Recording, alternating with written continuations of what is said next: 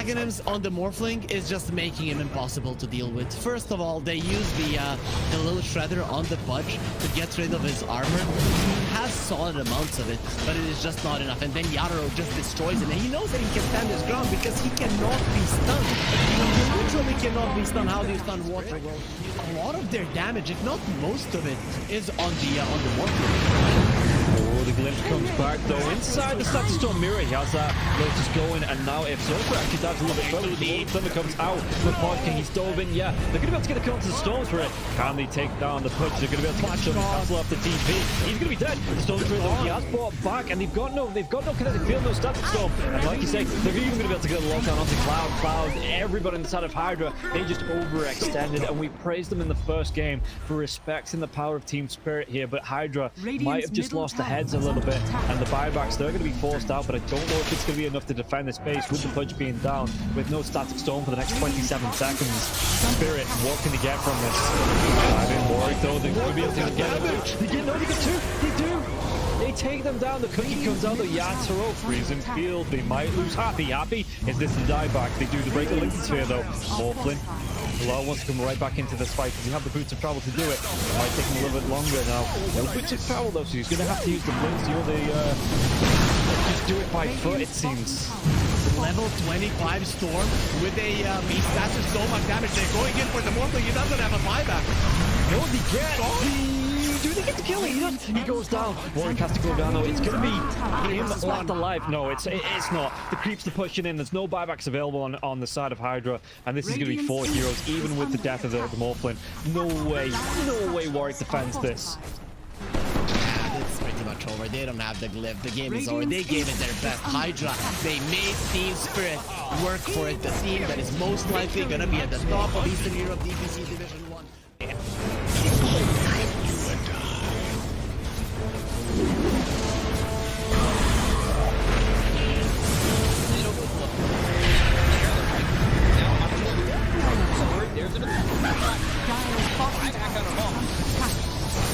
Radiant's middle barracks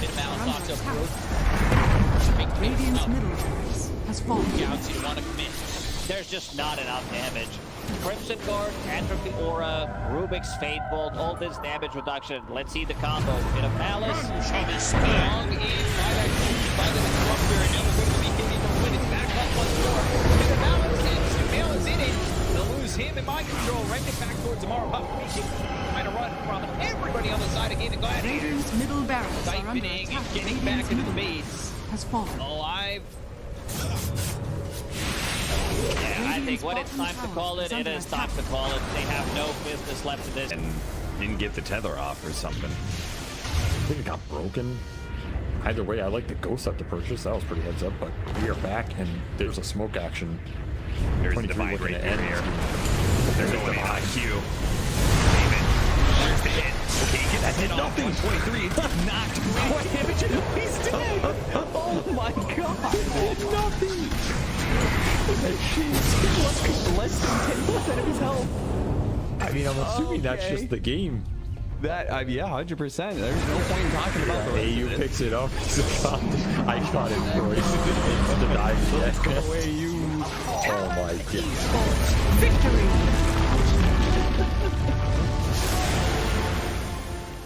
We finally get to see them have a little bit of lead, but they need to have good vision, good execution to engage.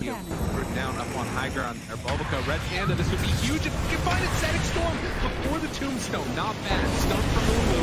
He's thrown now over the Bulbaca. There. Starting to drop down. I love TK control for the moment. He does manage to get that one away. And the Supernova down. TK barely surviving. And it's just going to be one down at his White Album. It's a dodge. It's a hideaway. The heal's coming in. They hoping for a save, but the PKB is out, and they're going to jump onto him. He has to back away. We have lost White Album again, and now Tango in trouble. Q is going to drop faster. These fight so well, and they quickly take down that Undying before the Tenacto. And remember, it's ages, so they didn't really care about giving away. That's the spot. Big finish for us. Exactly. Flash still playing. Stun is out on the play. Didn't have a BKB available. Mobica dropping low, but can't toss back in. They have another kill off Mobica. Doesn't look like he could. The black hole is there. That's on the agent. He doesn't have multi to come back to life. And Aster, they might take full advantage. Move. Radiant's bottom Rax has fallen. did up the bottom. Finally, Aster full advantage. They're building. Radiant's middle tower is under attack. Oh, just for a brief second, had more network. There it is, back again with the higher network. When you click on the out, it's not really an inspiring network. Blink, BKB, Radiant. You might be able to get on top of a hero, but that's not the shot.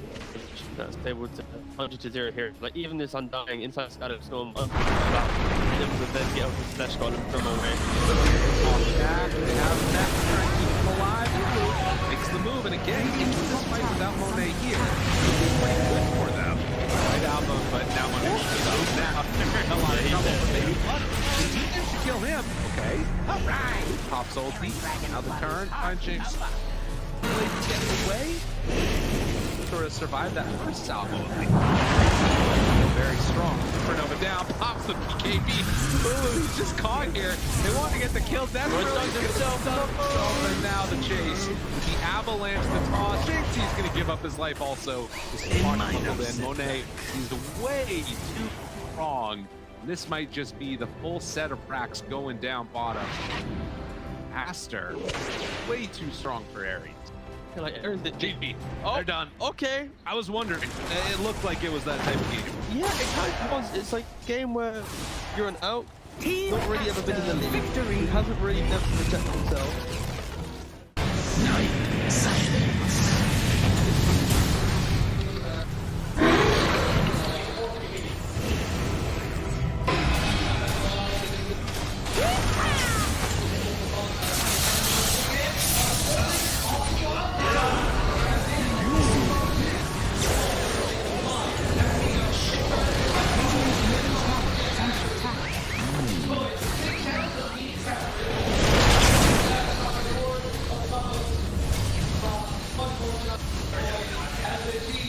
Radiant structures are fortified. Radiant's middle tower is under attack. Radiant's middle tower has fallen.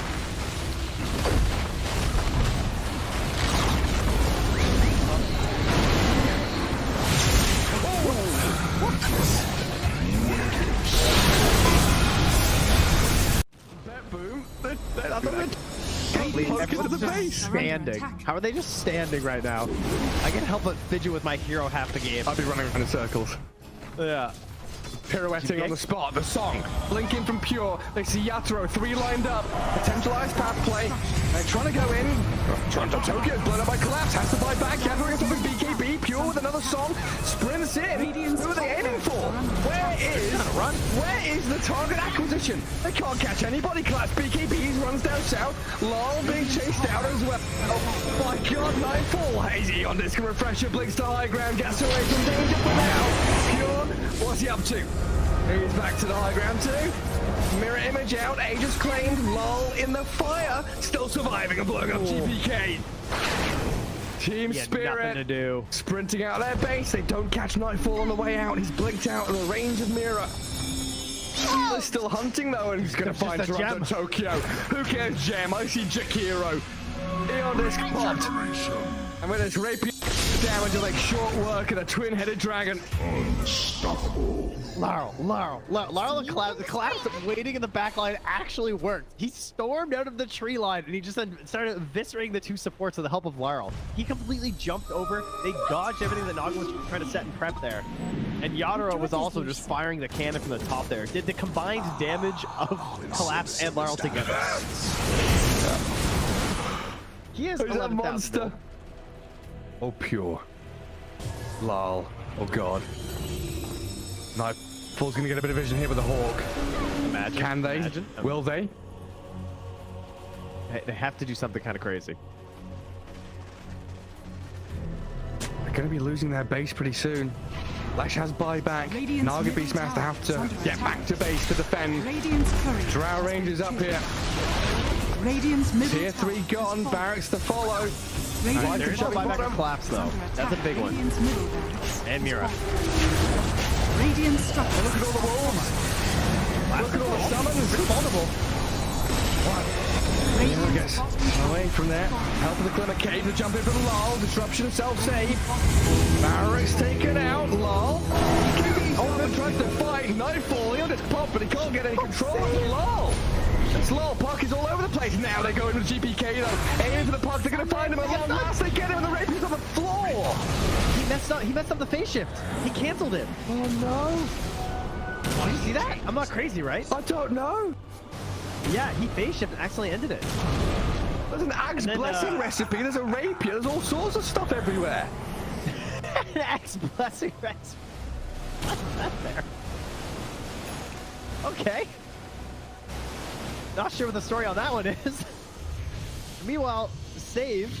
I think he had a refresher shard, right? Because Laurel dove him. He disrupts himself, and he tries to kill him again after it save just refreshes, and then uses it again. How did they not got the rapier? Now there's Do they another just not DD. care? I don't think they care. Toronto Tokyo's going to take it, is he? Oh yes, the Jakiro with a rapier. Coming to feed it back to them, guys.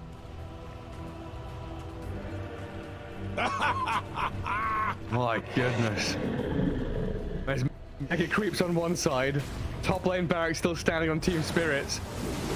Are we waiting for next Roshan, Trent? I don't know. I don't know. I feel like BetBoom have such a good chance of winning these fights right now. They just can't get like swarmed in the back line. They missed the stun on BK. He's trying to hold his ground, but look at my dodge!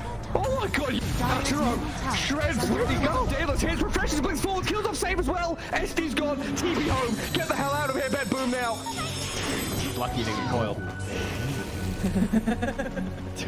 Dude. Left track vanished. He looked okay until he didn't. Until he got hit for 1,350 damage from a single right click? Yeah. Oof. Yeah. Right until that. Ow. Luckily, Toronto Tokyo was not there to feed the rapier back, so that's good. And now Team Spirit running down lanes, coming for the Radiant base. Balls are still there to hold on to. Oh, this has got to be mentally debilitating for BetBoom. 71 minutes. Team Spirit is wearing them down. The admins have been on, they told them, nope, these guys. The longer this game goes, the harder things are.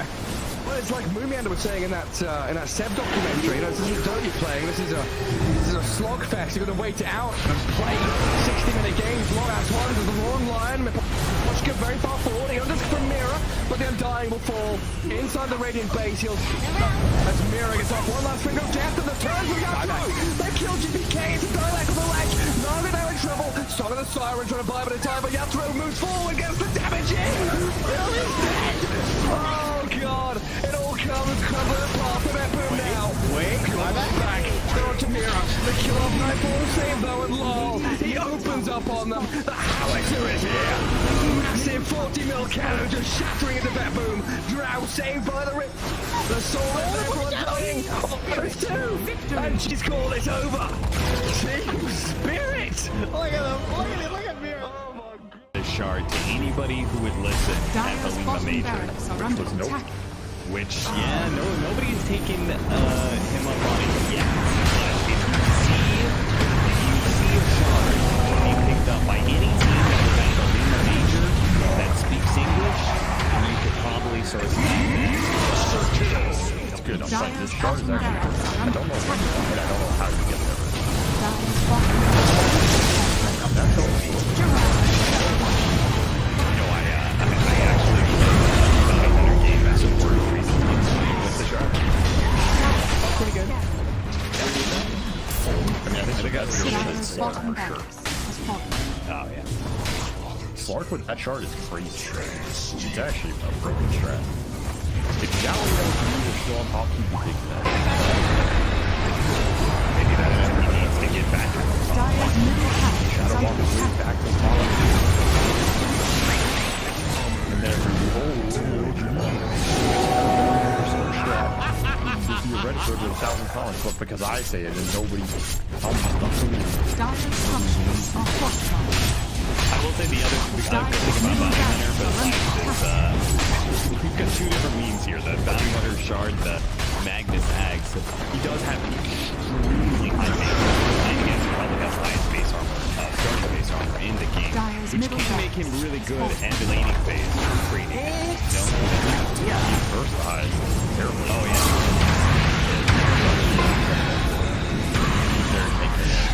And frontline a little bit of the kill support, but again, Dire's middle tower is under levels of a big ball.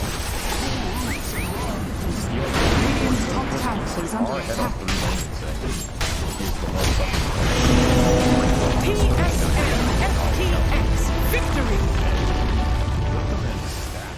Midas was being, so they have an inkling that this is going on, but they jump forward, find the Star Spectre. The Doom is there, Force Staff, keeping him alive and on the other side of the fissure, but there's way too much damage, and the rundown is going to be there. MC is gone, GH is gone, and looking for more. 9 jumps back in, finds Kuro too, tries to get out of there, does not have a way to escape. Mar is completely under control, P2 is gonna die. Buybacks are coming in. Amar realizes he can't do that cancel TP, but eyes on the prize. Thunder trying to close this one out, close this series out. The quick 2-0 as they set their sights now onto the tier 4 towers. There is a buyback still on Spectre, and no damage to BKB is out though, and now the turn, the break, the finish. Amar dies a second time. MC on top of Snake managed to find that kill. Sumail still controlled, does manage to get the blink back and away. MC, they're gonna go back in for more. They will can't, but Sumail, just barely. Sumail got to be controlled.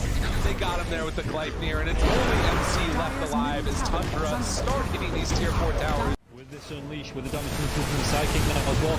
Watch Buckle though, it's actually going to be the Molten stealing that Pango form. And he's doing anything about this because it's going to be hexed out. Could he have the damage to kill him off? It looks like he's going to get low. He's right back now as well, but he's not going to be able to get the kill. In fact, he just drag him closer to him. Be able to clean up the side of one move. They have no cause now. Aintrad, the only one left alive in terms of cause. 3 heroes dead for the next at least 70 seconds. And this is going to be it. Yeah, Bedroom just come in. They're going to start to go up the base. Not even needing to go for Baggers here. As you can see, they just want to end it here and now. In fact, even diving into the bounce now as well, where the hook comes out. Moblin is going to be a good. He's got a Satanic. We're going to force that away to tell him to save coming out from Dave. He's then really cocky on this Moblin, but it's paying off. And yeah, they're just going to be able to dive into the farming once again. And they're bouncing farm these heroes, cleaning it up. GG is going to be called after 45 minutes here. One move. They look great in game number 1. They look pretty good in game number 3 here as well. But Bedroom, they just had enough out of them in game number 2.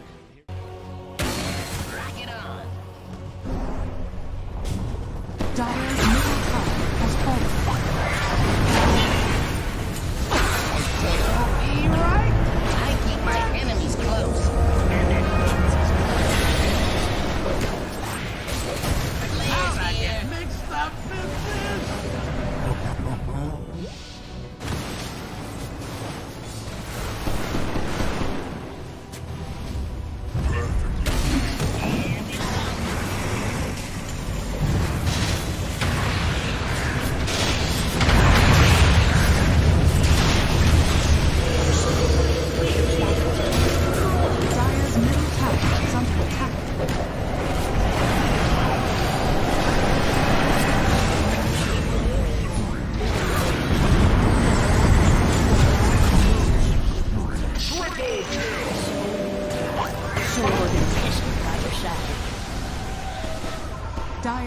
Mixed up Dire's bottom tower has fallen.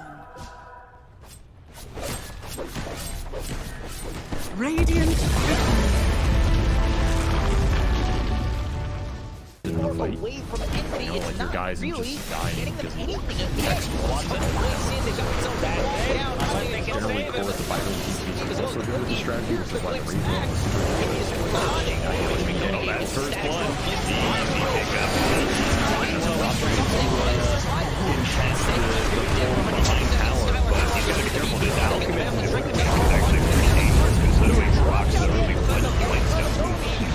and then you get more minus armor out of Massive Spray for a physical damage nuke of an unstable concoction. It's a deadly mixture. Somebody to come out. You're winning through nature, Ricky. Flash on him. Toss up into the air. They get a kill here on Rubik. He's going to find out once it goes in, but now it's going to be careful. The throw in. No, they can't. Look at that. It's not enough. Heroes don't have 5 actions. Call it. They You're gonna have to play to defend that power. Yeah, we'll finish him off. Lots of beyond godlike.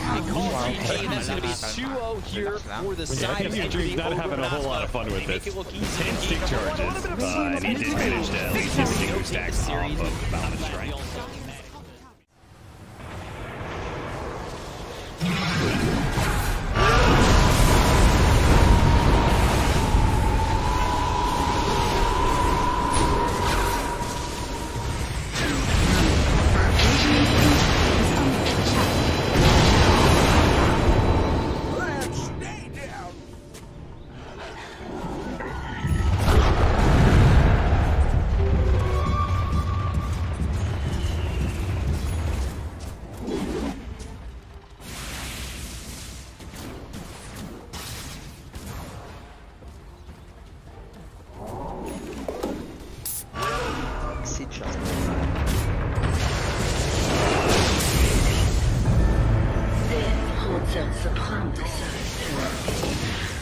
Refuses to commit.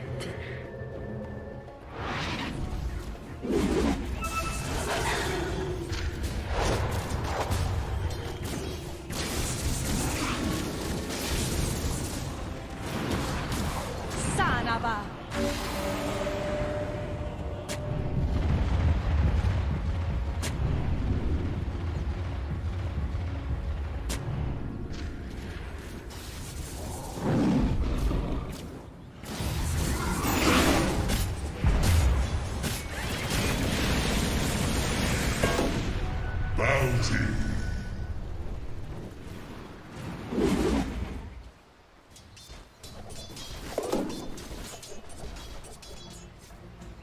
Venice.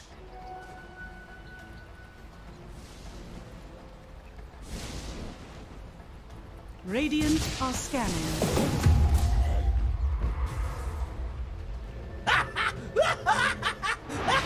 Dire are scanning.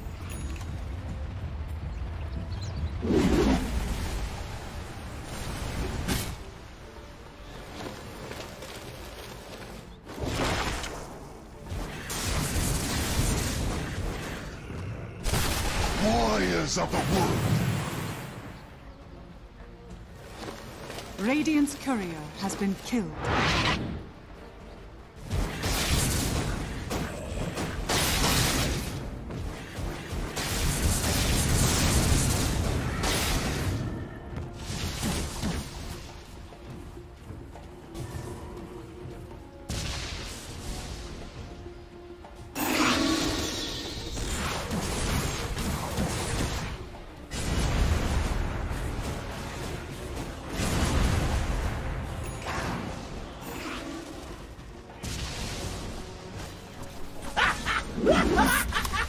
Сейчас поиграем. Сейчас поиграем.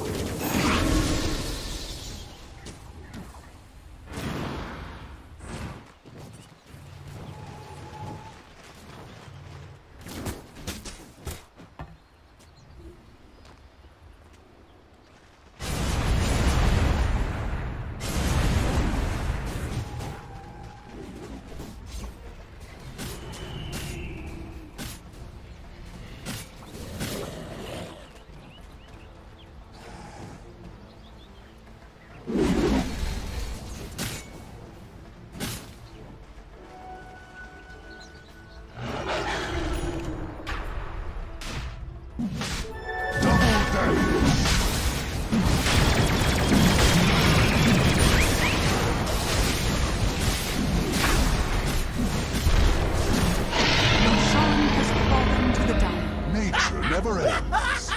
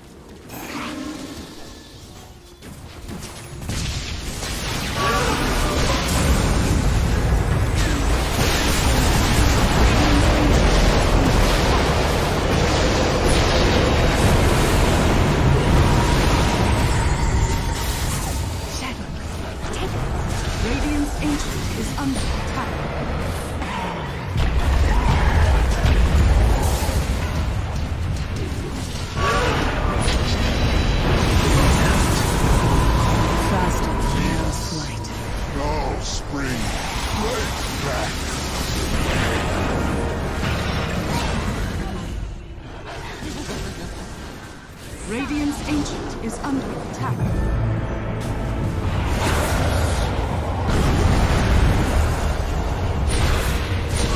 Radiant's Ancient is under attack. My way!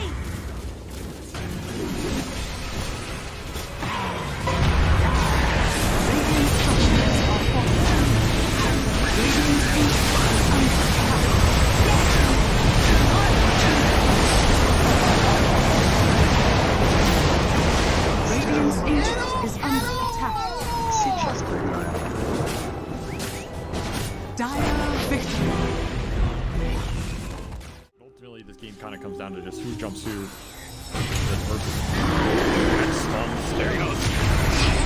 Save them. They have a save? Nothing. They've got the coil locking him down. They kick away the bear, but it's not good enough. Meanwhile, that 5 talent with the back lines getting demolished. John Well is going to be able to get away. The Snapfire couldn't quite finish him off. Let's see if they can force the buyback. Surely they will, but is Geek Slate going to be able to get a successful fight? The use of that buyback. One of these wolves is bigger than the other. Yeah, but it's not that big wolf you got to worry about. It's the little one. Hex. They're trying to force this punch by, but he is holding it. Discipline. Doesn't really care about the racks. And I agree. What the hell do racks mean? It's out. Get the heck. Middle barracks. I mean, they need a kickback. I think he'll buy back once they get a kickback from The re-wolf. Get a pressure charge. Round 2. As well put into use. Kill the top. Man, he died fast in that little interaction. Now the buyback goes out from Scam. He really won't get this though. You want to go for this Ursa. They managed to get the scythe on him now. He silenced up on the front. First able to get to eat anything. He goes for the refresh. Tubu's in. But he got scythed as well. He just goes for a dieback. Tubu just commits with the help of everybody else on the side. I believe they die. Forcing now on the run. But Reed are running down Geek Slate heroes. They have just demolished them. There is no chance, no shot on the side of Geek Slate to be able to fight back against this lineup this late. We're not winning the late game man fight here. Then Tubu's taking it to Matt attacks me. He just runs in. Right here, where's the Manners not getting it pushed in. They just drop it. Oh, look at that damage coming in from the Kisses as well. The back line, Cox being assaulted. Cord's not going to let him get away. Get forced now. Force them back into hell. What is this man fight? Satanic against all these heroes. What is happening? It's so alive, but eventually they Satanic at the beat. They can't get in. Oh, the snowball safe. Maybe trying to pick him up. Okay, now they got him. Maybe Meteor, if they can control him up. Another force down. No way. Don't let Force get away now. That's the end of the game. The Giants Ring gets him over this round. Finishes off the Nature's Prophet. Jenny's down. Finally died, but they haven't really gone through buybacks off the lead. They've got all their buybacks ready to go, so that is going to be it. Finally, AG is going to be called and Bleed hit their first series win here in the CD. Really do not want to give this one up, but they may just have to here. Oh, there's 3 man. It's over. It's all over. Just show them mercy. Throw the towel. Just stop giving this man highlights. It's too much for one day.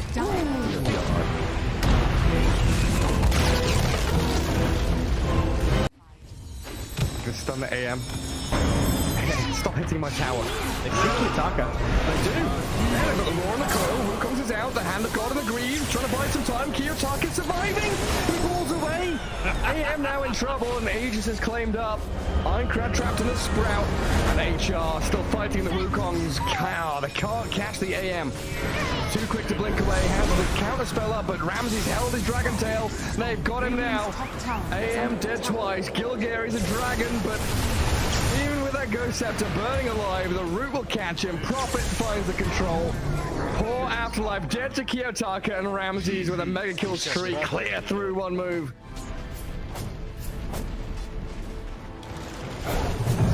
Just not I think that might be it, Gary. Yeah, even with a triple buyback. Yeah, Puck, Rubik, Beastmaster, there's the third one.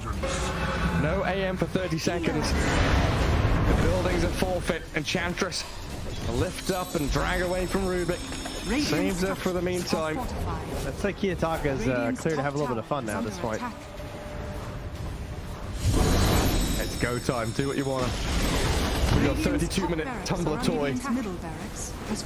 Yeah, okay. Yeah, good, great item, by the way. that thing is busted now. If there's any item I agree has to be like removed from the game, we do need a new cycle of neutral items. Oh, no fight with fire, they say. So I'll just go fight with an arcane rune instead. Have fun with mega creeps. Yep.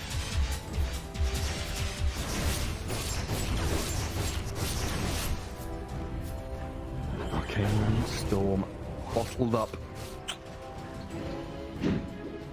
I mean, they did make a hell of a comeback last game. You know, what is 0% Stupendous. But is that what it is? Oh, yeah, you're right. It is a 0 currently. Well, Meteor. What are we up to? Try 1v5. Okay, Ramses has arrived. Bring everybody in. Jump on the side. There's Kiyotaka finding Rubik dead. Puck gone. No buybacks available.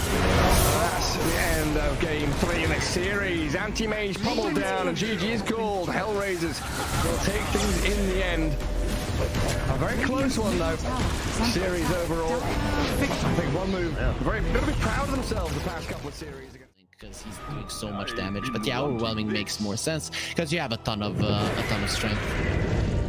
Yeah, and coming through here now as well. I mean, Kami, he's going to be coming forwards. You see Happy in the river as well. Shigetsu throws himself in the south cliff easy. He's away from this fight and just he needs to wait for them to come back and pull that. He gets 2 kills to strike down both supports. Trying to go for even more Meldul. He's got that BKB going, but looking for the fight and Malik trying to get himself away from this one. The Chain Frost bounces around, but Malik, can he get himself out? He's going to be pulverized. Manifold comes through. Lefty, he's surviving through all this. He's losing all his teammates. He gets dragged back in. He's going to get killed off. High ground miss, you're not gonna be all that lucky. There was one high ground miss there from Happy, and the second one does get on top of Meligil. Yeah, at this point in the game, you just can't do anything. That was an Aghanim Scepter reveal from the Disruptor. The thing is, you just get it on the CK, and you can literally see what Hydra are doing in this one. They are running in with heroes. They don't care about the Mana Void, and then once the Mana Void is used, War can do whatever the hell he wants. And Anti-Mage, you don't really want to commit wholeheartedly, but at some point you see that your teammates are dying, and you have to, and then at that point it's just game over. So the way that Hydra are approaching these fights, you can see that Na'Vi at this point, at least in a straight up 5 vs 5, they've gone no shot. No, and it was kind of rough that the Anti-Mage, he was clicking himself to try and get a D-ward, or see where the dive vision was, and for about 2 or 3 seconds he just had to watch his teammates die. By the time he gets into this fight, both of the supports were already dead. Well, let's see, Daniel, he does get his ulti onto the storm. He's dead. He might be able to kill off the Storm Spirit though. He will go down. That's going to be a big one. The buyback comes down now. He's going to try and chip the target on the left. And Lefty 10 can he get himself away with the tether? In fact, they want to fight back into this. They take down the Final Beast. Final Beast has to buy back. Big dive in from Warwick now as well. Trying to get on top of Meligil. Meligil, does he lose his life? He absolutely does. He's dead for 105 seconds. No buyback. Daniel, he might be the next one to go down. And this is just going to be Hydra. After having such a slow start and Na'Vi looking so good coming into this game, Hydra are just absolutely cleaning up in these fights. They take down the Anti-Mage low. Can he get the kill onto the Prime Beast once again? Malik, he's caught out. He's not going to be able to get himself up to the fountain. It's 3 heroes dead on the side of Na'Vi, and it's just looking like Hydra looking to take over the base. GG's a call, and this is going to be a 2-0 series here for Hydra. 2 games in a row, Hydra played the same way. I think from start to finish, they never felt... Camera, he's having too good of a time. Don't level for Raven, BKB, that's a bit of the good clips with Ubi and Rage. This was the last stage ever trying to get the shield forward second. Pull back 1 step. He's got nowhere to go from it. And the gun DK, the Final War is on the Emperor. Already called GG in the trade. We're going to want to smile damage out now. And this is the LGG takes 2 over Aster. Aries minutes on the team wipe. And it's a clear the 2 over. Yeah, since PSG LGG they lose late. I know that they're playing against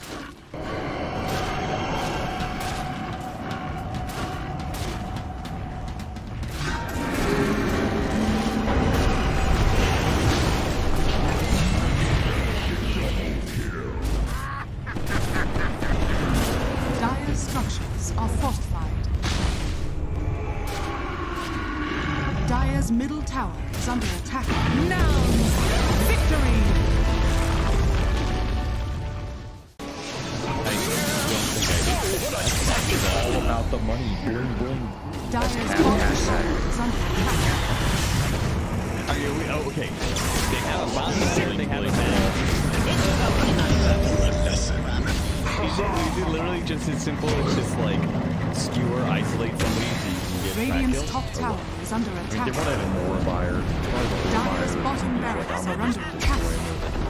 They kind of want to use well.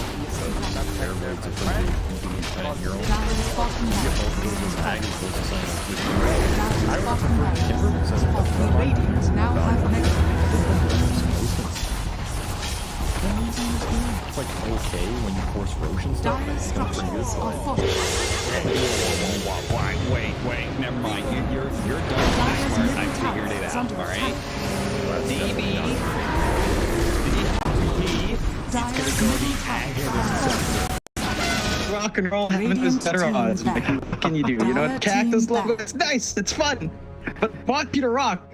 How can you fight against that as a Cactus? You can't. You just can't. Dire team We're back. going to find out, Jonathan. I mean, obviously, you and I have some bias towards opposite teams here, so this should be a fun game for both of us. We're just very simple people. We see logos and we like the teams. It's about as simple as this is with you and I. Still, draft has gone underway. Again, John, it's kind of hard to know what to expect. We're seeing 10 these teams for, seconds remaining. you and I were getting the pleasure of classing these teams for the first time during the Chinese DPC. 5 and they've seconds each only remaining. had really one series. So there's not really too much we can go off in terms of the,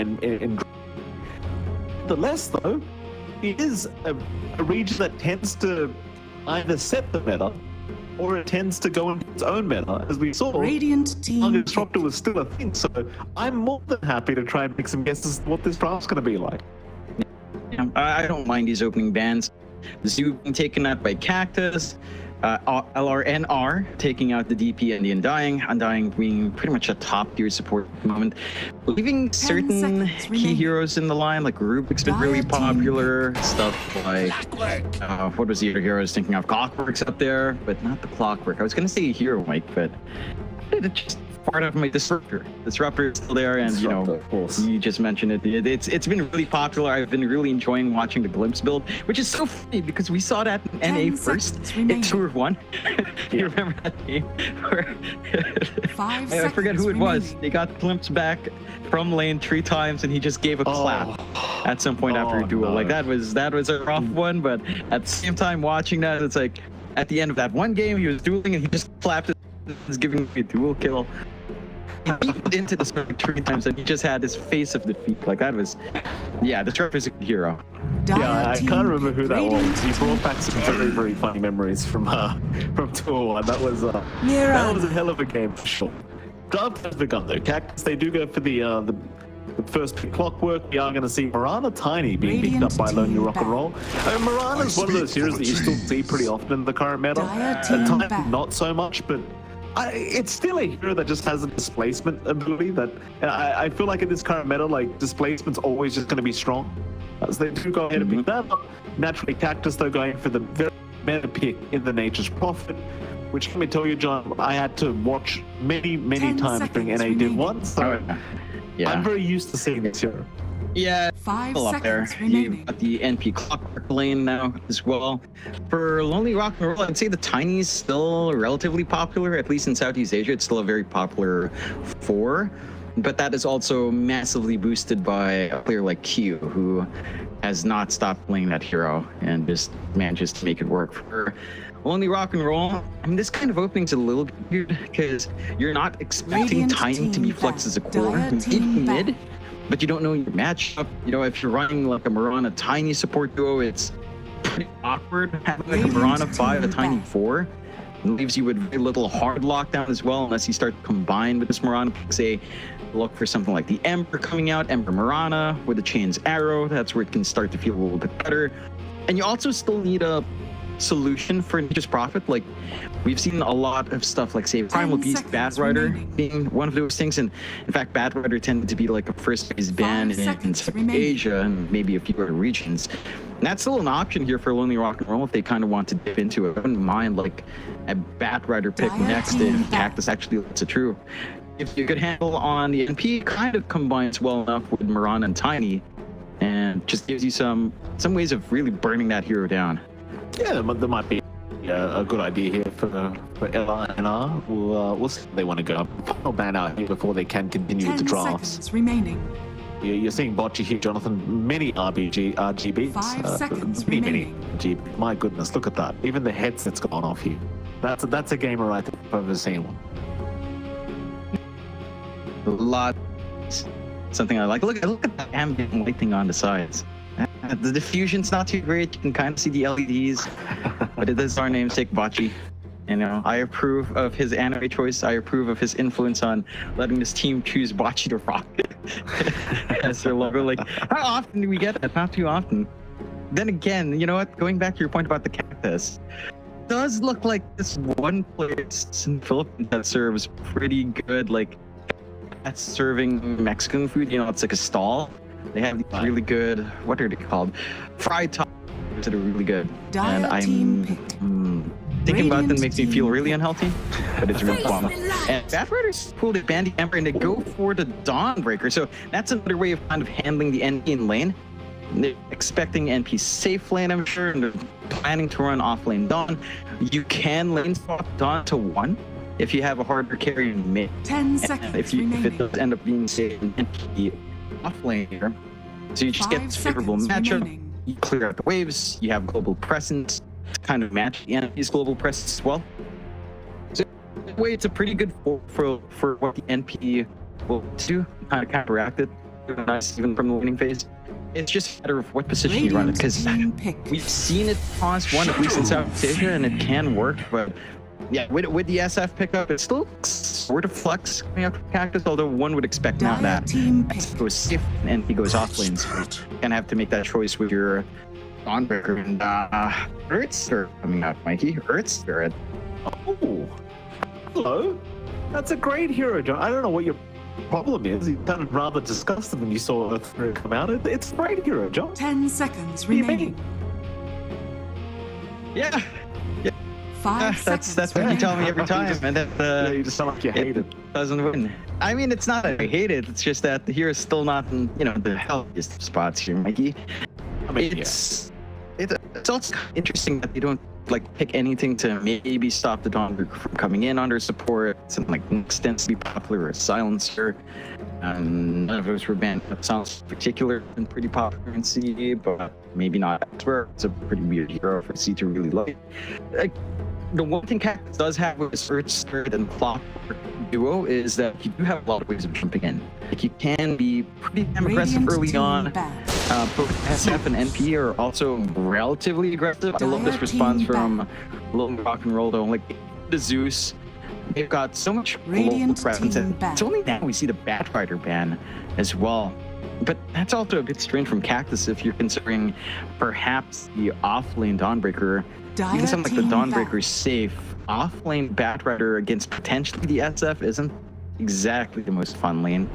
I'm wondering, right? Because you do have plenty of catch already on Cactus. Like, there's, you kind of said it already, but Clockwork, Earth Spirits will initiate. You have a Nature's Pop that can always TP in to help out whoever you know, take down whoever you've caught. Dire team pick. It seems like Lonely Rock and Roll still think they're looking for a big initiator, but instead they'll just go for a Timbersaw, which, if it is going to be a POS 1 Dawnbreaker, obviously Timber does not mind going against that matchup whatsoever.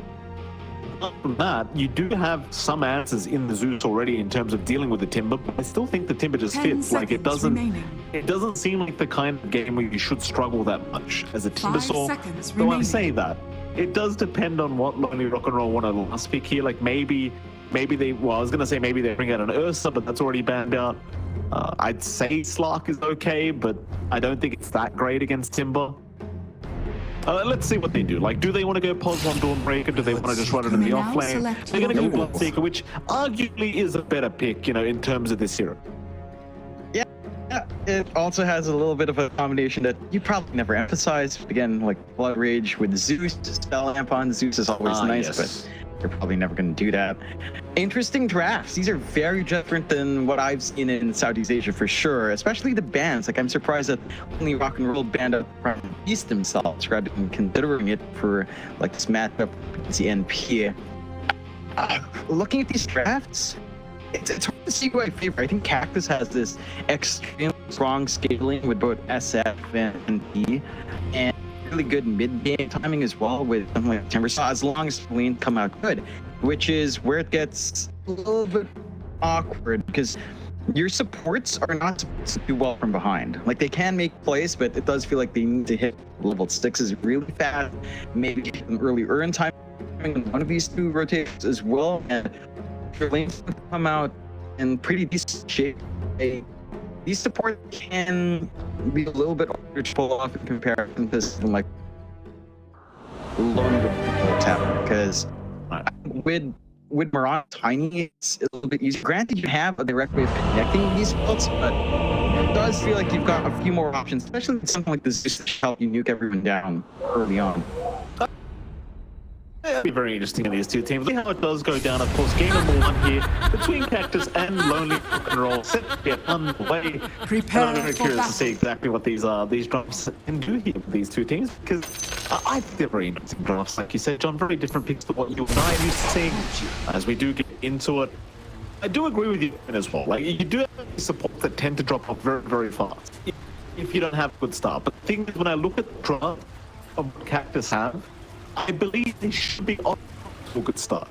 So let's see what they can do. At the very least, I would love to see our pause for Spirit rotating a lot into mid. Like, I think both these support can really ensure that Butterfly Effect has a very good SF game. So I don't think either side lane that Cactus needs their support to stick around too long. Like, especially TZY on the clockwork, on the Timbersaw rather. You certainly just leave him alone and rotate. 30 And I seconds can probably to battle. arguably say the same thing for Summer. Just let the man farm, just rotate, make sure Butterfly Effect is dominating mid lane. Otherwise, you might find both your support to just turn into the most, not the most useful kind of support.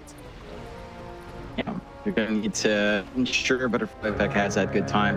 I would say first 2 levels are gonna feel really good for Butterfly Effect, but once you have decent points in, or at least a value point in that lead jump, catching real one might be a little bit tougher. We'll see how far they commit. I do manage to snag away an extra bounty rune, it does look like here, and that should lead to a bit of a smoother start for Cactus. A little bonus gold.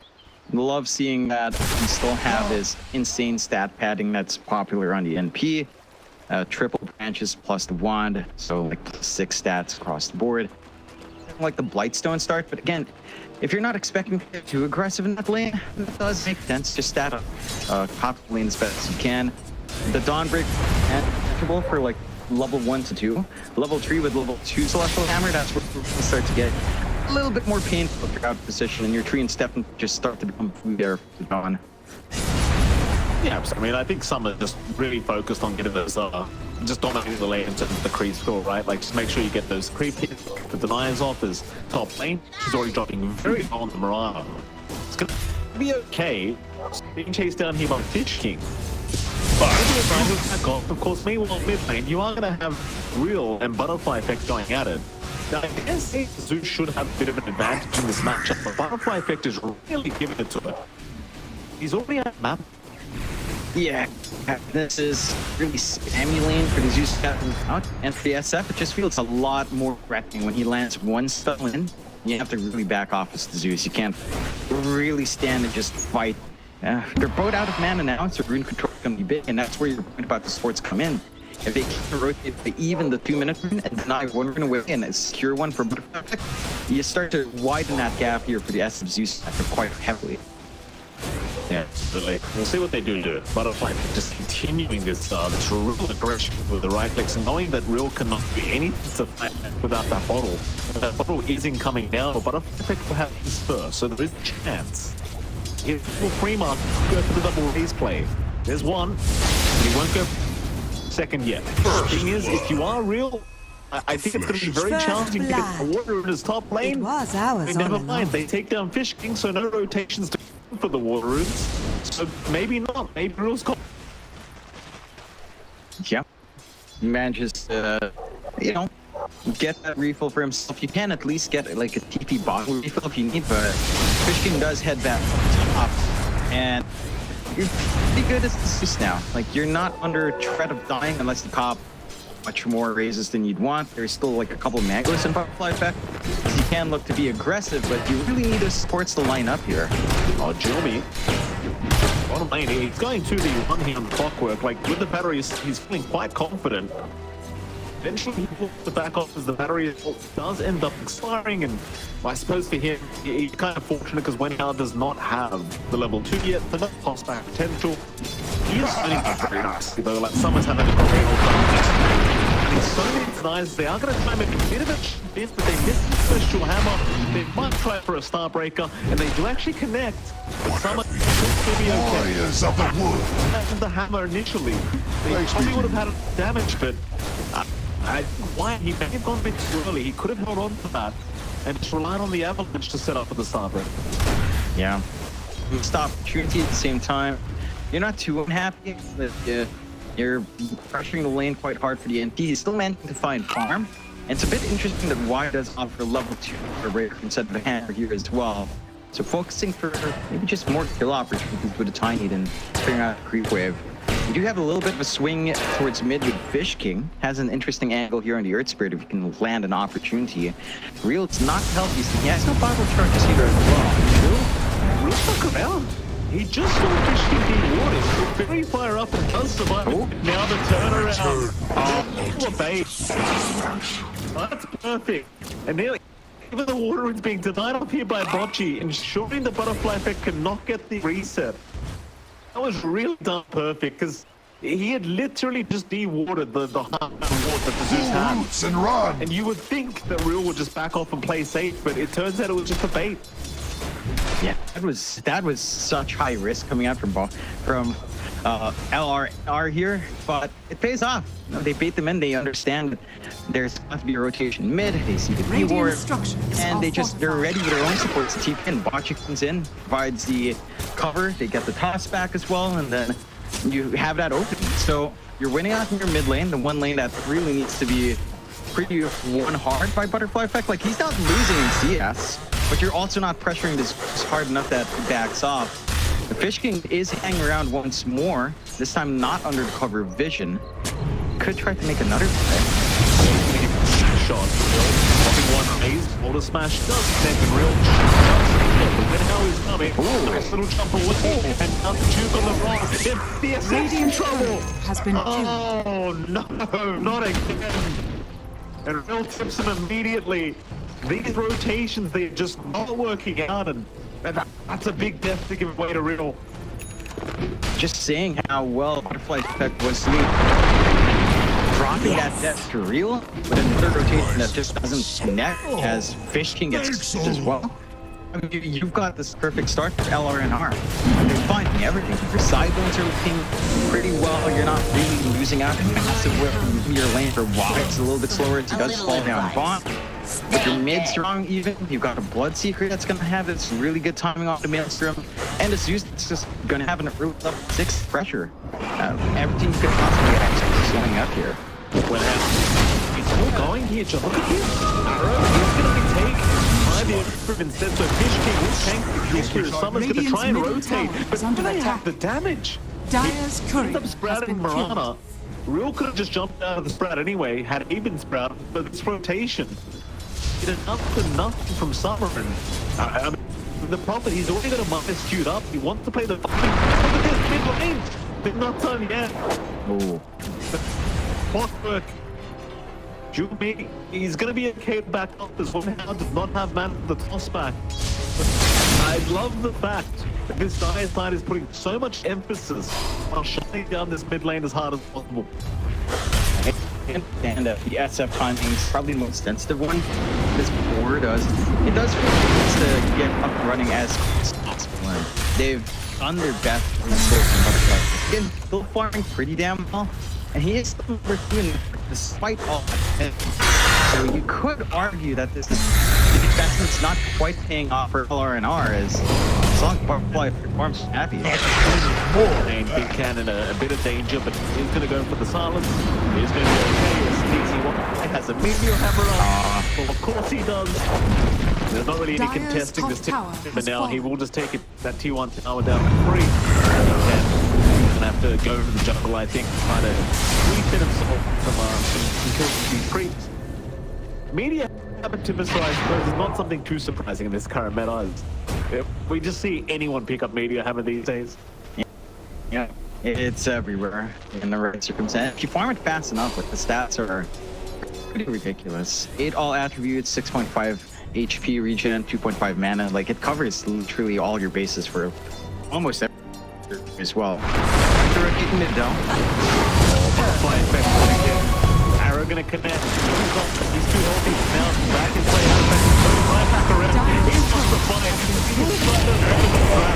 He gets watching just before he goes down. When how? He is not gonna drop either. They had the Solar Guardian. Why? They'll go for the chase onto the clock, but won't have the mana to follow up. Nevertheless, it will be another win for Lonely Rock and Roll. It looked like a decent turnaround. Going down to the Thunder God Rapids, never going to pay off. Is under attack. No, Mariel just managed to get his arcane boots and pop there for that last bit of mana on the Thunder Gods. Find themselves some big kills. Like, you all see these wins for LRNR, but map control isn't really going your way. Like, because of these wide tops just completely jump in. You don't have an easy way of pushing. Dire's middle tower is under attack. Like, they can't just fully commit to these objectives. They don't have a fast push with a draft. And despite going 2-7, still got slight net worth coming out for Cactus. So, like, for the side of LRNR, they need to do a little bit more. Maybe find a way to shut down the map, block some camps, get some forward vision out, because there's still enough room for both Butterfly Effect and Summer to keep this build up despite these deaths. I think the big network depth is the fact that Y has just found no farm on this Dawnbreaker. Like, he's sitting at 2.8k net worth at the moment. Like, really behind compared to the rest of his team. Curb your excesses. They are rotating even more bodies down to the lane, so maybe just trying to secure the bottom Radiant tower. are scanning. Here is Lonely Rock and Roller. They are all Butterfly Effect on him. That's the big one you really want. Have they seen him yet? Arrow? It's actually going to be thrown back towards the Dawnbreaker. Y is down, but the cavalry's incoming. Perfect avalanche from When How. Dire's middle tower is under attack. That'll be a double. They will find G-Me. Not sure how to pronounce it exactly. G-Me? G-Me. Radiant structures are fort. Dire's Something like middle that. tower My has pronunciation fallen. as well. Radiant's Nice bottom kills. tower Good is under combo. attack. More. Solar Guardian. Warriors of the wood. Gonna be enough. Requiem's out. Butterfly, they're gonna turn right back around. Oh boy. Oh, they were lacking just a little bit of damage. Yeah, that's where maybe there's this underfarm and under Dire's wide top tower and is under attack. He's a big one. How did he's gone?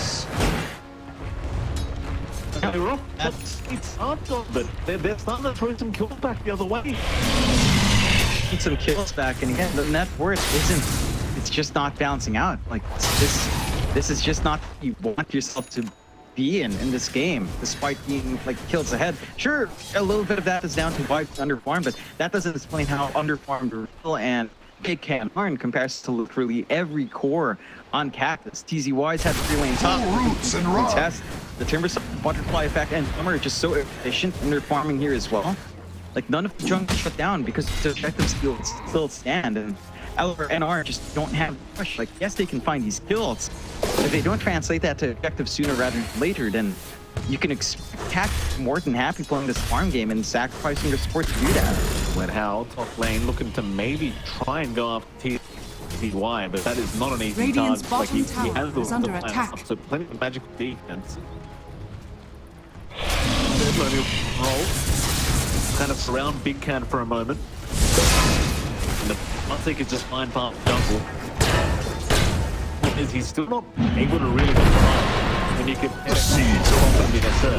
especially considering like he's going for that classic Midas into Maelstrom build up. He is just gonna get so damn quickly. Mid lane, dual me, nice hook shot. He's gonna be okay, making sure he gets the arcane rune away from that Zeus. And it feels like the draft like Cactus has, like, you drag the game up. That's all it's about. And you're doing a pretty damn fantastic job at that as middle well. tower is under attack. Bump up here in that spot jungle, but the two supports don't really have anyone to play with unless they call in for the Solar Guardian, which you barely have mana for. Why? Just gotta be a little bit patient. And again, the patience just favors Cactus so much, because they still maintain control on two very different parts of the map, like Summer, you can. nice spread up block. Gets out the blood right, but they don't have the follow-up. The TZY was not in position for that. And even if he was, you don't really have the lockdown with these two. You say that, but there's technically like a Sprout Meteor Hammer combination. So you can find a way. It finds a way to. Top tower is under attack. I guess it does. You've got two supports who could lock him down so easily, but why not just go Sprout Meteor Hammer instead? You don't need it. Yeah, just buy Meteor Hammer every game, every hero. 100% of the time. Can you imagine something like Warlock Meteor Hammer? It sounds awful, but can you imagine it? Like, I mean, if you could challenge Golem. I like the way you think, Mike. Without children of light, Stormbreaker, my another great kill here strength from the is side of Cactus.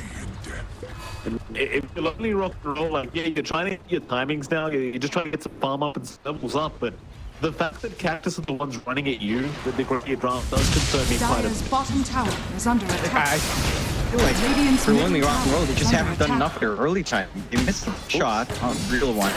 You shouldn't be able to back up, but you can see that Cactus are now more than willing to Dire's plump bottom up. tower They've got is some under new attack. items up. Butterfly casts Dragonlance, and his extra Ogre Axe. He's got a lot of HP to play with.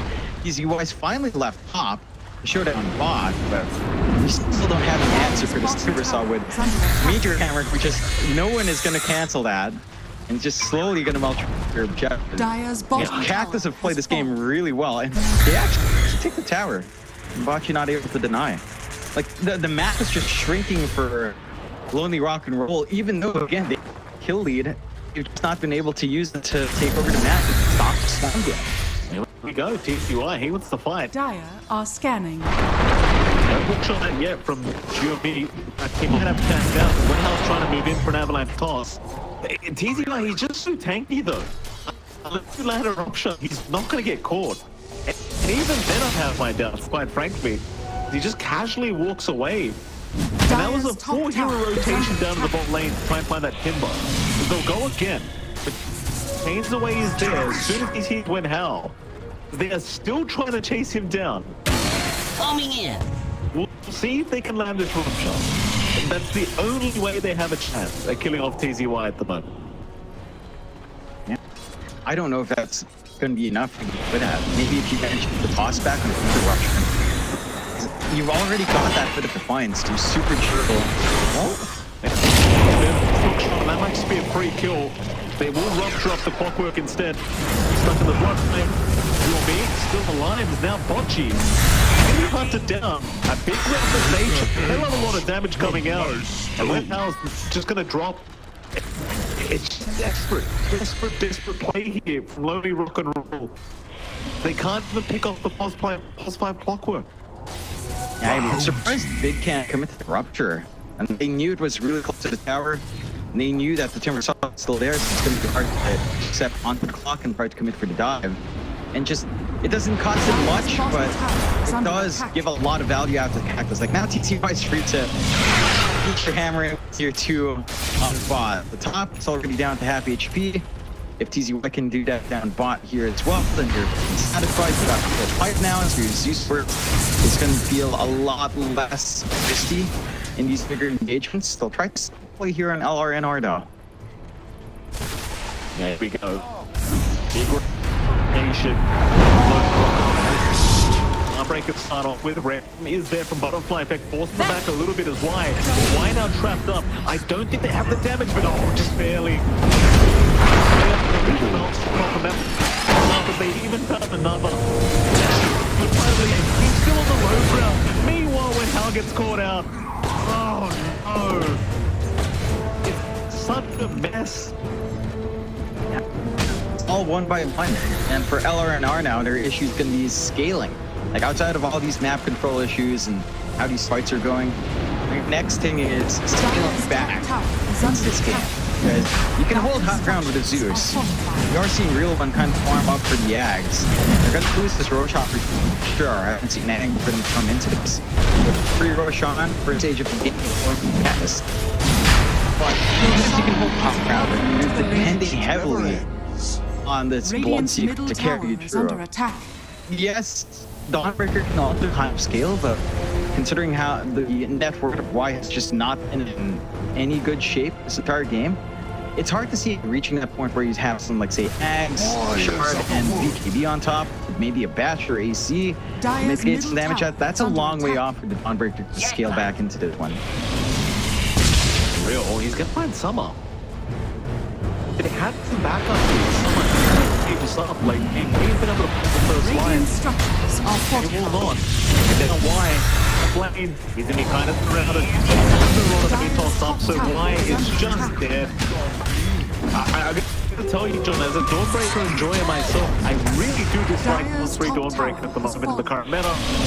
We are kind of seeing why. Like, it just doesn't really do much. I'd argue back against that. I think Dawnbreaker 3 still works, but you don't go Desolator. Like, you just can't be the standard shoulder. If you go for, like, Aura and T-Play and Util, it's a really good gear to have global Util on hand. But Ryan June. Got TZY right behind him. They have the mic up to the full foot is down to win out. How is gone. While Big Cat run right into Fish King. He's gonna go for a rupture. BKB up. Fish King got back up. Big Cat needs to run. And the rupture once again just does nothing. And it's just Boom! There it goes! doesn't feel like a great game for the Blitzkrieg to just rupture and stand, even with that BKB. Like, he needs follow through. He needs his team around him to really have that impact. It's a bit disconnected, right? Like, he has to pop up defense down to 8 seconds. is under attack. It's really tough now. Like, he's almost got a Glacier up on the Prophet jump. It's a very tough position for only rock and roll at this point. Yeah. I don't see them scaling back into this game. I mean, yes, again, they can stall. Maybe once you've got the flags up and real, you can try to drag this game out. I don't know if you can come back in unless you get like grip this out. Here we go again. So at least find a quant with that. Expended both supports for TZY. He's still down. Hands off the master. Now he's dropped. He'll get ruptured up. Have they thrown this team back out of the way? They may have made a pretty big mistake here. This Cactus dropped free for nothing. Yeah, they kind of get really jumping in there. They get punished pretty well. I'm surprised Summer just doesn't commit in, like Summer and Butterfly, because they still have bridges for a decent amount of time. But man, you make some sacrifices. It's good skills for LNR to find. And that does lead to Y finishing up his Desolator and his Shard. So the Dawnbreaker has a lot more presence in front. So we're gonna try to get From the team, 9K ahead. Now, they're gonna lose the Aegis in their front, but they do find this tiny as Big Cat. Run off with the remaining duration of the BKB. I'm gonna be longer. Shot though, very nice from GQ. Let's find the Piranha. So, there, the rock they pass out. That means Watchy just dropping. The Butterfly Beck is going for more. They want Sprout. It's not gonna hold him in. The Rocket Blade does connect, but he's still alive. Just barely. Cactus, they do fight back. Is under attack. You basically take back what they just gave away. Yeah. They compensate. They make up for. They're going to be able to probably use bot now as well. And again, with that last fight that went well for LFNR, I mean, it looked good. Whether or not they find another opportunity like that, it feels like it's just down to Cactus throwing these opportunities their way. Quite frankly, right? You're 12K up. You've got like 2 really good scaling cores. You've got Timbersaw who went off from a really good laning phase into this really high difficulty point. LRNR will try though. Radiant are scanning. Mid lane, TZY is hanging around. It's not the easiest target to get, but if you land the rupture, you basically lock him down long enough. Problem is, TZY has somewhat backed out. He's still hanging around the mid lane. You don't need much. Instead, when Hal might find Clock, might find Fish King on the Earth Spirit. The vision now. It seems like inside a Cactus they knew that something is a little bit wrong here. They're back at the perfect moment. And Lonely Rock and Roll, they're going to find absolutely zero for their trouble. Yeah, I think that was Actually, the rocket flare flying over them as the smoke broke, specifically on Wenhao. So he was in range for the smoke to pop. Rocket flare was coming out right then as well. So he had the input to just back off and force out the sentry down there as well. And it's just more time wasted for Lonely Rock and Roll while the side of Cactus just keep getting that build up. Full Glitnir for Summer. You've got the full Kai Sanj up and running for TZY. Locking in that Timber Toss can be a hell of a harder job. And you're also inching towards the point where Butterfly will have its Silver Edge. So again, your scaling's kicking in here for Cactus, and for Lonely Rock and Roll, it just doesn't feel like you have any clear solutions. The real one is going for Gigabyte. Maybe then you can make some plays, especially with the fact that you've Radiant's DKB bottom still up and tower running. is under attack. At the Radiant least, you can get some structures are punishment out when fortified. some of that protection is down. It still does feel like most of this seems to be on Big Can and Wenhao. Now that he has his blink, we need to see some plays come out from Tiny. This is a really late blink coming out from him, but it's been a tough game for the supports of LR and R in particular. The problem is now you're playing into the Silver Edge Butterfly effect, and it seems like they want to smoke up and use that timing. They're even going to find a nice regen room here for Butterfly. So go ahead and bottle this one up. And then tapping right round the other way. Behind the side. If this will cancel, we're trying to blow off the earth from he has BKB up. So Big Cap going for it. He will find one. TV right. He will rupture. Nice hook shot from Jimmy. Trying to find back. They'll find the block seeker. Big Cap's gone. Root gone as well. They even found Miranda in the end. It's just so wrong. Like, they committed everything for Fish King, and that's about all they can. It's a beautiful counter layout for Cactus, though. Like, that hook shot onto the BKB Bloodkeeper and then trapping him in the odds, and he just couldn't get out. He's just stuck there. Dire's middle tower has fallen. You know, it's just the sports coming out from Cactus. Just can't do much. And for Lonely Rock and Roll, Take us. I just feel like this game's just down to trying to get good avalanche toss. Summer's on the hunt. Not to be able to snipe why. Not yet.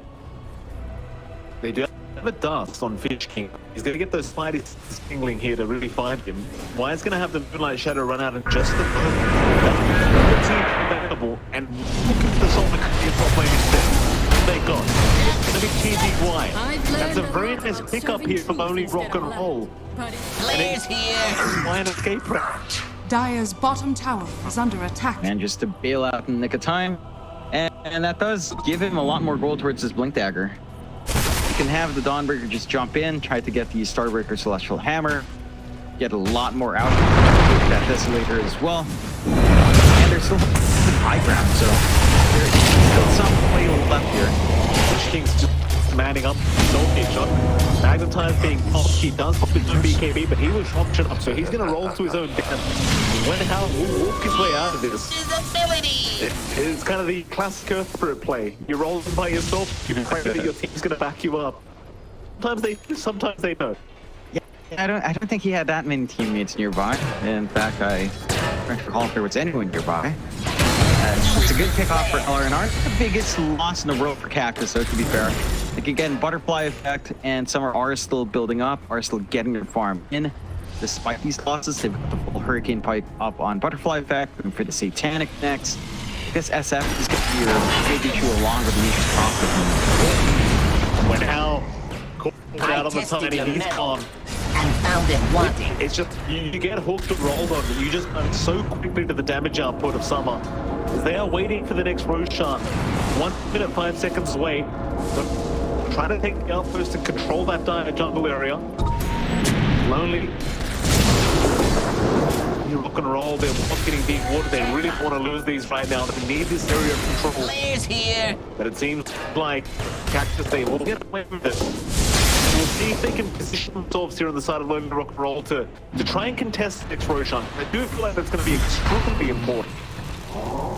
Need to find a way to get themselves in the pit here. Like just stop Cactus from taking the clean Roche. You have the tools on hand. Again, a lot of this game is kind of stuck on Wenhao to like jump in on the Tiny, get his back up from the Zeus and the Bloodseeker, and maybe even just Y coming in with the Solar Guardian as well.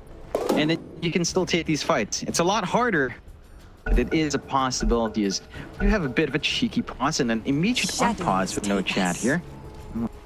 bit No chat interesting. necessary. Just unpause the game. prize is mine. Everyone's ready to go. Someone speaking of, John, he's not late. Oh, But he still holds that T1 tower. So he's kind of fine. Like, they've got a rotate point if he gets in trouble. Dire are scanning.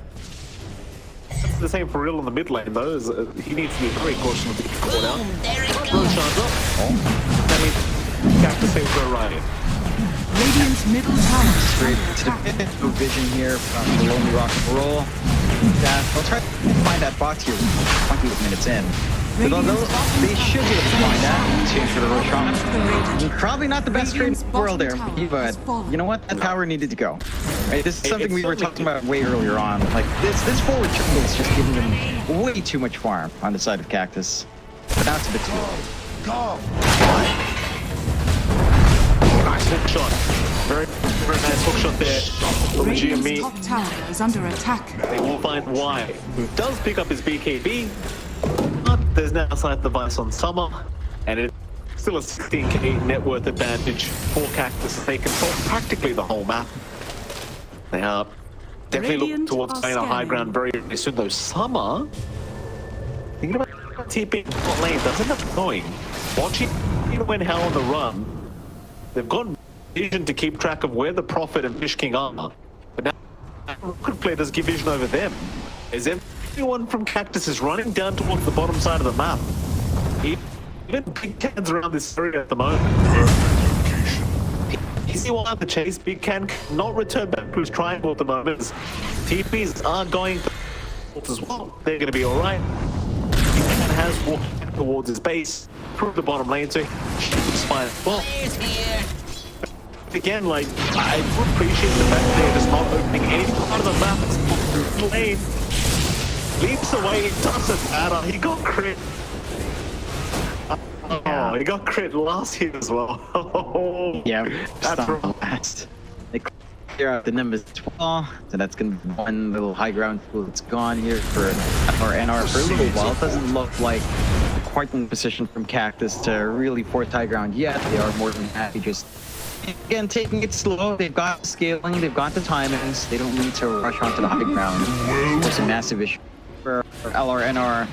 Theoretically shines. These blink toss backs from one half and blow this game. It's just finding that opportunity when the enemy won't push is pretty difficult. Yeah, one from Cactus holding the triangle instead.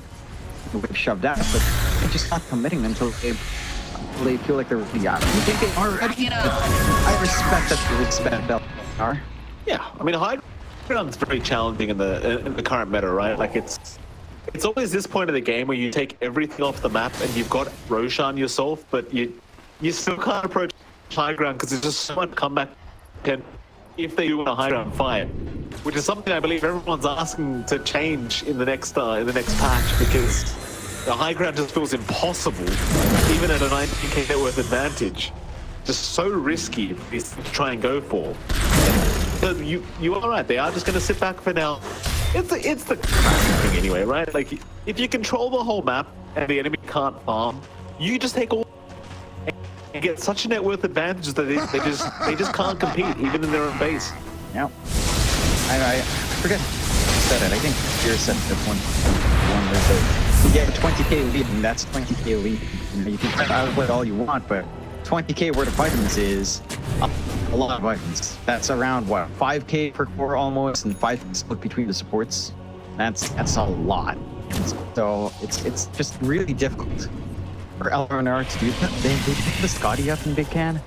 I don't know if that's enough. It doesn't feel like it's going to be enough unless they can kind of combine and just play off with Winhow, have a fall for damage. But again, Cactus not giving that opportunity. You're just going to chill and play optimally, man. Optimally. Yeah, optimal is important here in this game. There's no reason to rush. See this one before. Take it easy. They'll lay back for now. Spun triangles. It is a little rock and roll that have to be patient though. Jimmy, let's move in. Bocce is going to be okay when Hound does get caught in the cogs. And will get pushed back, and there's going to be a rupture enough. Who is he actually caught with that? It's TZY, but he's literally taking no damage. They just do no damage. When Hal, he's going to try for a toss back, but they're not within range. He had no toss target.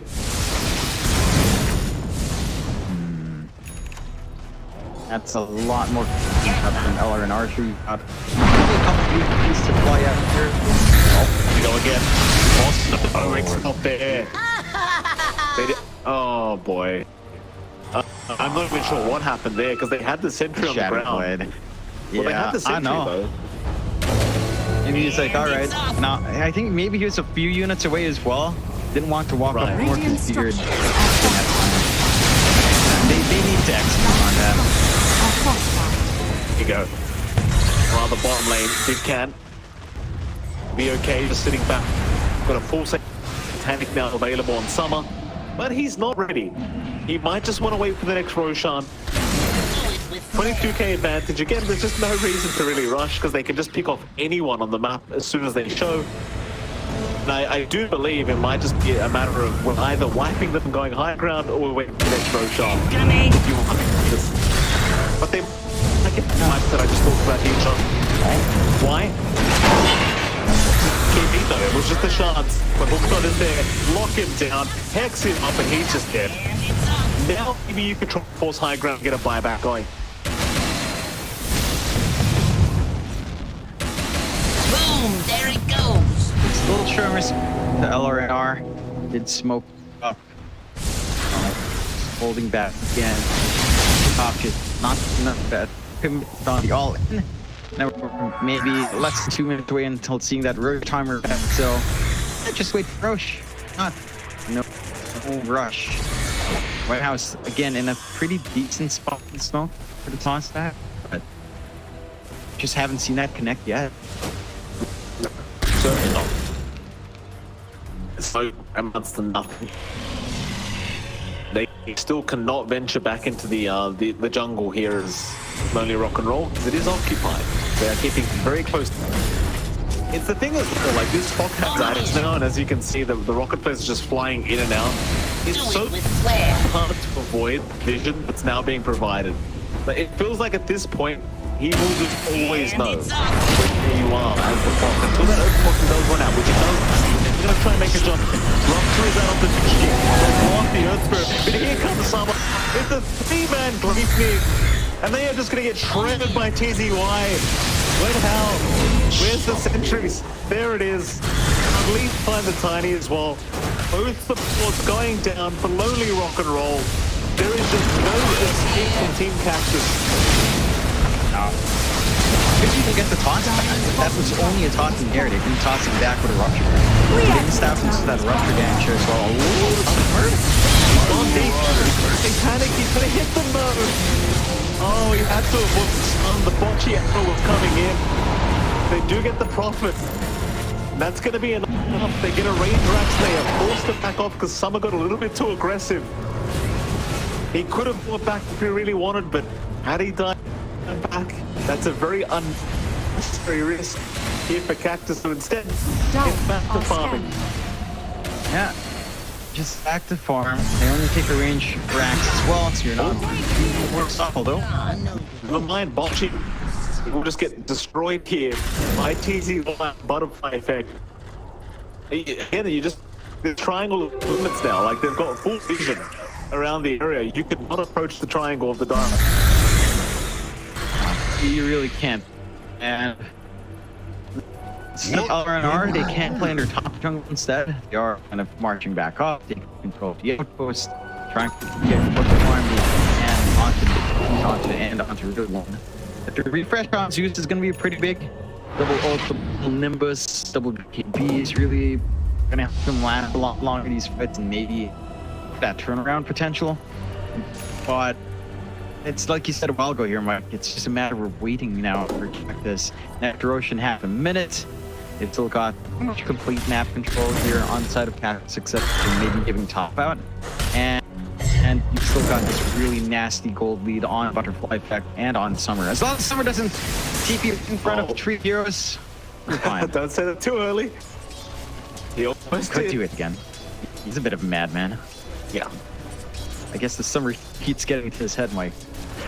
Very funny. That's a great, good one. I mean, it's kind of bad because your name is Summer. Surely you enjoy Summer. You wouldn't name yourself something that you hate. Like, I'm pretty sure Bocce doesn't hate Bocce Rock. You would ironically name yourself Bocce. You got what the show? He never said he hated Summer. Just true, you know, like I was just saying, you know, Summer keeps getting to his head, but maybe that's what he likes. He likes getting a bit woozy in these games. Who knows? Sean, it's getting very low here, John. One right. What is this? Awkward pause timing. Oh, is the call. I don't know. It's a very awkward timing. That is. Oh, it's the kind of pause where you're playing the pub and you're like, all right, yeah, this is. Yeah, this is a great time to call. They have vision. They have lead. They have good with how they They make the jump in. No way. That's the ages. It doesn't matter. You can see the road jump in. Really fast hand bound. And we've got Sergio. Lonely Rock Roll. They will be punished. They will all drop apart from their Zeus, and when how has disconnected. Is it because of lag? We will find out very soon. I mean, he did manage to get that jump in. He just didn't manage to snag Aegis, but a commendable effort. I believe they stole cheese on why. They do have a cheese up, so they got cheese. They didn't get the refresh shard, unfortunately, and the Aegis. It takes something out of that equation.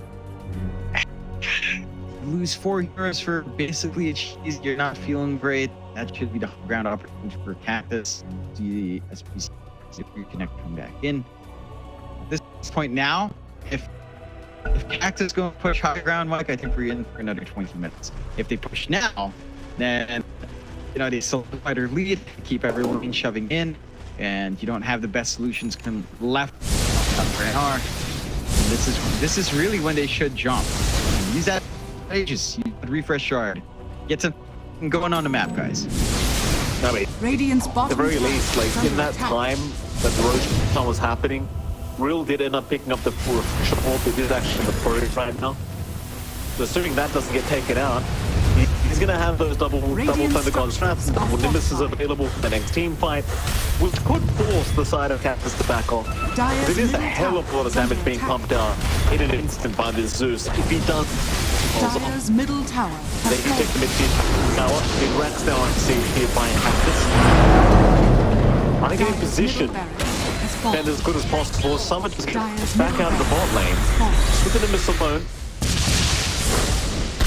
Find the mid racks. Still 4 seconds left for the Bloodseeker to back, so he can't have fire. Dire's bottom Really does not want Dire's bottom barracks. Get spotted here by our clock, but he's going to be able to leap away. And they'll find 2 racks in their trouble. Only 1 rack up at top. Let's have that tier Cactus. Get him back off and reset. Coming in. Have plenty of time on game, they can just come back another day. Allies. Need to rush. You want the racks left.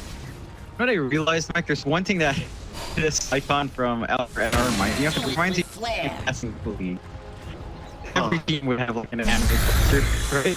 And like Southeast Asia, again, I think is what we called it back, and it just takes that. Like, it feels familiar. Like, all right, the gym, it's the league, right? Exactly that. Oh, well, that went for them, John. But it made it out. You see why? He's already pops a rock, but he can hit up. The Cox pushback buys a bit of time. Summer, he'll refresh. Another head. Goes on the back. That's 3 about from Butterfly Effect, just blowing him up. It's time to call boys. This is well and truly over. There's really still trying, but the GG will number 1 does end up going to the Cactus. And I'll tell you what, John, they looked a little bit rocky. Maybe the 5 to 10 minutes with those mid-deaths on Butterfly Effect and the failed ganks from Fish King.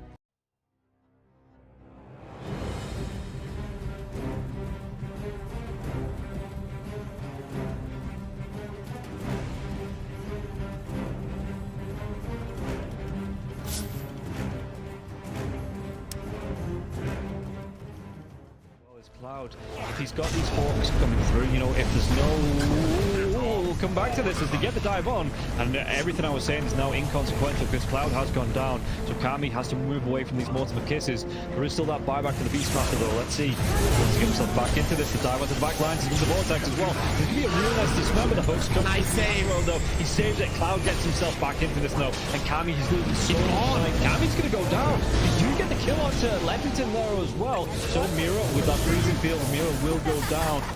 Going down to the hooks. Yatsuro's still in that push roll. He's getting them back. They get the buyback out from the potion stone for it. Everybody from the side of Hydra, they don't want to be giving this one up now as well, but they take down Leffington once again. That's the dieback on the disruptor, and Yatsuro, what can he do? The hook, it's going to be blocked mid hook. This is the dieback on the Cloud. Cloud, can he get himself away from this one? He's still being harassed up by Collapse. One more right click, he goes down. That is going to be the Beastmaster dead for 115 seconds, and now the chase is on for the rest of the side of Hydra. This Aghanims on the Morphling is just making him impossible to deal with. First of all, they use the little shredder on the Pudge to get rid of his armor. He has solid amounts of it, but it is just not enough. And then Yatoro just destroys it. And he knows that he can stand his ground because he cannot be stunned. He literally cannot be stunned. How do you stun water? Well, a lot of their damage, if not most of it, is on the Morphling. Oh, the glimpse comes back though. Inside the Static Storm Mirror, he has that Lotus going, and now if Surfer actually dives a little bit further, the Thunder comes out. Reporting, he's dove in, yeah. They're going to be able to get a kill onto the Storms for it. Can they take down the push? They're going to be able to catch up and cancel off the TP. He's going to be dead. The Storm Trail, he has brought back, and they've got no kinetic field, no Static Storm. And like you say, they're even going to be able to get a lockdown onto Cloud. Everybody inside of Hydra, they just overextended, and we praised them in the first game for respecting the power of team spirit here, but Hydra might have just lost the heads a little bit, and the buybacks, they're going to be forced out, but I don't know if it's going to be enough to defend the space with the Pudge being down, with no Static Storm for the next 27 seconds. Spirit, what can they get from this? Diving Warwick though, they're going to be able to get them. They get two, they do! They take them down, the cookie comes out, the Yatoro, freezing field, they might lose Happy. Is this the dieback? They do break the Lincoln Sphere though. Morphlin. Bilal wants to come right back into this fight because you have the boots of travel to do it. It might take him a little bit longer now. No boots of travel though, so he's going to have to use the blinks, you know, just do it by foot, it seems.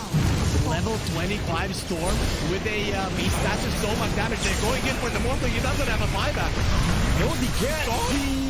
Do they get the kill? He goes down. Warwick has to go down though. It's going to be him left alive. No, it's not. The creeps are pushing in. There's no buybacks available on the side of Hydra, and this is going to be 4 heroes, even with the death of the Morphling.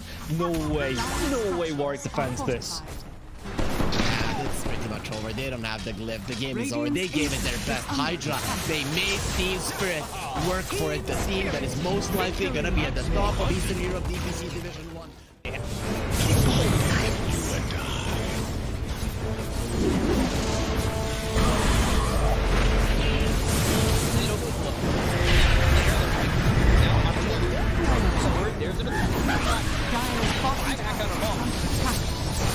Radiant's middle barracks Radiant's middle barracks has fallen.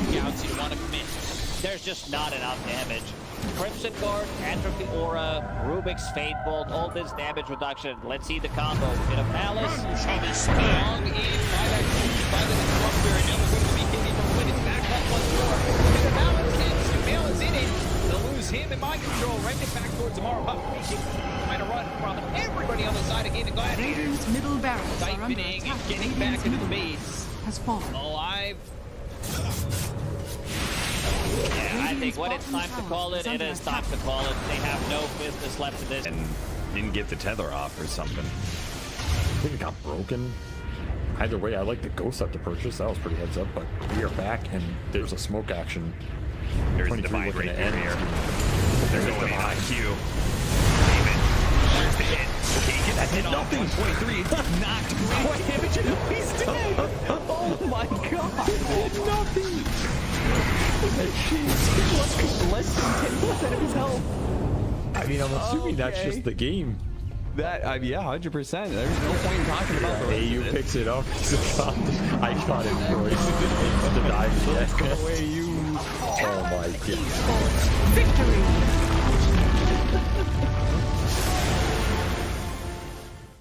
finally get to see them have a little bit of lead. They need to have good vision, good entry to Radiant are engage. scanning. We're down up on high ground there. Bulbica, Red Panda, this would be huge if we can find it. Static Storm before the Tombstone. Not bad. Stun from Lulu. Gonna be thrown now over the Bulbica. That's there.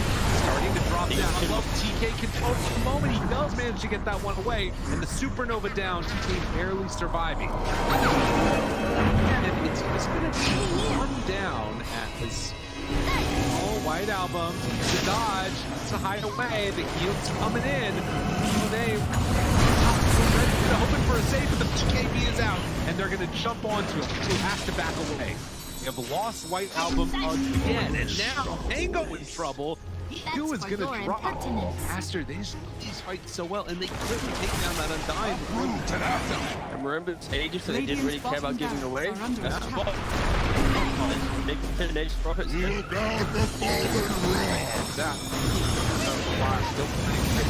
Stun is out on the play.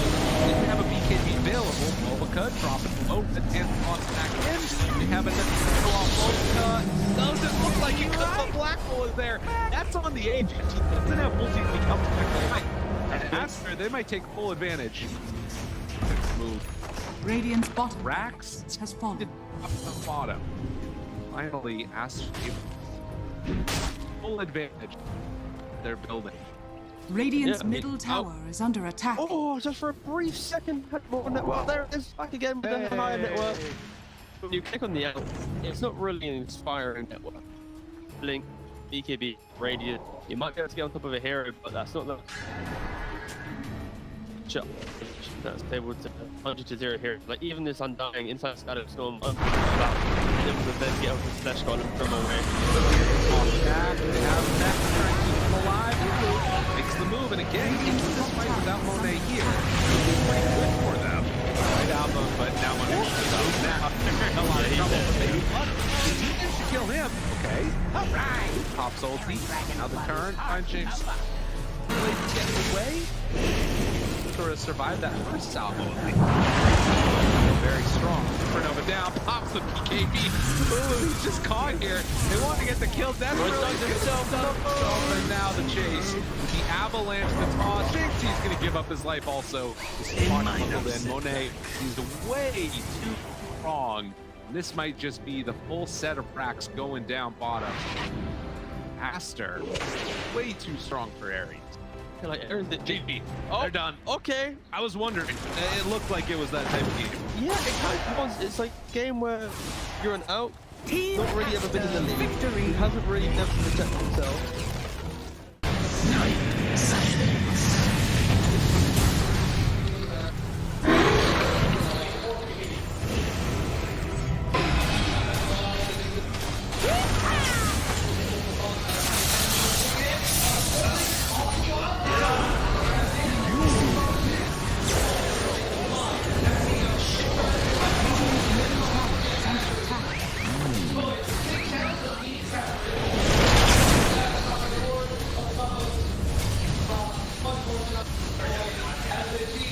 Radiant structures are fortified. Radiant's middle tower is under attack. Radiant's middle tower has fallen.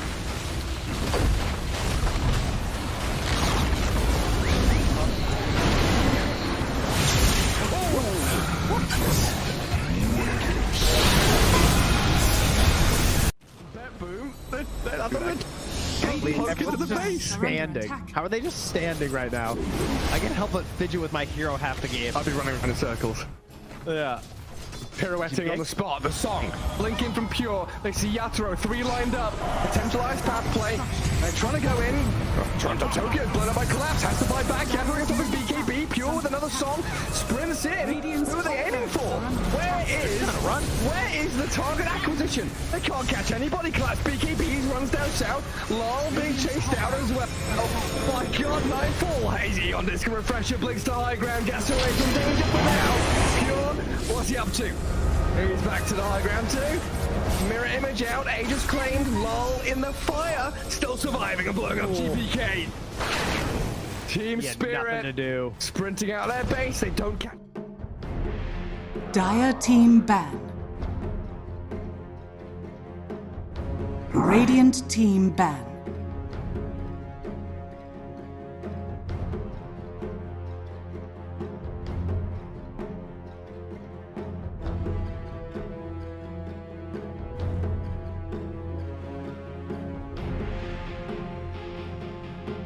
Ten seconds remaining. Dire team ban.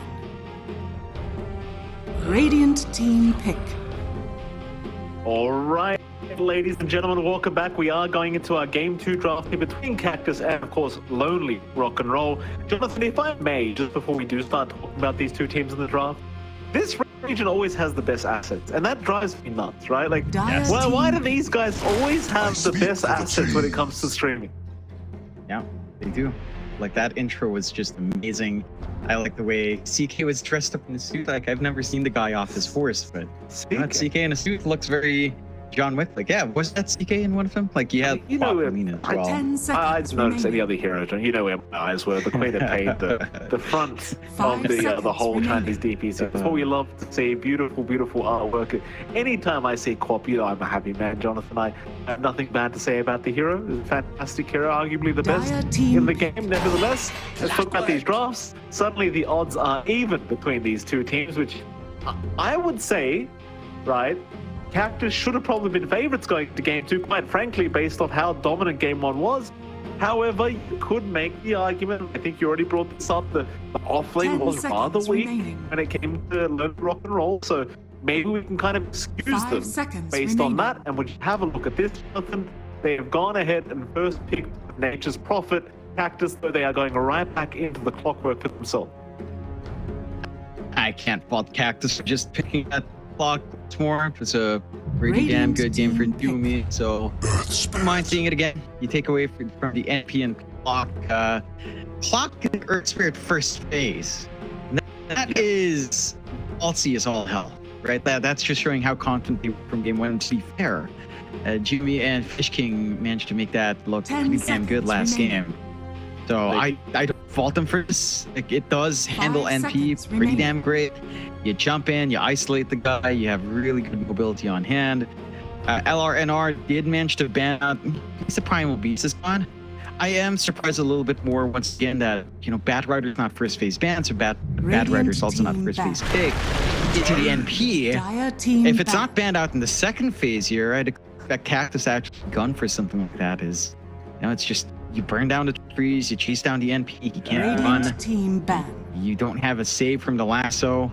So you can kind of play well for Cactus if, again, it's allowed true here by LR. Yeah, absolutely. I'm curious to see where they do go here for Lonely Rock and Roll. Like, personally, I'm never a big fan of a team going a very, very similar draft, or at the very least, pretty much the exact same support duo here in the form of Cactus. Like, I feel like the fact that they just played against it, they kind of already understand what they're going to be up against here, Lonely Rock and Roll, so they should be able to draft accordingly and make sure they have a strategy that's ready for the pure aggression that's going to be kind of pumped out here from Cactus. So the fact that they have started off their draft with the exact same support does kind of worry me for the side of Cactus, especially considering you aren't going to have the global presence that you once had with the Prophet. That was part of the strong duos they had on Cactus Game 1, is you have these crazy initiations, but you know if it's a good team fight, someone was always going to be there on the Prophet. You're not going to have that anymore, so I do wonder what kind of route Cactus are intending to go down here for Game 2's draft, because I feel like the global presence was an integral part of their draft. Yeah, I can see where you're going with that. I feel like there's still maybe an option for Spectre. I wanted that global presence. I don't think it's too against the grain here if you go for a Spectre pickup. I am, again, surprised that Cactus ban out Bat Rider themselves instead of trying to pick it up themselves, because you're up against the NP. Bat Rider just makes perfect sense there. They also have first pick. I mean, they've got the next pick when it's up. You can actually just force LRNR to ban Bat Rider themselves. But they don't opt. Maybe they just feel confident that they can jump the NP with a clock bird spirit. They can just clock it out. And for your global presence, Spectre, I actually don't mind it too much here. considering how Cactus played, he did play a really farmy game. Spectre can kind of do that just fine as well. Just rush something like Manta Ags and you're pretty happy in the game. Could also opt for Radiance if that was really something you wanted to consider.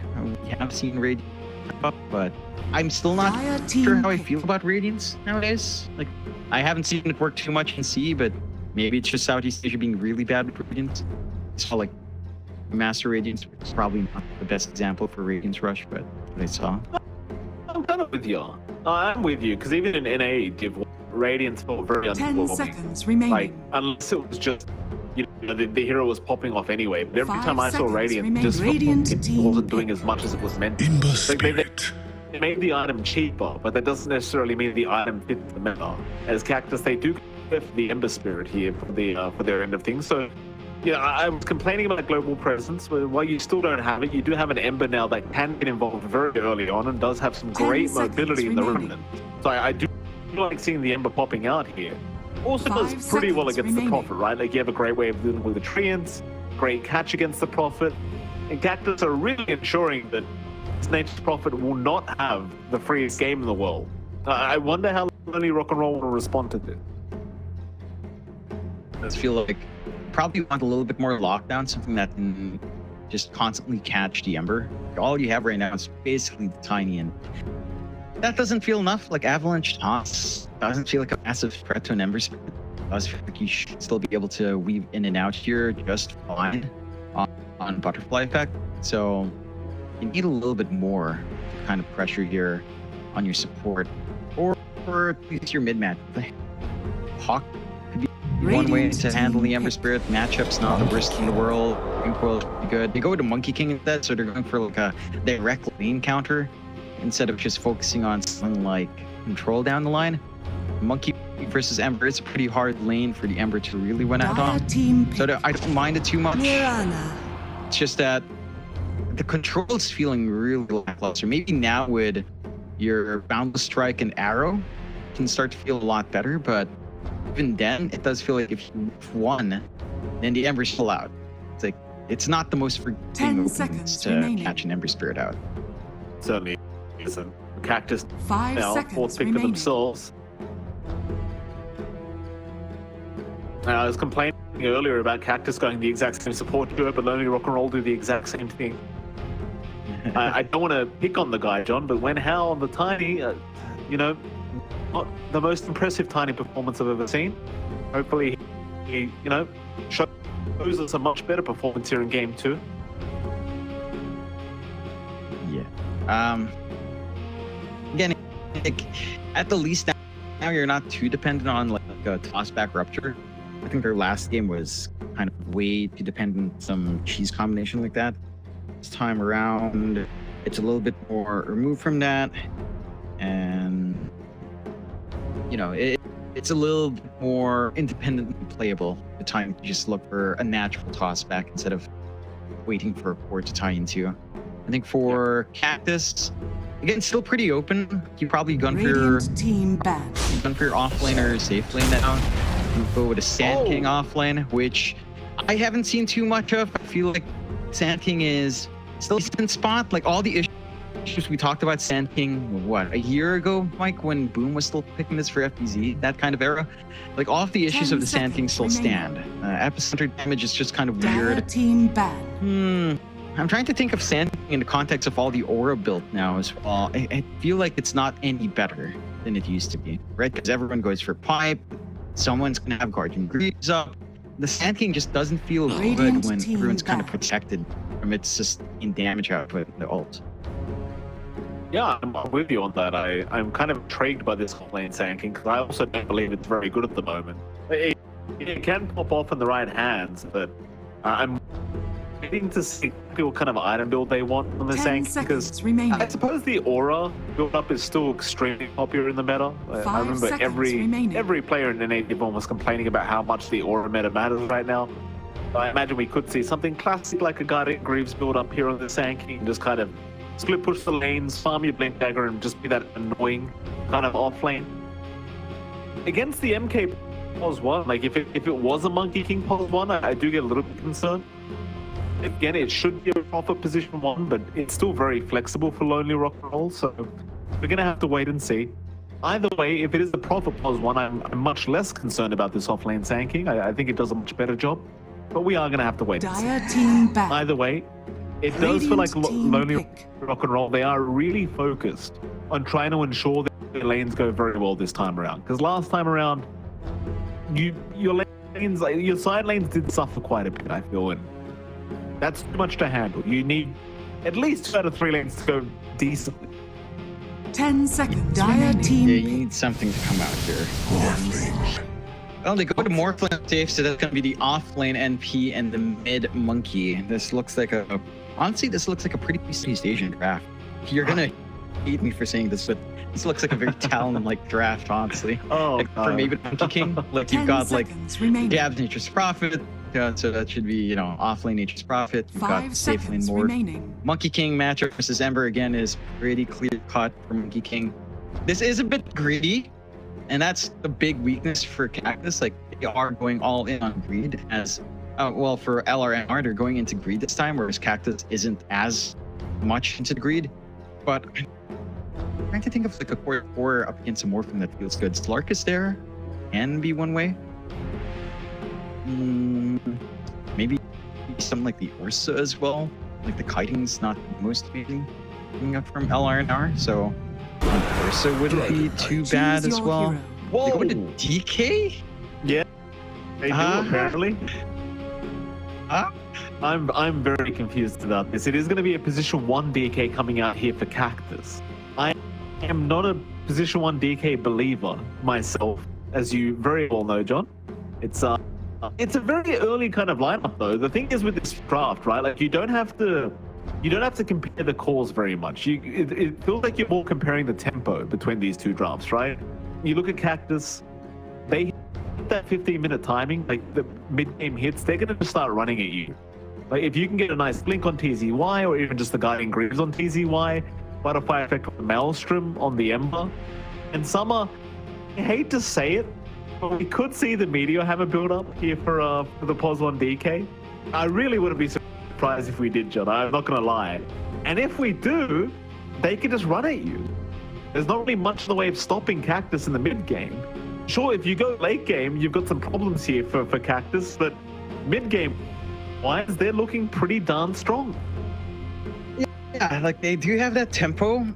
My one concern is if they go off tempo, it just falls apart really bad. It's like, yeah, your solutions in Cactus aren't the best, and you really have to push. Like, in comparison to game 1 where Cactus played super slow, you need to see the exact opposite. And I don't know if they can switch gears that fast, but they're once forward with this draft. They could have gone for like the late game scaling for like something like a Slark, some like the Ursa coming out, maybe a Drow if you wanted something long range to kind of go up against a 2-range matchup. But the DK does send a very clear message if we want to play fast. So that's what we've got to see here, Mike. On a bit of a different note, I have found out where Cactus's logo is from. It looked pretty familiar.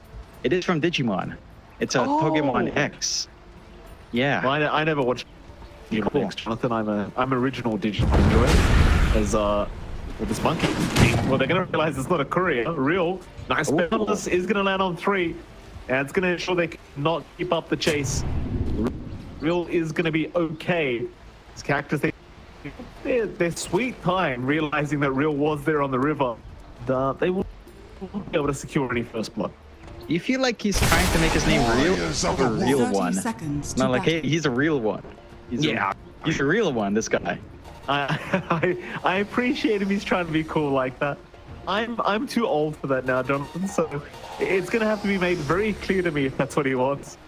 Those times are past for me. You know, I was in the XX Sasuke XX era. You know, these ones are too complicated. You got to tell me you had the upper and lower case there, right?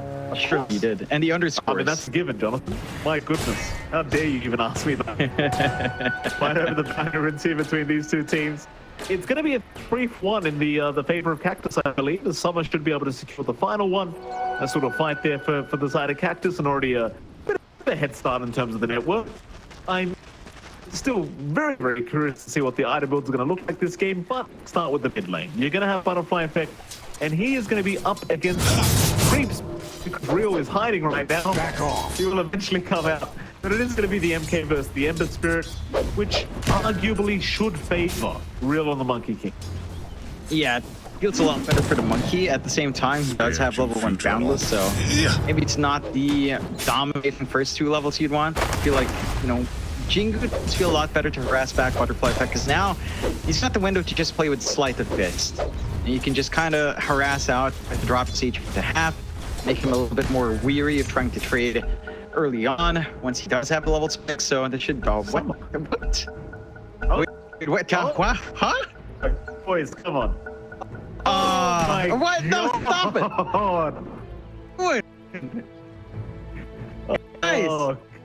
See, this is my thing, right? This happens a lot. Every region I go to, this happens at least once. And I always make the same comment. If you guys can't coordinate a pause, how the hell are you going to coordinate in game? Which is even more unfortunate for the side of Cactus, because they have to coordinate because their tempo is really, really fast. Correct. So we will have to find it. It's always a bit strange when this happens and they're all in team houses as well. It's like, guys, they're right next to each other. Really, TeamSpeak isn't failing as well, or, you know, Discord's not failing as well. All at the same time, guys. It's all about asserting dominance, I think, John. You know, these guys, they need to be the ones that pause the game. If they're not pausing, then the game's not paused. Yeah. It's like someone's got to have the last stand in that pause. So we're back into the game, and I've lost whatever I was saying, Mikey, because that was an interesting set of pause on pause. I've never seen it like 3 back-to-backs. So that was a big one. Nice little streak. I think you were talking about the matchup between the Monkey King and the Ember, but we get the point, John. The MK should have a pretty big advantage.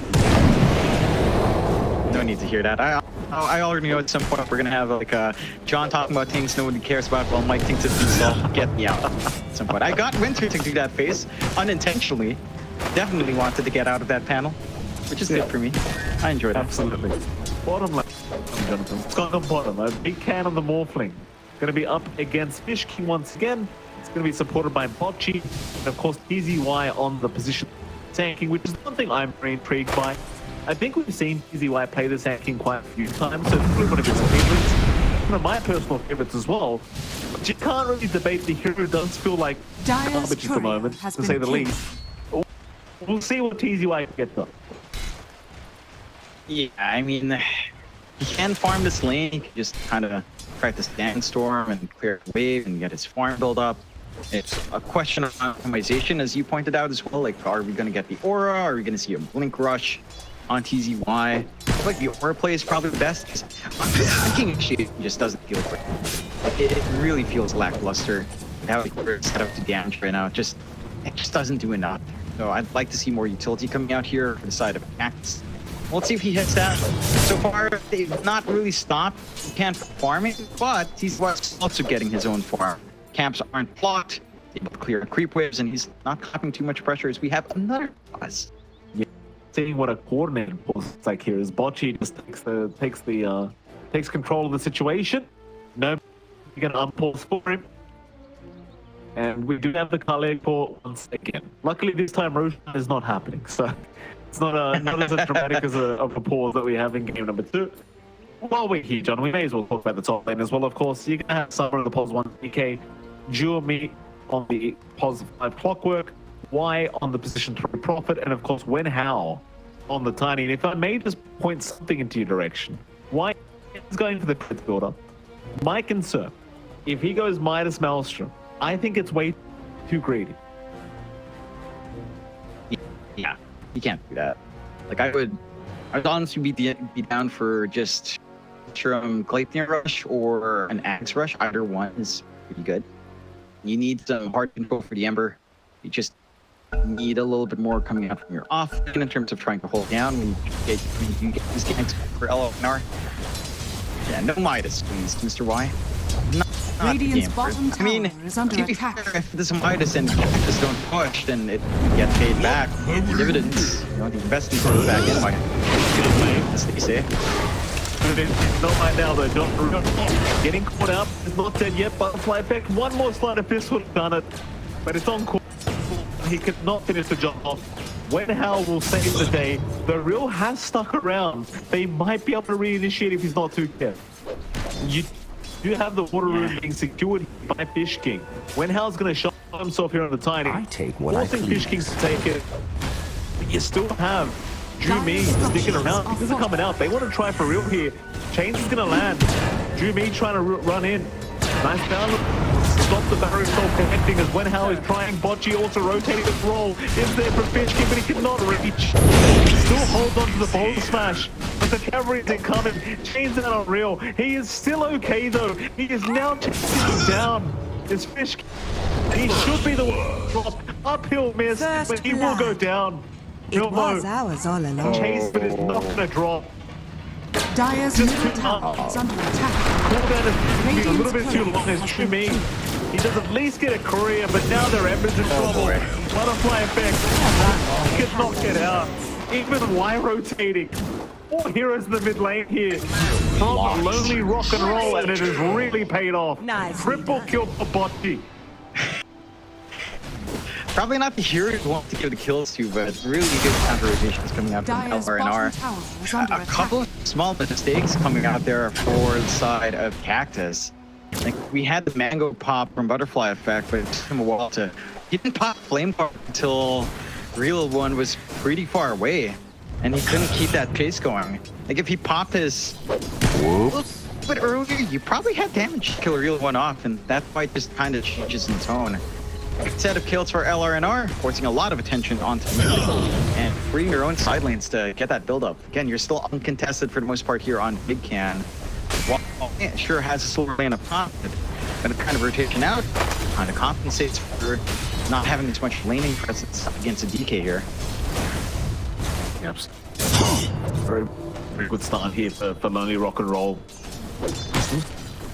Mid lane as well. They're really ensuring Butterfly that not even trying to think about being dominant here in this end ball.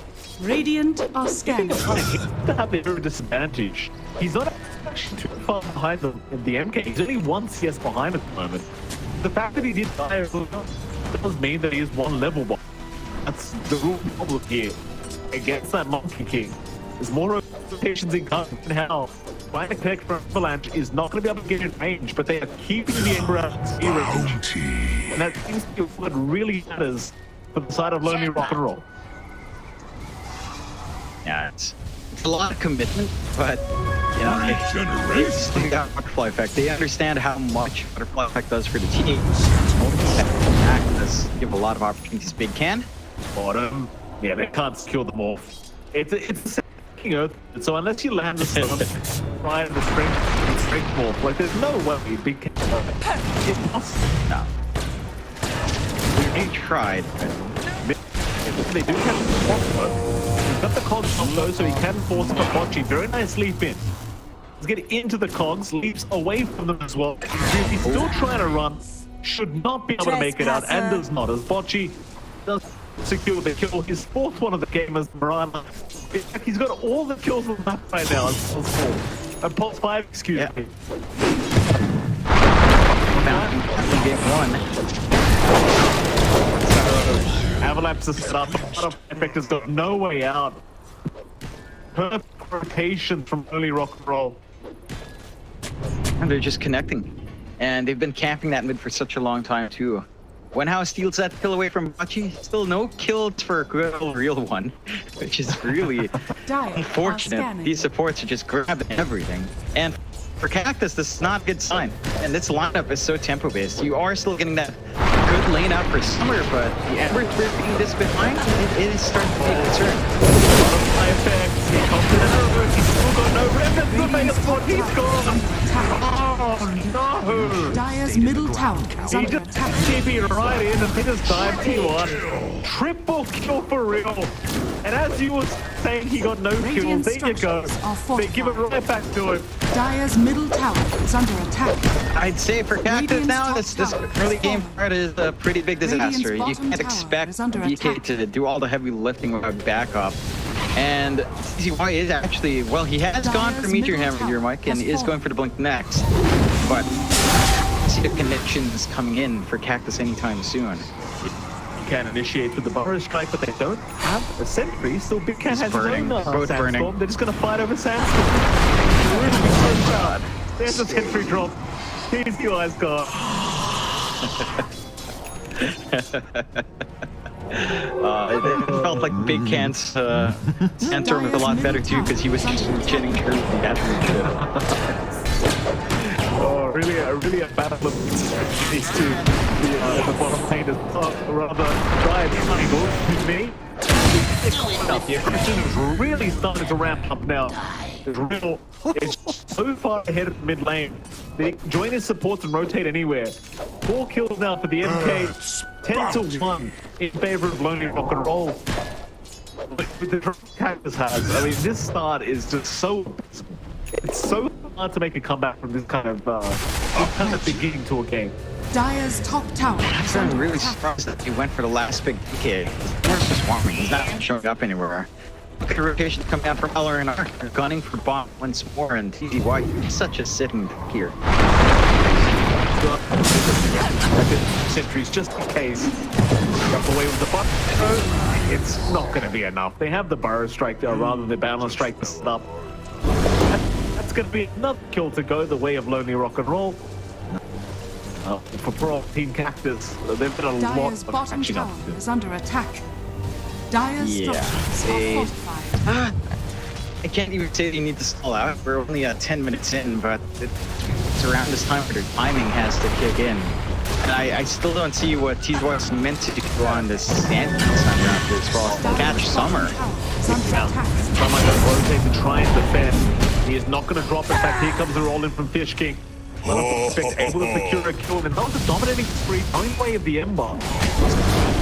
Gold XP back the way of Butterfly. They do successfully hold on to that bottom tier 1 tower. There is something going their way.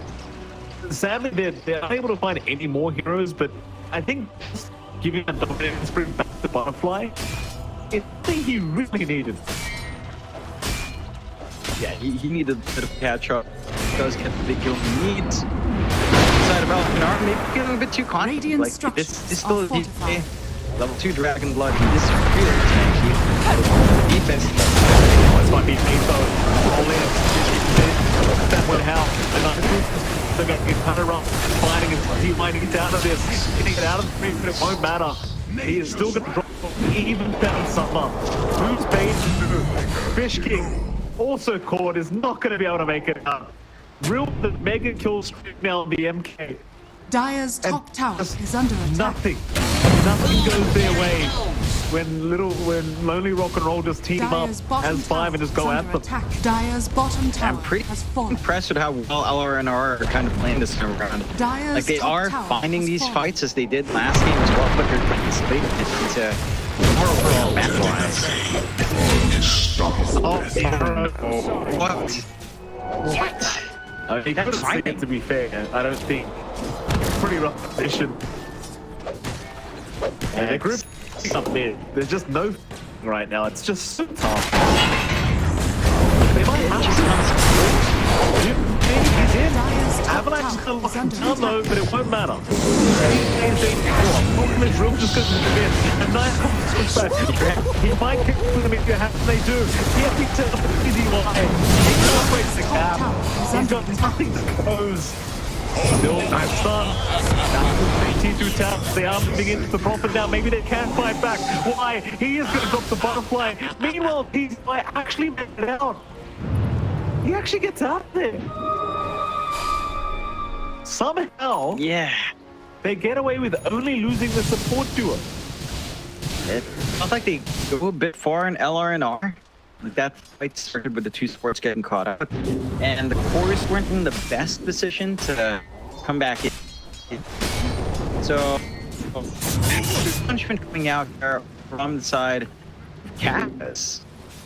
They managed to use their positioning really well. Butterfly effect just dance around. They're pretty durable, to be fair. Like, if you think about the tri-core on Cactus outside of the Ember, they are fairly tanky. They've gotten close to play with that point up now.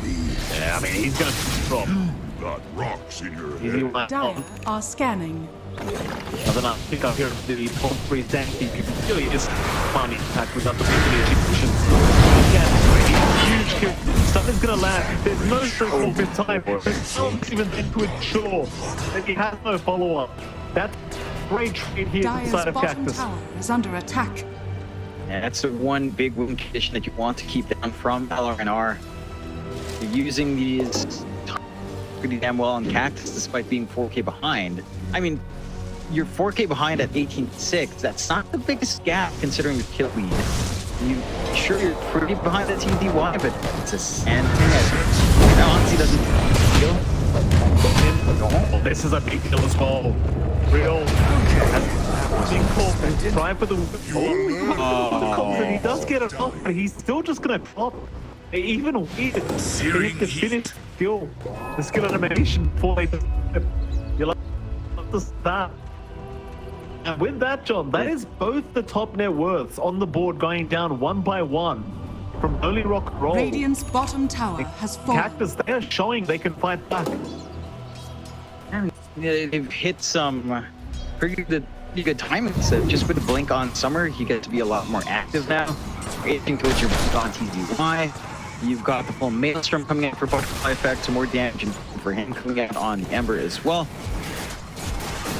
And you've got a lot of options available. You have some protection now from Ken. He's opt for the Lincoln's first, so he is protected from the Dragon Tail, but everything else is fair game. Like this jump in from Christian can still be massive.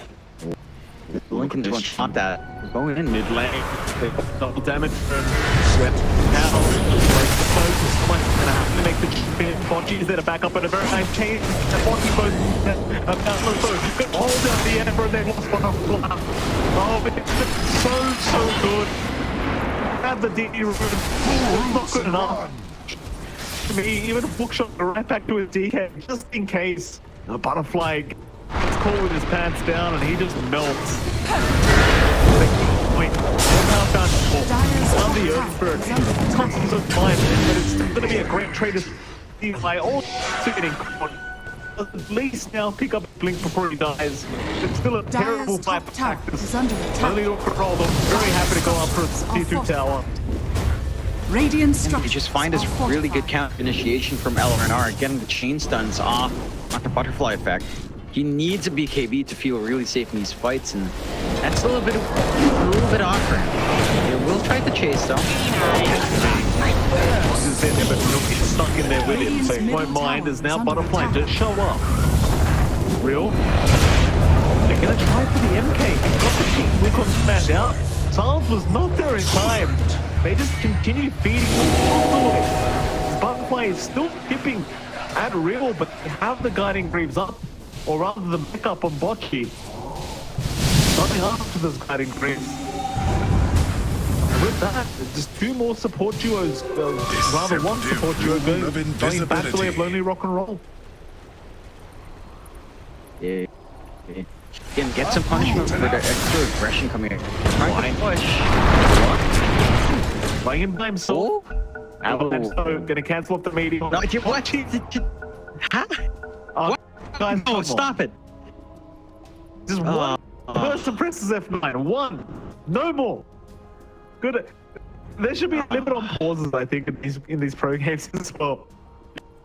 Anyway, there is a disconnection on Y. So fair enough, they pull. Yeah, they've got to. Yeah. I was gonna say, like, you saw what TZY did? He burst strike and Meteor hammer. But when I'll cancel it, very unfortunate. Yeah. Sometimes going for that play. If he as much as you want there, like. Well, the sad part is he had Epicenter, so I think he could have just gone Epicenter Burrow Strike and probably secured the kill, because there's no BKB up on Y. Needs some Meteor hammer. You bought it?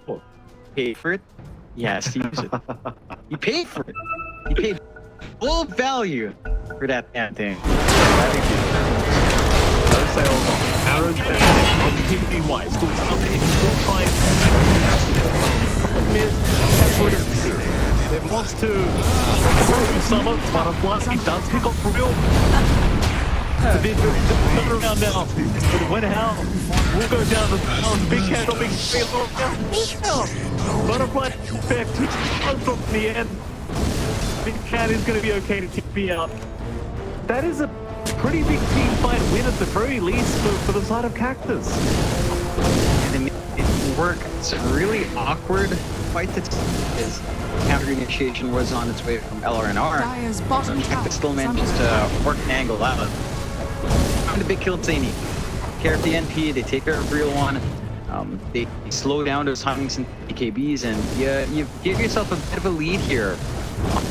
Summer on the DK. His BKB too far off net. Very willing to jump into these fights with that full BKB available. And Warfest is going for Radiance, which theoretically makes sense against all these pistol wolves. I don't know.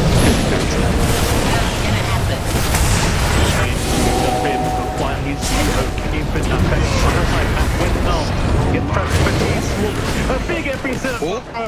They found the ball, and this time, Meteor Hammer does pay off. That's what you wanted to see. Oh my god, Dire's it top actually tower pays is under off. attack. Because they need hammer in the morphing with Meteor Hammer, right? It's not something I expected to see this game, but you know, it pays off. And the side of LRNR, they've got to be cautious, because even if they had that early lead, there is still a window to bounce back in here for the side of Cactus. And they are bouncing back in quite strong. Like, they didn't even need to pop that BKB on Summer. Didn't need to protect himself there. You still have this really good scaling coming out from more from your NP and from your Monkey King, but if you get caught out piecemeal like this, it makes the game a lot harder than it should be for LRNR to kind of look to drag this one out. DZY though, bottom lane. Tries to TP out. It's going to be fine as look at this, the Radiant format are scanning. group up. Cactus, they're running right into Mochi.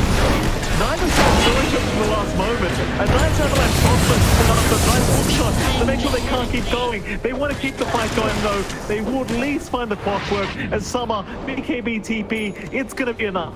It will be 1-for-1 in the end as both teams literally just run into each other in the middle of the night with no vision around the area. And with that, it's a little bit better for LRNR because Bocce does die to the neutral at the end. Flipped at the camp, so you don't get anything there for Cactus, and you get a little bit of something for your trouble from LRNR. Dire Not the are biggest scanning. thing. They could try to keep it sneaky. They're smoking up -1. Okay. Get up. I don't believe that was spotted at all by the. No, it was actually the wood was giving vision. Big Cat is memo. Maybe just baiting the team because when how he's there with the Avalanche. They did him out as well. That's all in the triangle. DZY, he at least gets the epicenter in time to secure himself a kill. It won't matter though. Still losing for 1. And Roshan is completely open now for low rock and roll. Not gonna take too long. They've got this block put to get this done. They are keeping vision here though. June puts trying for steal and back off. Shooter is pushing too hard. Very interesting in that last fight. DZY found a little bit of a blind spot to just meet your hammer out, which led to him being actually able to cast this episode. So again, the Meteor Hammer proving its worth here, Mike. Dire's bottom It tower really is is kind under of the best match in the game right now. Let's be fair. It's bottom lane. The forest. This isn't really great for Y. He's going to drop here. Another nice kill for the side of Cactus. And I actually Dire's bottom can't tower believe they did is not under take attack. Roshan there as mid lane. Butterfly being watched, but instead they'll head into the back where they do see DZY. But it seems like they're going to head all the way up north. But DZY, little initiation onto the Marana. But it's not going to be able to land the Meteor Hammer. When how now? Radiant's See if he can middle initiate tower onto is the under tanking, attack. but won't bother trying. Considering that they have on Lonely Rock and Roll, like, they've only got a 4K advantage. It's not really a huge deal at the moment. Yeah, it's not as big as you want it to be. It's kind of flying up at the same time. You do have scaling, so I don't mind having a minimal lead as long as you do have that lead here at 22 minutes in, because it just gets bigger and bigger as you take these better fights once the items flow out. You just have to have that patience on LRNR. For the side of Cactus, they need to coordinate these fights. We need to see them kind of commit together as a team. Maybe once they have this full ags up in the summer, that's when you start to feel a lot comfier jumping into these big team fights with the additional dragon form coming out. And that's a little bit of a ways off though. And a lot more time to farm for that one. There's time here for LRNR to just work around the map. And they're taking control top jungle pretty well. They've got good forward wards. And the side of Cactus are just kind of forced out to their tier 2. They've basically got everything online, but not willing yet to take these fights. A bit of hesitation.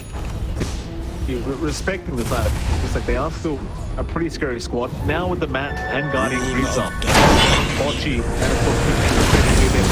of course, shot is there. He's done one target. It's sitting wet hell the Tiny. He's been a huge part of this game, but a great work on command, a great balance. It's going to ensure that they find a 2-for-1. Lonely Rock and Roll off to a great start already in this team fight. Matt going to be enough for now.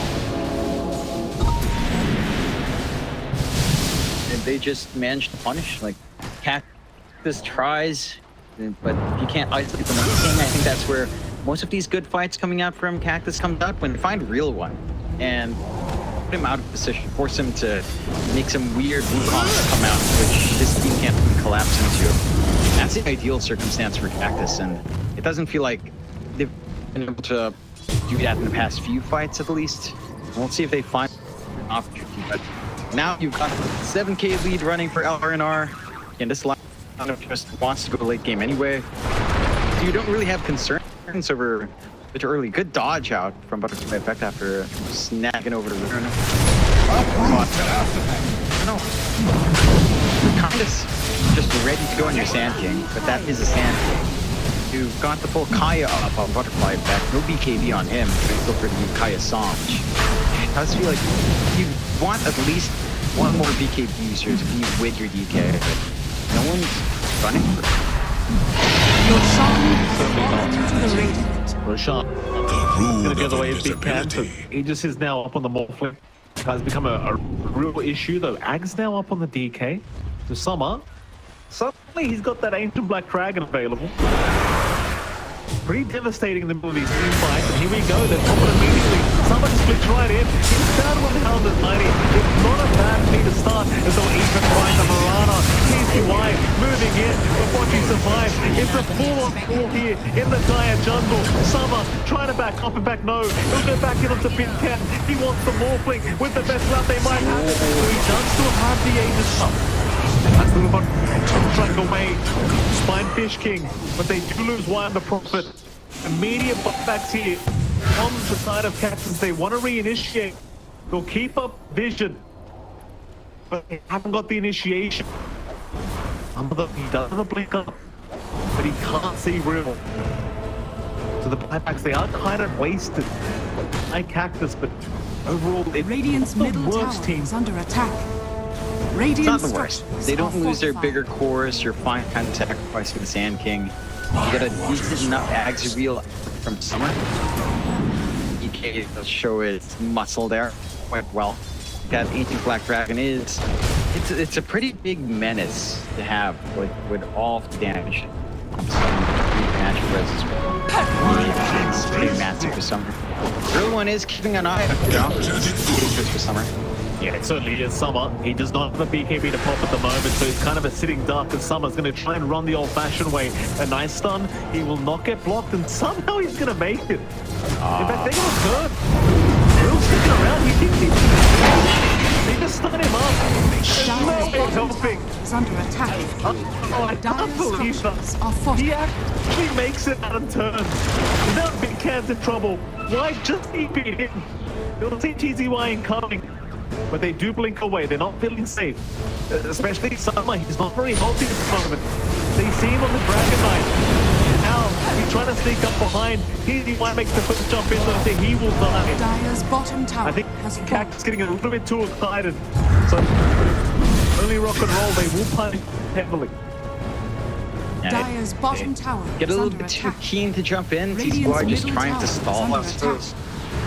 Let's see if this can re-enter, but they aren't able to. Butterfly is trying to push mid.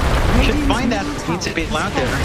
He does when now Avalanche wants to set up. Glacier is there to follow up. His big can now does rotate, but did not get any good chains off onto the Ember, so he will be able to get the rune away.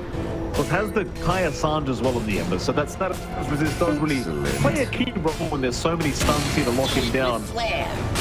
At the very least, you know, Lonely Roll John, they're in the lead. They've got map control, 9 advantage. It is certainly their game to control. It does feel that way. I still think that you're not in a bad position for Cactus, despite Dyer's middle having this tower lineup is that under doesn't attack. scale as well. I think they've still got. They've played their lineup really well, all things considered. Like you have scaling left for Butterfly. He's gonna go for BKB, then you can probably just go for like the Ags build up, and you're pretty happy at that point. You just jump around, dance around. Big Ken has shown that despite being a Morphling, you can still be really squishy. You have like full Spirit Vessel up, and that does help a ton. You don't even have any Scotty carriers on hand here. But Cactus, and you still see that Morph shrink down if he's not careful. Bottoms, ADY again getting caught out here in the sand. He is just gonna not defend the bottom T2 tower. He's now, well, you're gonna try and stop it onto the high ground. I think the tanking is gone. And there is no map available. Still on cooldown, last team fight for another 4.5 minutes. But high ground, it's still very hard at this current meta. It will be some, so instead, they're gonna find Fish King, who does pop his BKB right in the time. See if he can find the win how. Tower is under attack. Does he need to back his way up? He really does not want to at the moment. Keeps long for time. The high ground fight for Cactus is pretty decent. You've got the Sand King. You've got here at Spirit. There's a lot of good AoE control and hope coming out here. And it's something that is playable. Just have to be careful about getting jumped here. Like every time they make a move like that, and now it's just hanging in the tree line, you never know if he's going to be able to get that big avalanche toss back. Just pick up your poke and get that big punch for the team.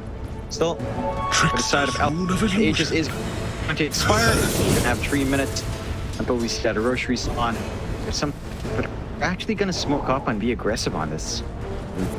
The unexpected play, but it's a smoke on scenario now. He's gonna have his smoke broken. They should see the very soon as well. How he just jumped right into them. This is not the play. He needs the lonely rock and roll. If they walk to one, Big Cat gets caught. He needs help. He'll waveform back towards TDY, but he's gone way too far. He's got the hands up. I'm not sure about this one, Big Cat.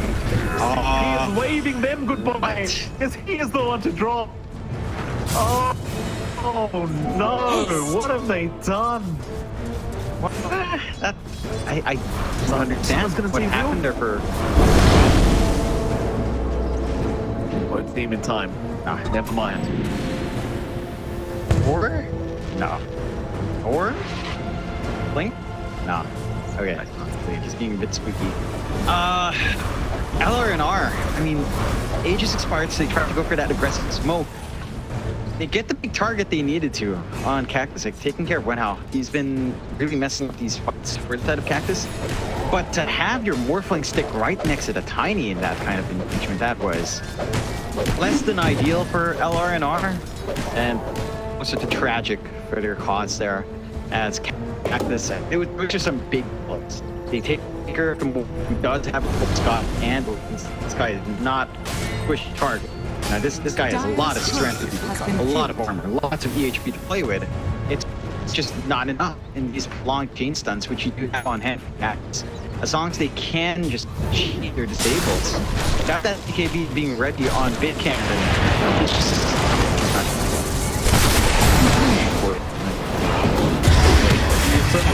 too cocky this game. Barely broke his sweat. Speaking of the cocky, he's going to be caught very far down the bot lane. Kind of a hard thing, because he's in this position for the team. He does need to make these kind of aggressive switches happen. You are up against the Prophet and a Monkey King. Like, these guys are kind of the split push kings. So you've got to go deep. Surely your team has some space to farm up some damage items now. But it is constantly going to cause your death. something you have to accept at this point. You're pretty good at the farm you need anymore. Probably nothing else after that. So just like shard. Bonus for the good off. Be dangerous. Use Bocce immediately. Luckily, Roshan timer is not there yet. 10 seconds away. It could still be an early time, but they can always buy back on Bocce if they need to, so it's not too big of a deal. And it is going to be a very early timer. In fact, when you've got an opportunity on the side, kind of make it for yourself. I'm taking a look at Butterfly Effect. He does finally switch out of the Radiance because he's been keeping that up for like a good 10-15 minutes and does have BKB. So this simplifies the fights in a big way for Cactus. It allows someone to follow through safely with your DK. We're working on zone MKB now as well to have a little bit more output in the middle of these engagements. I'm liking the build-up. I think you've got some good solutions here on Cactus to maintain your scale. They just have to execute on these fights. If we can kind of see them catch when out plus that basically been the recipe for success, taking care of the Tiny early on, as he is the big playmaker. Take that Tiny out, these fights are way easier to take for Cactus, and you don't need to worry about being thrown around and getting pain stunned off the back of that as much. Dire are scanning. all about Roshan now, Johnny. Radiant are All scanning. about Roshan. Hands out from both sides to fight nothing. Why is being very annoying here against that tier 3 top tower, just forcing him with the treants. It just hates the fact that you can just do this. And he will just get away with it. Like, they're actually doing plenty of damage. Eventually the creep wave will spawn up and sort them out. Here's Cactus not flinching. They really know this Roshan is a necessary requirement for them to try and push this back, the game back their way. Patiently waiting for the moment to rock and roll to kind of make their way into that pit. So they do have some very strong team fight when it comes to Roshan pit. But Lonely Rock and Roll, they're just not moving yet. They just don't care. There it goes. I think they understand that there is control in the area from Cactus. They want to risk it yet. Maybe if you find someone dipping out in the lane, gets a pick off, and you feel confident enough to go for the rush. As it is, can't really sneak by and try to hope to take it. Rocket flare vision there. They don't have any forward wards in that top jungle area by the ramps. So, really afford that risk, especially since they're at 11k now. You have protection for Big Cando, BKB up in the Morphling, and that can make all the difference in the world. They've got to find a way to break Lincoln's, get the insta-stun on Dragon Tail, and get all 4 the BKB pops on. It's a lot harder now for Cactus to find that kill. Here we go. They have to try. Roshan on the team. Let's get up the Roshan pit. No, they're in there. Went now. He organized that one. Prophet is probably gone. He goes back. He DY. He found the Prophet. That's a huge discount. Let's DY from dying. Don't touch the BKB. Just make it because they don't have the damage. This keeps gone to boom. Now their DK's in trouble. Heavy left. Summer. He'll get onto the high ground. He'll punch him for instead. Real lands the balance. And still got the Dragon under control. They'll take him down. Summer has pulled back, but he's got the Dragon form now. Can they keep the fight going? Down the Morphling. He can. Sci-Fi's down. Locked down. He's still trying to fight. He's got Madden away for just a moment. And he'll come in. Here comes get on the monkey. Still fighting. Fish King forced to get out. He's gone. Fish King is right back to boom. Roshan is still very healthy. So a buyback from TY. If you want to keep fighting with a Dragon Ball, I just don't know how you do it. Difficult. They almost had a kill on Big Can. The Meteor Hammer time was perfect for TY, but the follow through, if you had your hit there earlier, you might have been able to do it, but Roshan is set to fall. They have a hook shot to play with, but Q is really damn. When hell done by TTY, but it lava dive on the tanking. Arrow is way off the mark. They are still trying to contest Roshan. This is that back pull now. Shot is up and ready to go. And rock and roll, they're still taking their time for Roshan. They'll move in again. The Clockwork is in position. Save the skill. Get to the now though. Oh, it's too late. So far. Even comes A.K.A as well, the balance. Summer, he's going to be up that spike for Wukong's command. They want 3 heroes, there's 2 calls against 4. Summer, trying to run. Butterfly effect has cleaned the backside, but it's not going to matter because they've lost their Dragon Knight. But this Monkey King, he's just hitting so damn hard. Yeah, he has much after the Cactus. I mean, they find some things for their trouble, but with the Aegis being given out, but all the ports still alive, high ground is just being singed. All you have to defend is Butterfly effect. Just doesn't feel like he's enough. Dyer's no DK for 90 seconds. Radiant structures Sand King for a minute. Dyer's I don't see it coming out of the for Cactus unless LRN on the sound really missable here in the next few minutes. Yeah, I mean, I don't really see it either here, John. As if this game is looking well and truly good.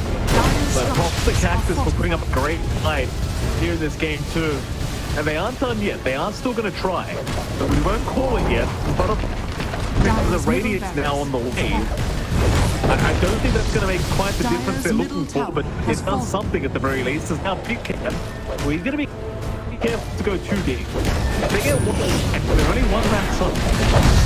Once they've got right on the edge, not the buybacks are not available. Big Cat, it's not the butterfly because they have lost the Wolfling one. Get real. Real is dropping. Real is gone. Alright, hold on a minute. Big Cat, he needs to be the one to survive. They've lost. Why? He's gonna get out of it. What? What is happening? They go all in. Or again, just beautifully hard. And they pun it. They get this LRM. Do it. They fly around the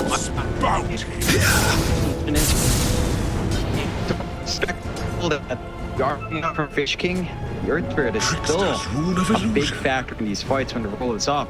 And they've managed to do that multiple times. The BKB went on a little bit late from Big Cap, so he's forced to just BKB TP a little later. Control comes out onto the NP. You are still extremely behind, but in reality, you're only 1 Rex behind the map, and that's all that matters. That is something that you could work on. The Radiance here for Butterfly effect, that miss chance is going to make or break some of these fights. 17% miss on all these fours. That could be enough to allow Cactus to feel a lot more confident in these engagements. Yeah, he's doing some damage. I kind of doubted the damage of the Radiance, but just being hit by the Empire now is doing 160 damage. So you can't really underestimate it. Suddenly, Cactus, they are still not out of this game. Butterfly is doing so much work after such a terrible laning stage. He's really recovered quite effectively. Now, second in their worth is Rumble. Doesn't feel himself with the Boundless. If they go off, Topic instead. You find one how. Butterfly effect. That just compliments the guy. Now he's gone. Captured right for the Thumbers, but he's out of attack. He has to keep it away. He's barely making. Radiant's middle tower is under attack. He's going for a different Rapier now. Oh no, he changes back. Oh, I'm about to say that's probably necessary at this point. Yeah, I was going to say it's sick. Yeah, let's have it. Let's get it. They're in a weird spot right now on the side of Cactus where, yes, they look amazing last fight, and then they just kind of true to just try to win out. Dyer's bottom tower. They do have buyback at the button effect. That's gonna put Y right up. Change it there. Down the Verana. Takes the lead. That's wrong way. He will go down to Peter. They're looking for more now. Push it off the mark. Big Cat completely destroying Fish King. But Big Cat is try to escape now. The Summer, he's not done. Break the link. The stun is available. Pop it now. They have to He can't be left behind. The more they control. He's just running his way. Surely he gets out of the way for him. He is gone. Needs to TP away. Slip off the tiny. The ancient in the meantime is exposed. What? And his unconceived Summer will defend. But it's a full man life. And then they're drawing a line right down the mid lane. I don't understand anymore.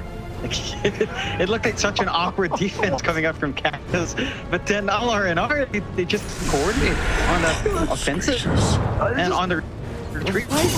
Why is so forward? Yeah, he has been. A couple of times these fights, like in that ancient right next to his morph, like, why not just split yourselves up so if someone gets spawned, the other guy has a chance to respond, and they don't do that. They're pushing onto the high ground, there's no creep wave. Still halfway across the map, but they've got one. They might go. I mean, it's 8 seconds away. Radiant's middle tower is under attack. I think they should. Only attacking goal for climax. They don't know that he doesn't have it. Radiant structures are fortified. It equalizes the map, right? Because you won't be lost in mid-racks. So, you take mid-racks, the map state is actually even outside of the tower zone tier 4. So you're flying. Game. Cactus stay in the game. What is this? What is this? Like, Summer got his A.K.A. in the middle of that fight as well when he was lit onto the morph. So all of a sudden he hits a lot faster and harder, piercing through some of that armor. It's like, what? What the hell, man? Like, this game. It's a crazy game. I mean, I guess it was the right choice to not go for the Divine as well, by the way. The slot. Yeah, for sure. That you can just chain stun. And that's something with LRNR. They can't afford to be in a position where Big Ken is literally the last person left. It's either they all die before him, and by the time the two people Big Ken can decide to bail out, or that's the ideal circumstance. Radiant's just have bottom Big Ken be your last long. You cannot afford to be left alone. And by the time it's trickled down to that point, he has to make that decision. Right, I got to bail out. I can't blast here because these guys for a long fight. Well, they can damage. You have to respect that. I just think if you are in a lonely rock and roll, like, why can't just die instantly? There's the thing, like, they land one stun from TZY, he is just dropping every single time. And that just can't happen. Like, that's the whole plane just melting before the fight even starts. Here we go. Smoke scenario. They have a high ground advantage. Do me. It's like the hit. Anyway, TZY, he just double stun off. They found more play. They found money, but it doesn't matter because they haven't followed. Should be. They pop back. They're going. I think he realized he might need to get out of here. TZY, they have been with Hal. That's the time to come up back. Now White Order. Nature's Prophet. He's also down. No buyback available. Oh, a big cat. With Moonlight Shadow, he is surviving for now. Instead, they will find Bocchi on the veranda. That is 3 down. It might even be more. Big Can's still running. Someone might see him very soon. He'll show him the creep wave. But there's no pick available for Summer. He's alright. What is going on? Like, that looked like an atrocious fight for Cactus. But then they find that spot again. Like, they find Y on the side, farming camp. They get engagement. They have a really good board watching that area where they re-engage. So they re-engage really well. They force out BKBs early. That's a big part of these as well. LRNR are forced to BKB faster because of that jump in from Fish King. So by the time the core is re-engaged, BKBs are down and they've got your brain. Summer's in a bit of a tricky spot though. When he moves fast, he's back real. He gets hooked shot. Maybe they've got the further stuff. The vessel's there as well. Real, he's forced to fight back now. He's right behind. He'll pop the BKB. It seems like the side of Cactus wants to trouble. They do try to retreat. Ball starts away, and it's going to be enough. Radiant's I can't believe they don't get out of this scot-free.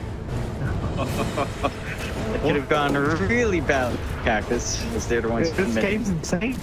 Yeah, I've never seen. I missed kind of Dota so much because in Southeast Asia, I'll be frank with you, Mike. It was a bit stompy.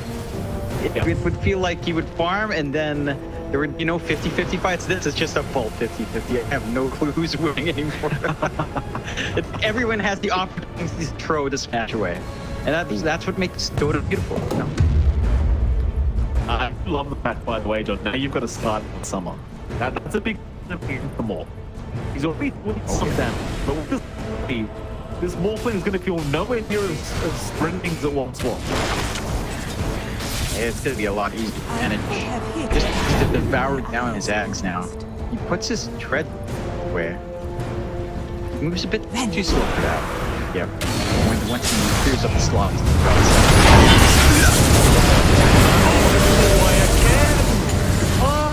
No way! Now he's in the middle of nowhere! Trust that kid, come on! He might have another.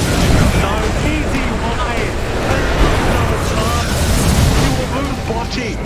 These two kings are big as hell! I don't think it's the fight. Summer has gone. That is the dieback. He can't take care of it. Easy Y also caught out. Butterfly effect tries to come back into the team fight. And he needs to. And now the turnaround is back away of learning rock and roll. Oh my god. It looked so good to start for Cactus this time, but we don't manage to get the first down. Refresh shard on hand along with the cheese. They got that opportunity and strong down the mid and change it to top.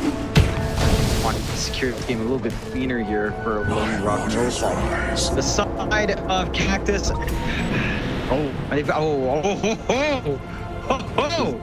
He's got the 25 talent with 2 slot fist charges here, John. Double damage is active, by the way.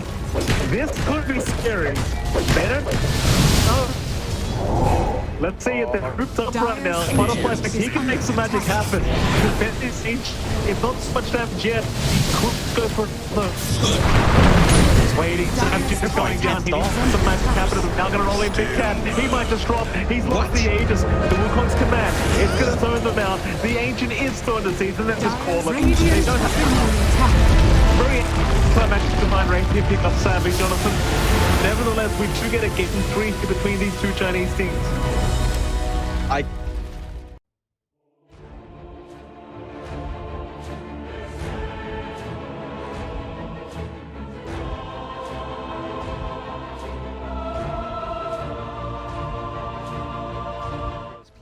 If he's got these hawks coming through, you know, if there's no... We'll come back to this as they get the dive on, and everything I was saying is now inconsequential because Cloud has gone down, so Kami has to move away from these multiple kisses. There is still that buyback to the Beastmaster though. Let's see. Let's get himself back into this. The dive onto the back lines into the vortex as well. It could be a real nice dismember. The hooks come. Nice save. Though he saves it. Cloud gets himself back into this now, and Kami is losing so much. Kami's gonna go down. Did you get the kill onto Leppington there as well? So Mira with that freezing field, Mira will go down. Going down to the hooks. Yatsu is still in that push roll. He's getting them back. They get the buyback out from the post and Stone Spirit. Everybody from the side of Hydra, they don't want to be giving this one up now as well, but they take down Leppington once again. That's the dieback on the Disruptor, and Yatsu, what can he do? The hook, it's going to be blocked mid. Hook.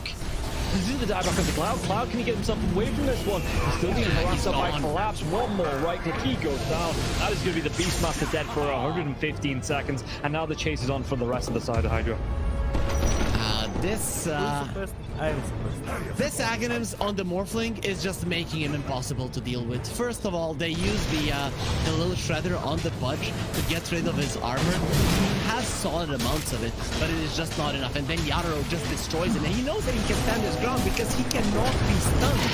You literally cannot be stunned. How do you stun water? Well, a lot of their damage, if not most of it, is on the Morphling. Oh, the glimpse comes back though. Inside the Static Storm mirror, he has that Lotus going, and now if Zerker actually dives a little bit further, the Thunder comes out. Reporting he's dove in, yeah. They're going to be able to get the counter to the Storms for it. Can they take down the punch? They're going to be able to match up and cancel off the TP. He's going to be dead. The Storm Trader, he has brought back, and they've got no kinetic field, no Static Storm. And like you say, they're even going to be able to get a lockdown onto Cloud. Everybody inside of Hydra, they just overextended, and we praised them in the first game for respecting the power of team spirit here, but Hydra might have just lost the heads a little bit, and the buybacks, they're going to be forced out, but I don't know if it's going to be enough to defend this base with the punch being down, with no Static Storm for the next 27 seconds. Spirit, what can they get from this? I've been worried though, they're going to be able to get it. They get two, they do! They take them down, the cookie comes out, the Yatoro, freezing field, they might lose Happy. Is this the dieback? They do the break the Lincoln Sphere though. Morphlin, Bilal wants to come right back into this fight. Does he have the boots of travel to do it? It might take him a little bit longer now. No boots of travel though, so he's going to have to use the blinks, just do it by foot, it seems. Level 25 Storm with a stats of so much damage. They're going in for the Morphling. He doesn't have a buyback. No, they get do they get the kill? He goes down. Warwick has to go down though. It's going to be him left alive. No, it's not. The creeps are pushing in. There's no buybacks available on the side of Hydra, and this is going to be 4 heroes, even with the death of the Morphlin. No way Warwick defends this. It's pretty much over. They don't have the glyph. The game is over. They gave it their best. Hydra, they made Team Spirit work for it. The team that is most likely going to be at the top of Eastern Europe DPC Division 1.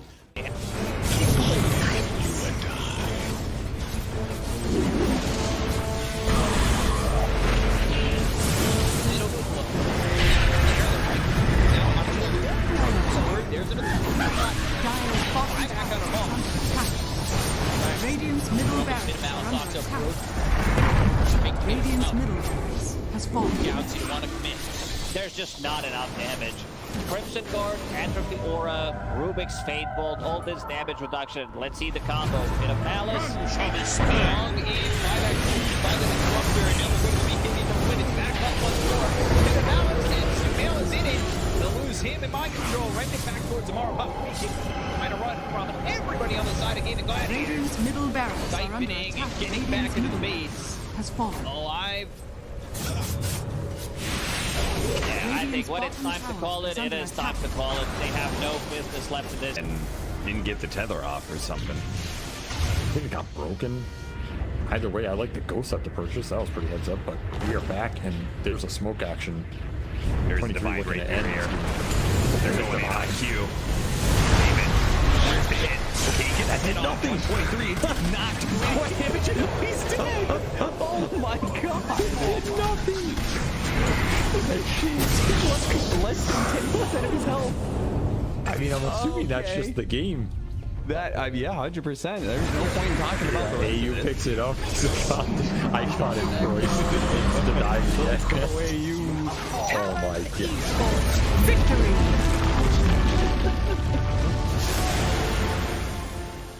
We finally get to see them have a little bit of lead, but they need to have good vision, good entry to engage. We're down up on high ground. Or Bulbaca, Red Panda. This would be huge if we can find a Static Storm before the Tombstone. Not bad. Stun from Lulu. He's thrown now. There. Starting to drop down. I love TK control for the moment. He does manage to get that one away. And the Supernova down. TK barely surviving. And it's just going to be one down at his White Album. The dodge to hide away. The heal's coming in. They hoping for a save, but the BKB is out, and they're going to jump onto him. He has to back away. We have lost White Album again, and now Mango in trouble. Q is going to drop faster. These fight so well, and they clearly take down that Undying. And remember, it's ages, so they didn't really care about giving away. That's the bot. Big finish profits. You got the Stun is out on the play. Didn't have a BKB available. Bulbaca dropping low. The 10th on back in. They have a Bulbaca. Doesn't look like he got the black hole is there. That's on the edge. He doesn't have multi if he comes back. And after, they might take full advantage. Move. Radiant's bottom Rax has fallen. Up the bottom. Finally, Astro full advantage. They're building. Radiant's Yeah, middle tower is under attack. Oh, just for a brief second, had more network. There it is, back again with the higher network. When you click on the out, it's not really an inspiring network. Blink, BKB, Radiant. You might be able to get on top of a hero, but that's not the shot that's able to 100-0 here. Like even this Undying inside Scatter Storm, about able to then get up the Slash Golem from away. Back, they have that trying to keep him alive. Makes the move, and again, into this fight without Monet here. It's pretty good for them. Right album, but now Monet is up now. A lot of trouble. Maybe he needs to kill him. Okay. Alright. Pops ulti. Now the turn. Punching. Really getting away.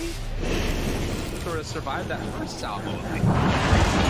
Very strong. Supernova down, pops the PKB.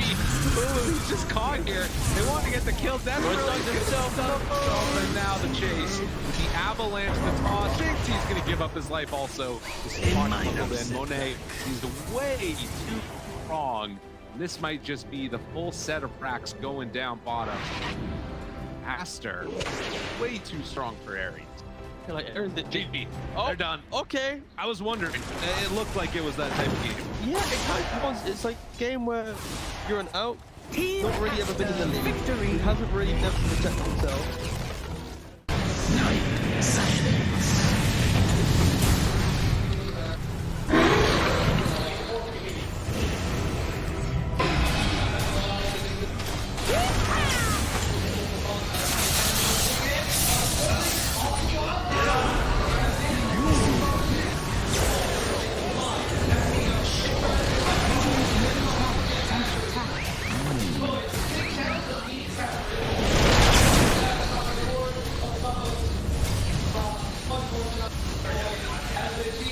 Radiant structures are fortified. Radiant's middle tower is under attack. Radiant's middle tower has fallen.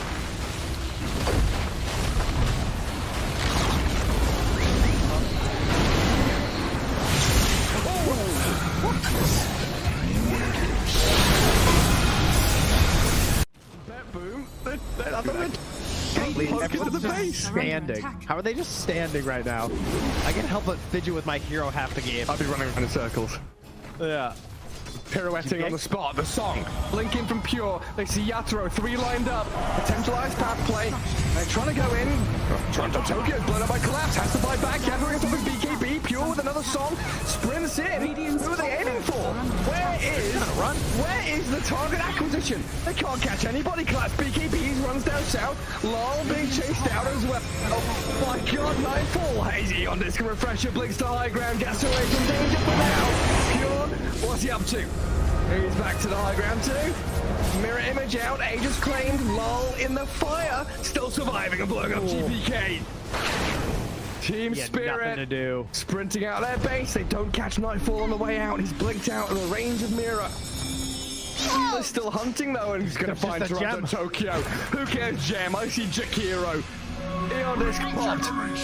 And with his rapier damage, like short work and a twin-headed dragon. Unstoppable. Laurel, the collapse waiting in the back line actually worked. He stormed out of the tree line and he just then started eviscerating the 2 supports with the help of Laurel. He completely jumped over. They dodged everything that Naga was trying to set and prep there.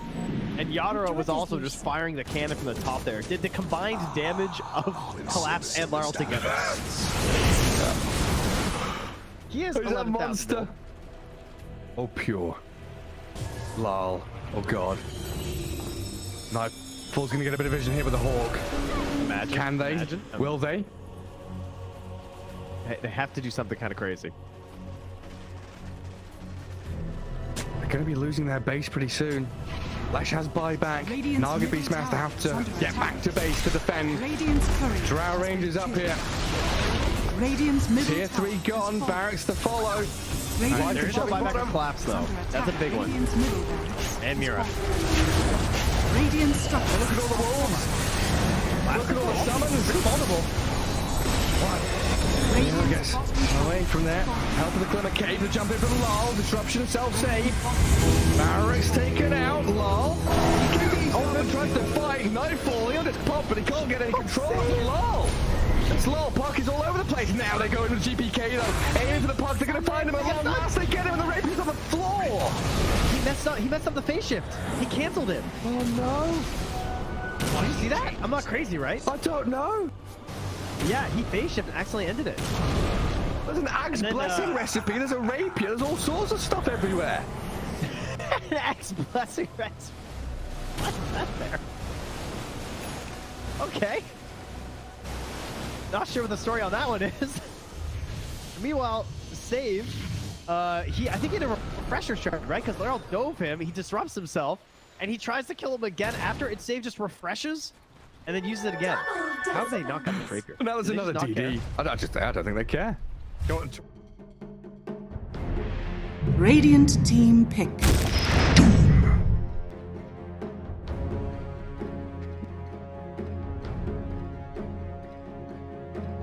Radiant team ban.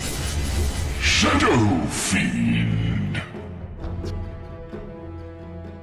Dire team ban.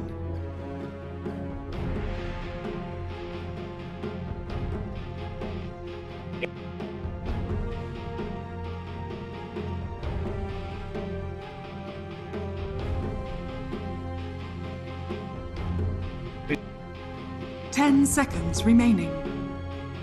Radiant team ban.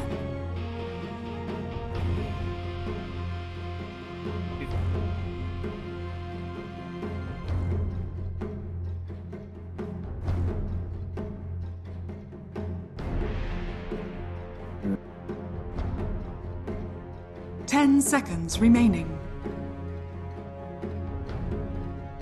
5 seconds remaining.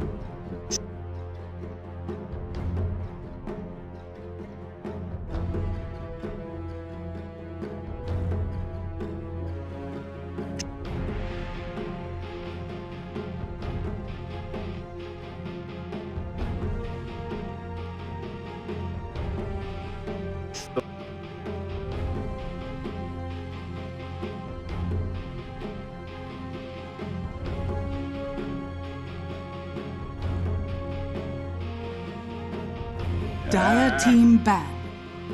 Radiant team ban.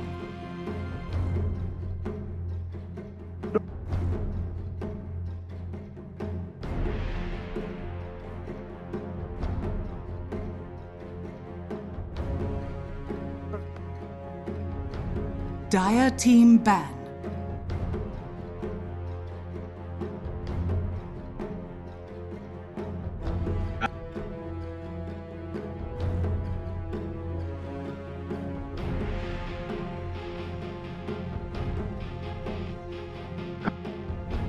Seconds remaining.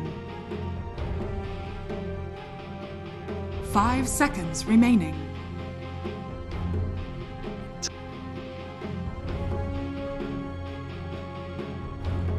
Dire team pick.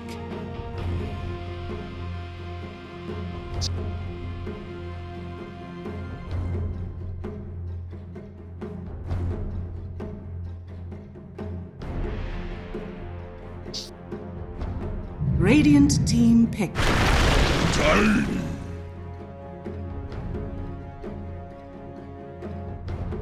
Radiant team pick. Dire team. Monkey King. Dusk.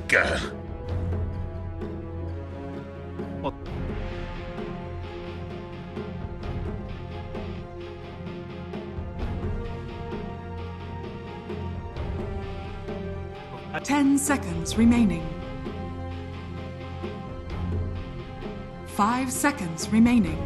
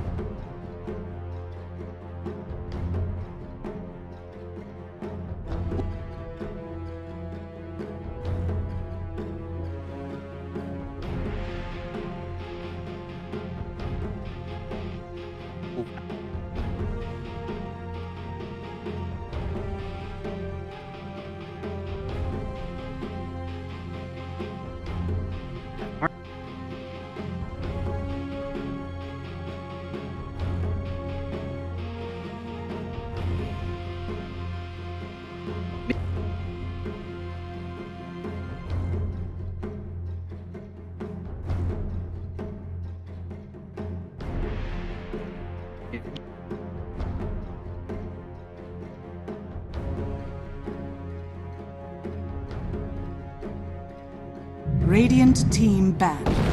The sack.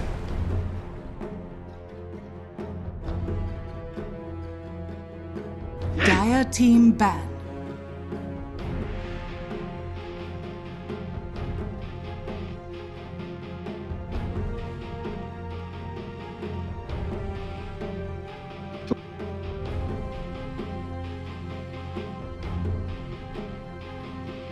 Ten seconds remaining. 5 seconds remaining. Radiant team ban.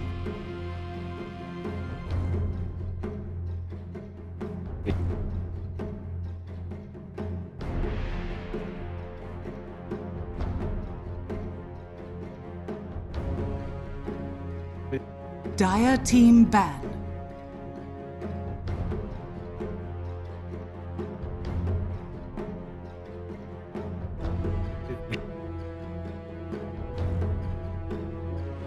Radiant team pick. Dire team pick. Rubik.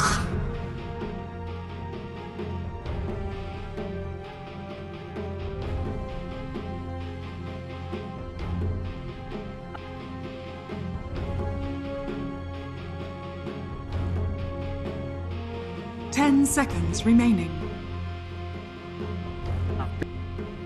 5 seconds remaining.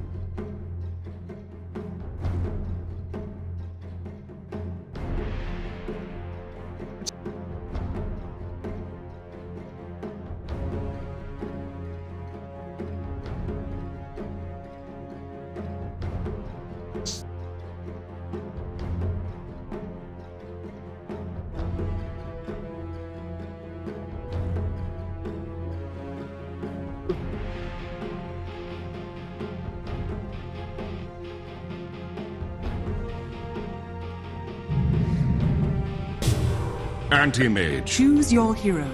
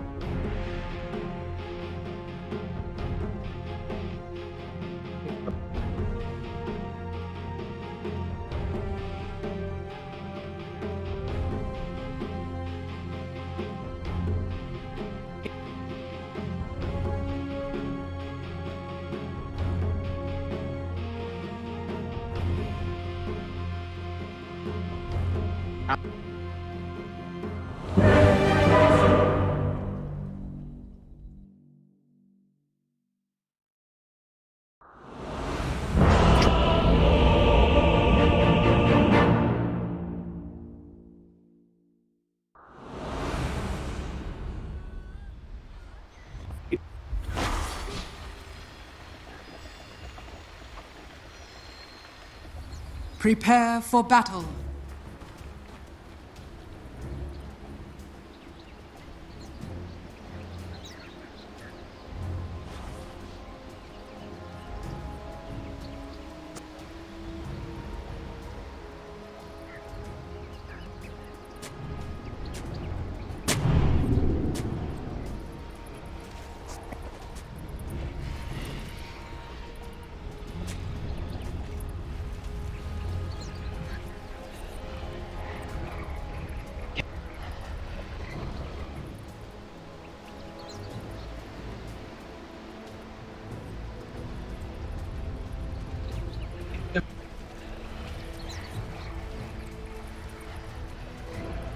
Thirty seconds to battle.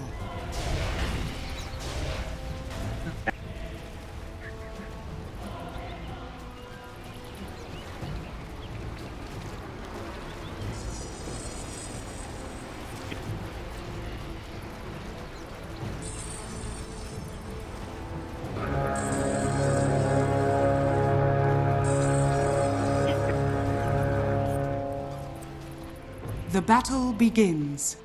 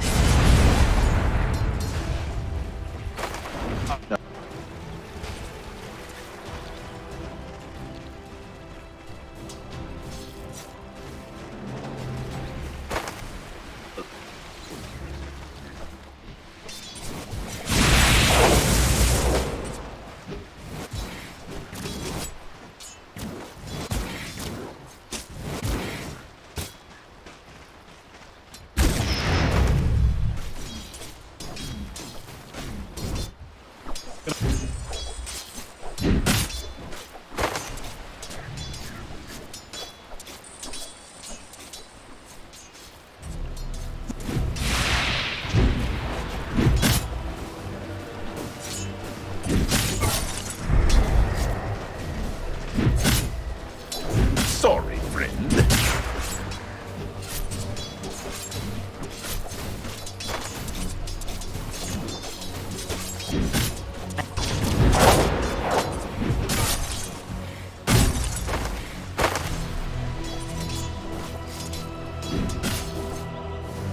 Godspeed.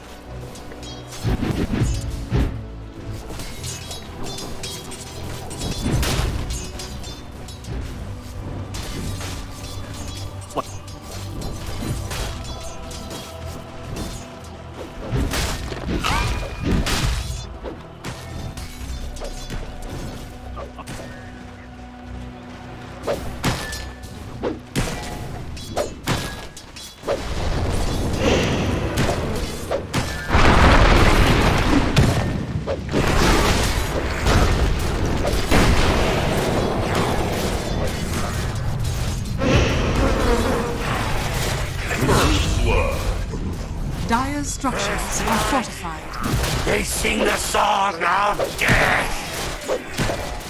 A tie to the impurities.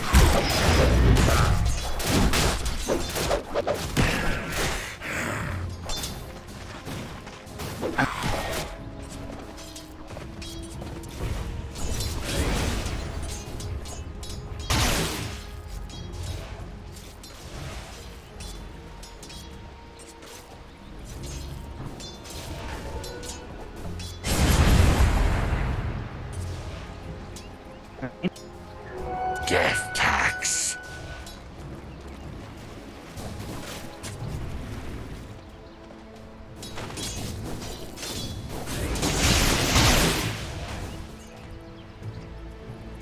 Radiant are scanning. I'll never give you the satisfaction.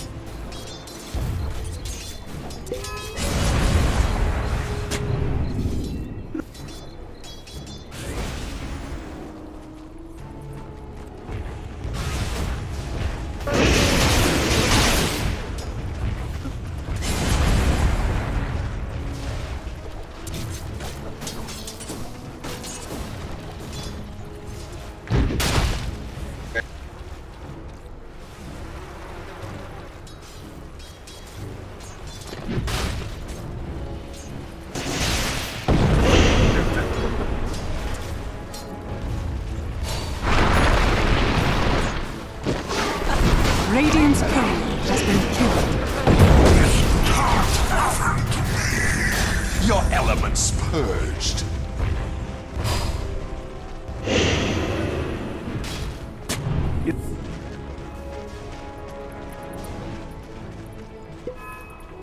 Almighty money. Invisibility.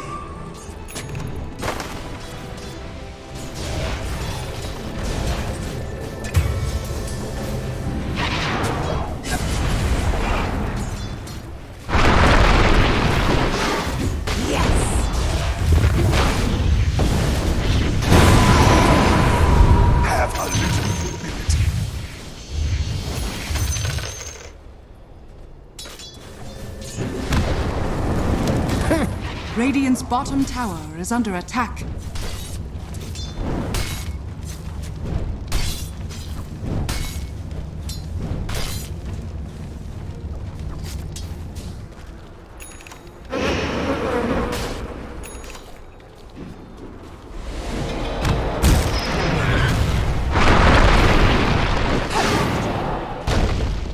Radiant's bottom tower is under attack.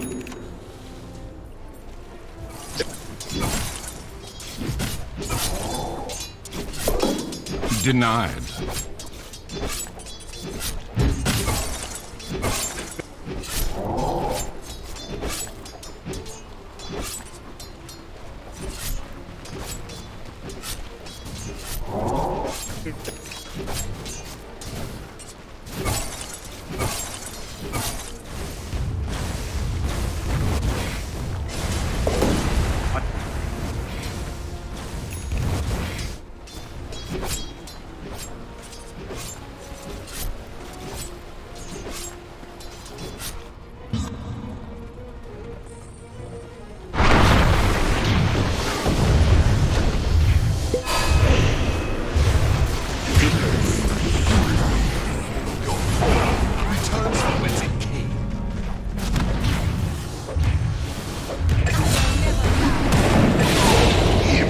Dire's middle tower is under attack.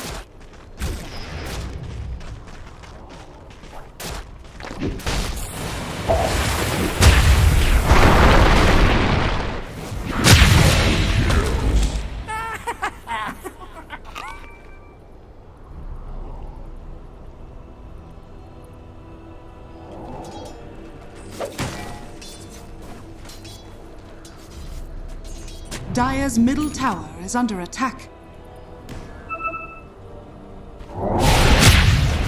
Stars, take me! You fought with such determination.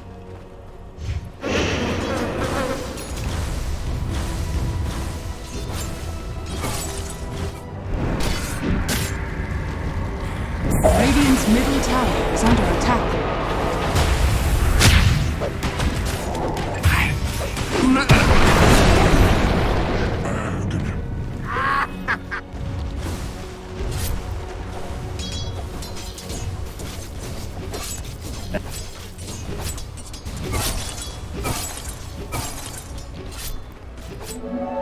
Dire's middle tower is under attack.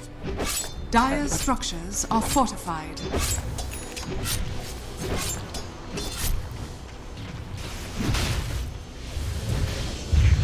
Radiant's top tower is under attack.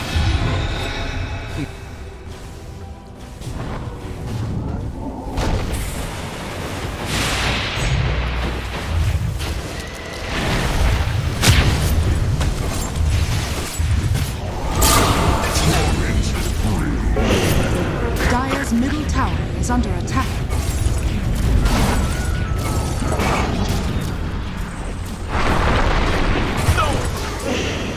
The cost of magic.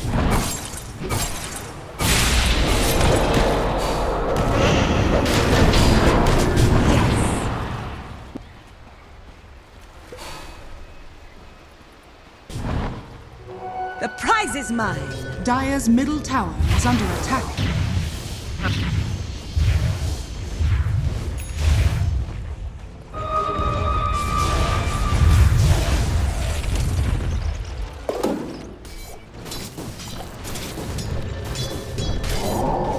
Radiant's middle tower is under attack. The sword. Dire's top tower is under attack.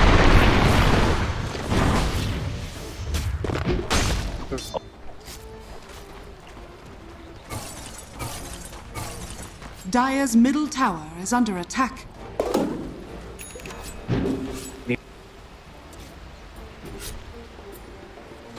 Dire's bottom tower is under attack.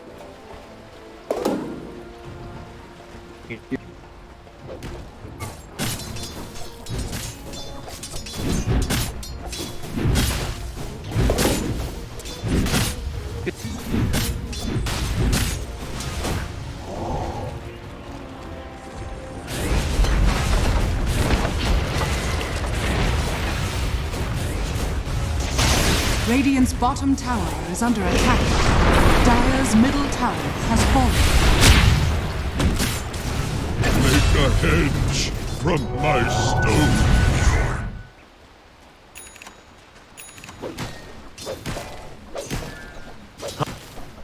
Radiant's bottom tower is under attack.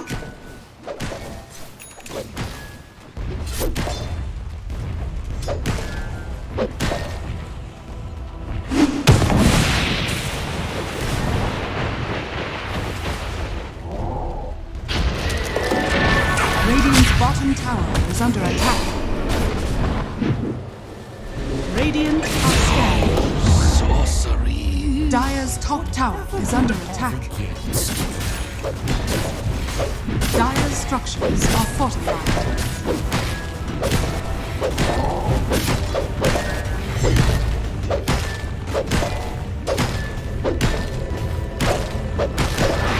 Dire's top tower is under attack.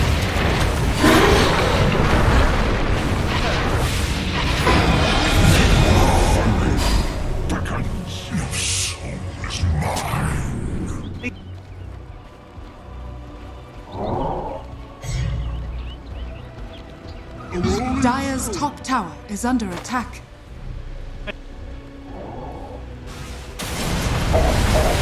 Dire's top tower is falling.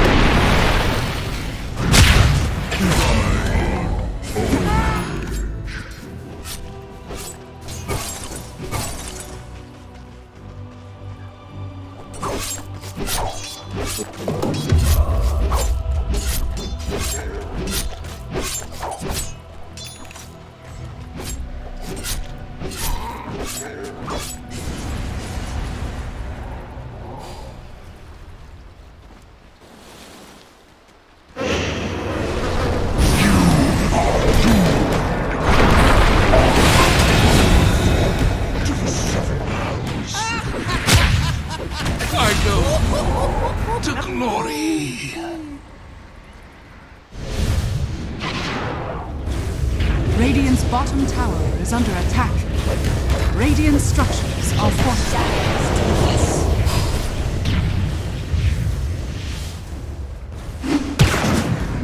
Haste!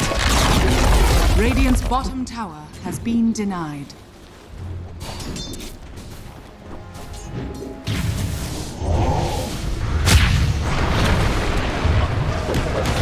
Dire's middle tower is under attack.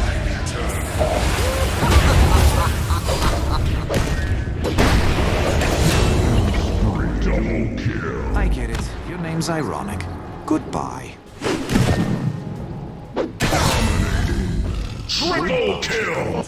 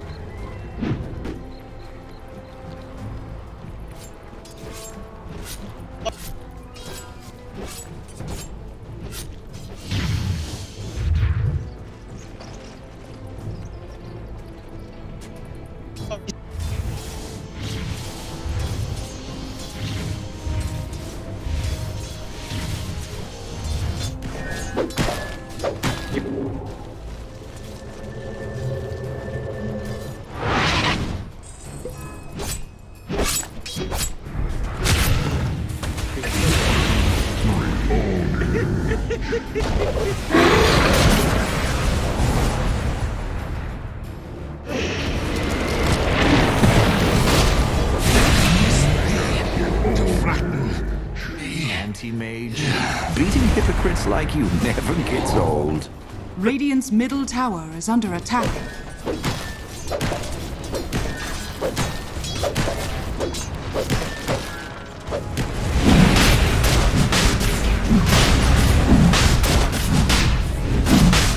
Attack to the impurities.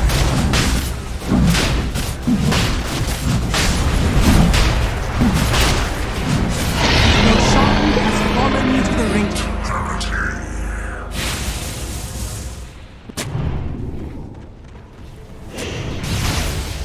Dire's top tower is under attack. Radiant's bottom tower is under attack.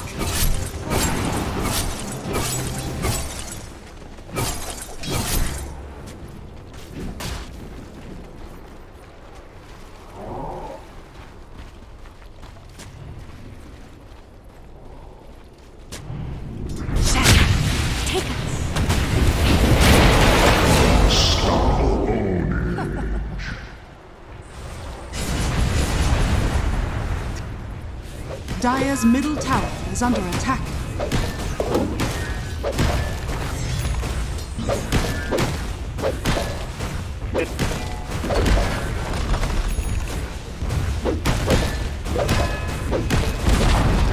Dire's middle tower has fallen.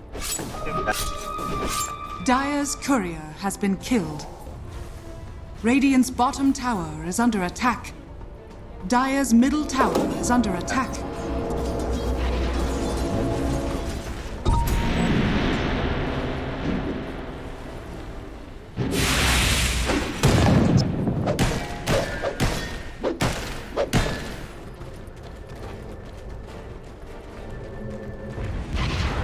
Radiant's bottom tower is under attack.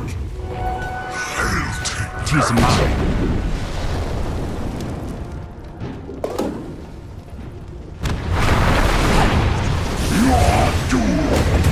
This isn't the end. Dire's structures are fortified. What did you do?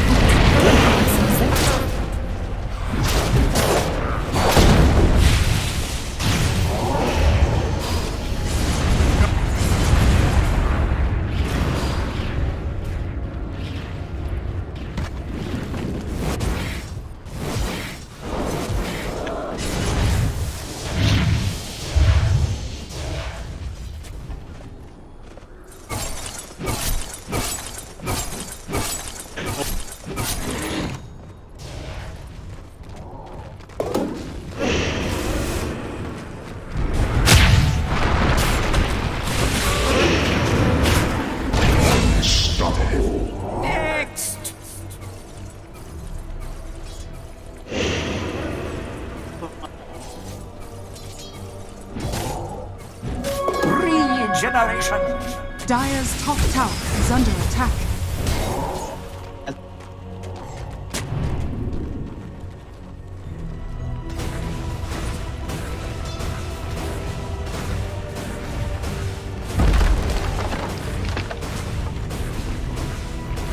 Dire's top tower is under attack. Dire's top tower has fallen.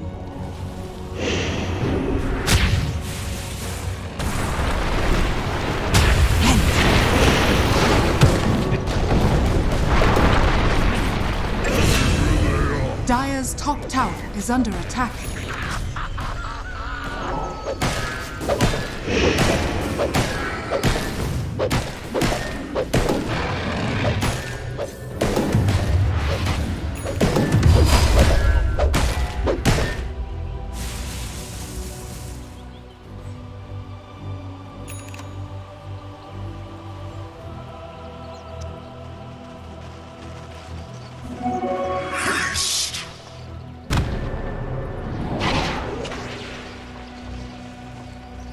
Radiant are scanning.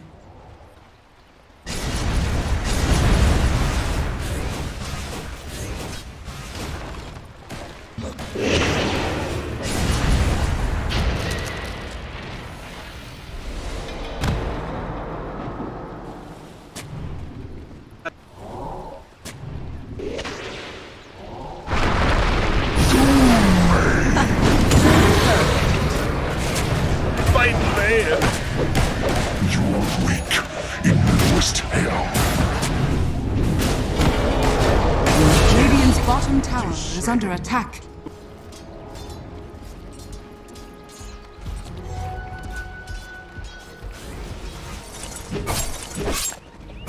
Radiant's bottom tower is under attack.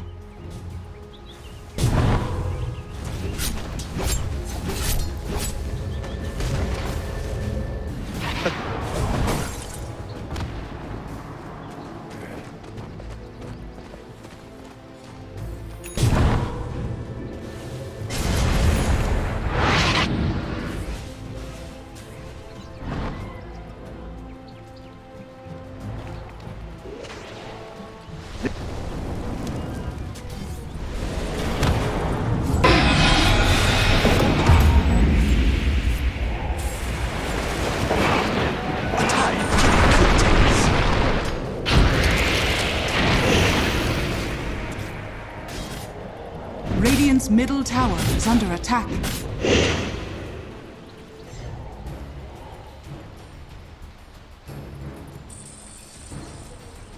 Dire's bottom tower is under attack.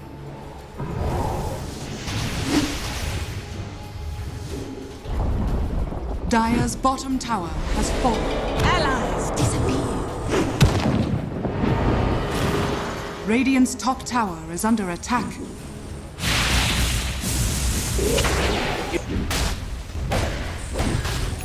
What have we here?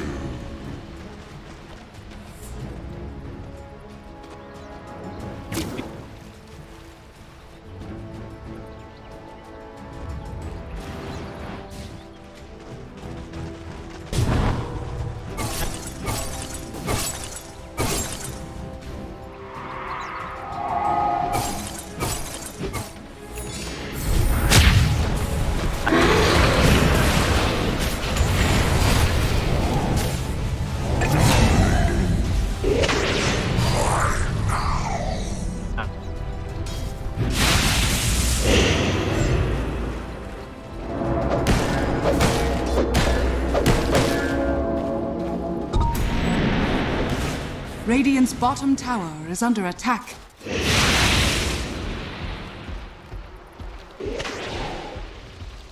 Dire's middle tower is under attack.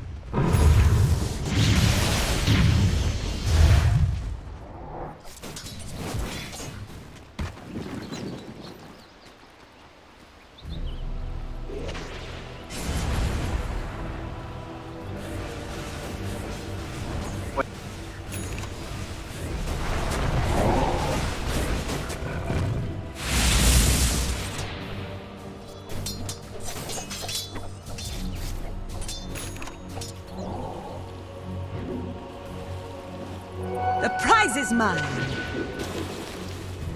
That should help.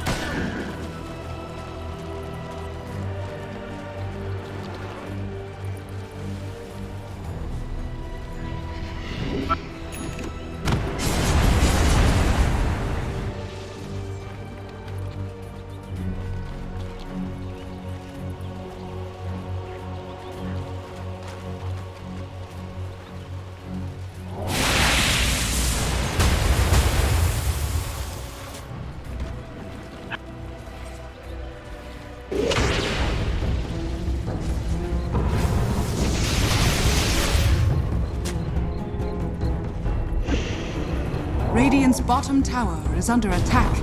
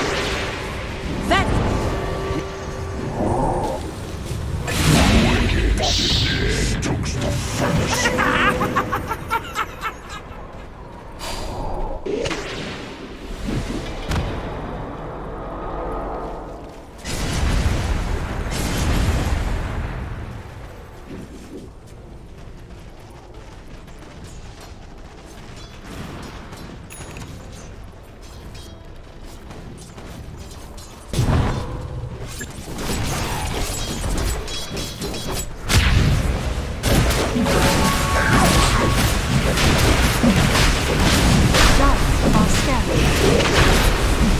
Radiant's bottom tower, your shot has fallen into the Radiant. Radiant structures are fortified.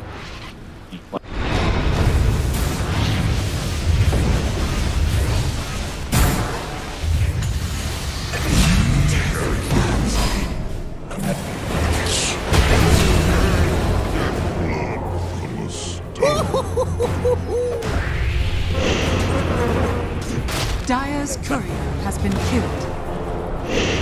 The dusk is always ready for a fight. Almighty money.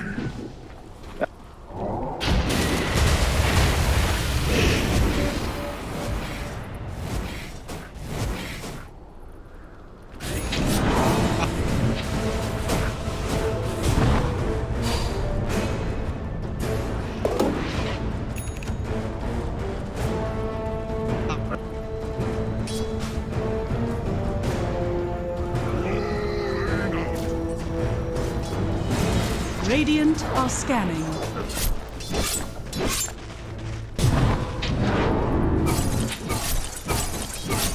Radiant's top tower is under attack. Dire's bottom tower is under attack. Dire's structures are fortified.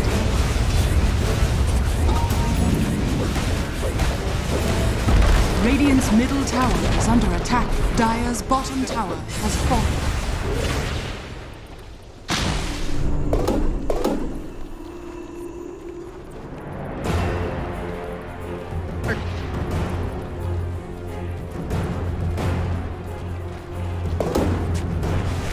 Dire's bottom tower is under attack.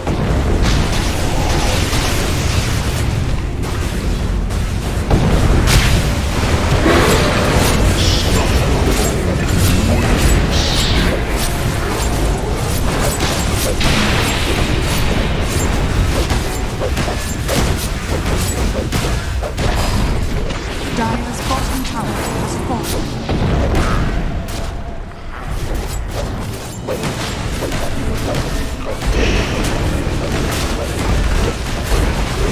Dire's bottom barracks has fallen. Dire's bottom barracks has fallen. Regeneration. Dire's structures are fortified.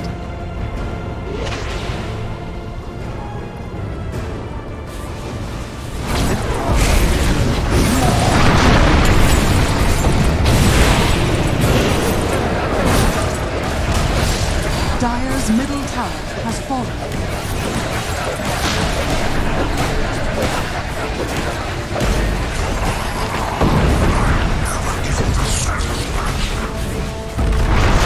Dire's middle barracks has fallen.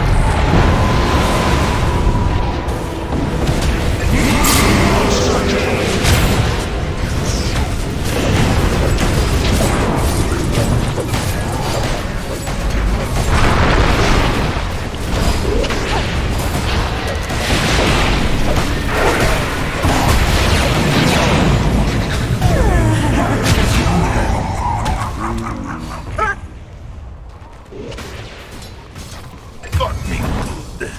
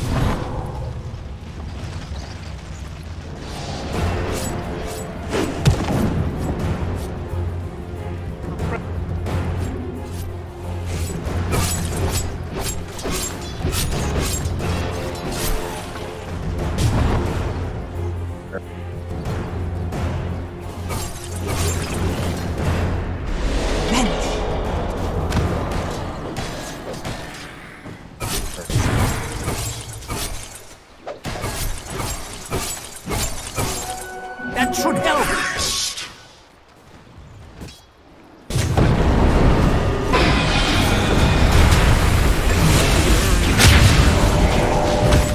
Care to go another round?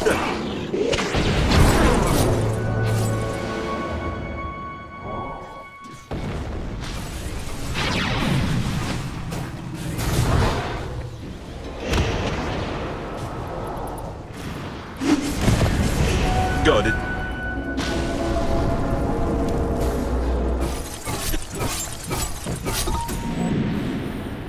Radiant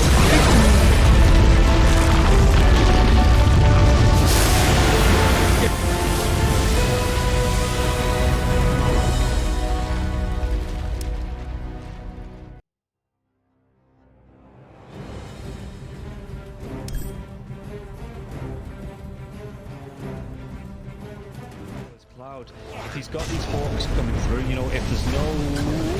We'll come back to this as they get the dive on, and everything I was saying is now inconsequential because Cloud has gone down, so Kami has to move away from these multiple kisses. There is still that buyback to the Beastmaster though. Let's see. Let's get himself back into this. The dive onto the back lines into the vortex as well. There's going to be a real nice dismember. The hooks come. Nice save though. He saves it. Cloud gets himself back into this now, and Kami is losing so much time. Kami's going to go down. Did you get the kill onto Leffington there as well? So Mira with that freezing field, Mira will go down. Going down to the hooks. Yatsuro's still in that push roll. He's getting them back. They get the buyback out from the potion Storm Spirit. Everybody from the side of Hydra, they don't want to be giving this one up now as well, but they take down Leffington once again. That's the dieback on the Disruptor, and Yatsuro, what can he do? The hook, it's going to be blocked mid hook. This is the dieback on the Cloud. Cloud, can he get himself away from this one? He's still being harassed up by Collapse. One more right click, he goes down. That is going to be the Beastmaster dead for 115 seconds, and now the chase is on for the rest of the side of Hydra. This Aghanims on the Morphling is just making him impossible to deal with. First of all, they use the little shredder on the Pudge to get rid of his armor. He has solid amounts of it, but it is just not enough. And then Yatoro just destroys it. And he knows that he can stand his ground because he cannot be stunned. You literally cannot be stunned. How do you stun water? Well, a lot of their damage, if not most of it, is on the Morphling. Oh, the glimpse comes back though. Inside the Static Storm Mirror, he has that Lotus going, and now if Silver actually dives a little bit further, the Thunder comes out. Reporting he's dove in, yeah. They're going to be able to get the kill onto the Storm Spirit. Can they take down the Pudge? They're going to be able to catch him and cancel off the TP. He's going to be dead. The Storm Spirit though, he has brought back, and they've got no kinetic field, no Static Storm. And like you say, they're even going to be able to get a lockdown onto Cloud. Everybody inside of Hydra, they just overextended, and we praised them in the first game for respecting the power of Team Spirit here, but Hydra might have just lost the heads a little bit, and the buybacks, they're going to be forced out, but I don't know if it's going to be enough to defend this base with the Pudge being down, with no Static Storm for the next 27 seconds. Spirit, what can they get from this? Diving Warwick though, they're going to be able to get damage. They get two, they do! They take them down, the cookie comes out, the Yatoro, freezing field, they might lose Happy. Is this the dieback? They do break the Lincoln Sphere though. Morphling. Law wants to come right back into this fight because he have the boots of travel to do it. It might take him a little bit longer now. No boots of travel though, so he's going to have to use the blinks. You know, they just do it by foot, it seems. Level 25 Storm with a beast stats of so much damage. They're going in for the Morphling. He doesn't have a buyback. No, he can't. Do they get the kill? He goes down. Warwick has to go down though. It's going to be him left alive. No, it's not. The creeps are pushing in. There's no buybacks available on the side of Hydra, and this is going to be 4 heroes, even with the death of the Morphling. No way Warwick defends this. It's pretty much over. They don't have the glyph. The game is over. They gave it their best. Hydra, they made Team Spirit work for it. The team that is most likely going to be at the top of Eastern Europe DPC Division 1.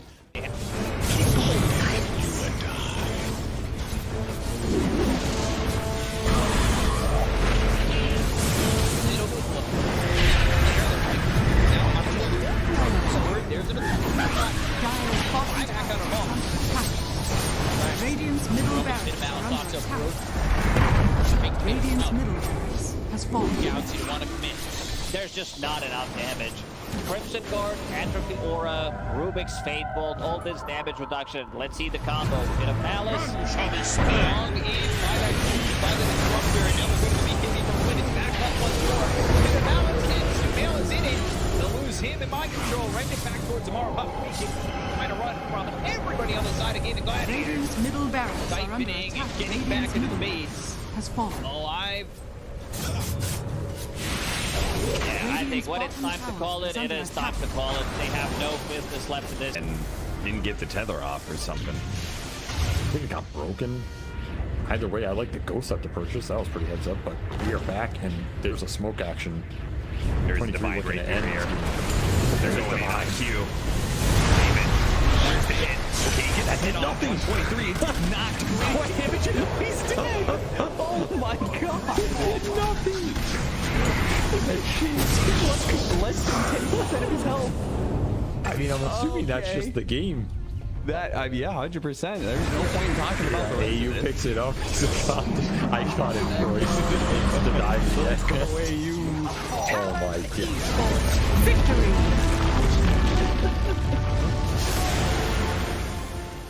We finally get to see them have a little bit of lead, but they need to have good vision, good Radiant execution to engage. scanning. We're down up on high ground. Or Bulbica, Red Panda, this would be huge if we can find it. Static Storm before the Tombstone. Not bad. Stun from Lulu. Gonna be thrown now over the Bulbica.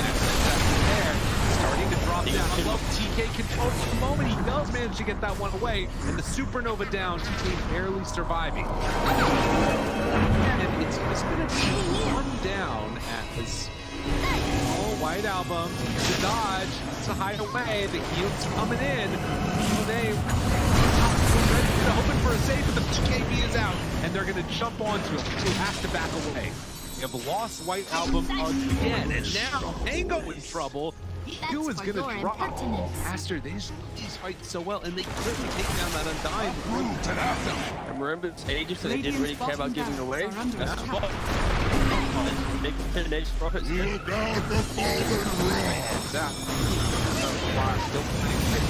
Stun is out on the play. Didn't have a BKB available. Bulbica dropping low. The hand toss back in. They have another kill off Bulbica. Doesn't look like it because the black hole is there. That's on the agent. He doesn't have multi to come back. And Aster, they might take full advantage. Move. Radiant's bottom Rax has fallen. Up the bottom. Finally, Aster full advantage. They're building. Radiant's middle tower is under attack. Oh, just for a brief second, had more network. There it is, back again with the higher network. When you click on the out, it's not really an inspiring network. Blink, BKB, Radiant. You might be able to get on top of a hero, but that's not the shot that's able to 100-0 here. Like even this Undying inside Static Storm, able to then get over the Slash Golem from away. They have that to try and keep him alive. Makes the move, and again, into this fight without Monet here. It's pretty good for them. Right album, but now he's out now. They're in a lot of trouble, but they he managed to kill him. Okay. All right. Pops ulti. Now the turn. Punching. Blade getting away. Sort of survived that first salvo. Very strong. Supernova down. Pops the PKB. Ooh, he's just caught here. They want to get the kill. That's really himself. And now the chase. With the avalanche, the toss. Thinks he's going to give up his life also. This Monet is way too strong. This might just be the full set of racks going down bottom. Aster, way too strong for Ares. Like Aaron did JP. Oh, they're done. Okay. I was wondering. It looked like it was that type of game. Yeah, it kind of was. It's like a game where you're an out, not really ever been in the league. Victory. He hasn't really never protected himself.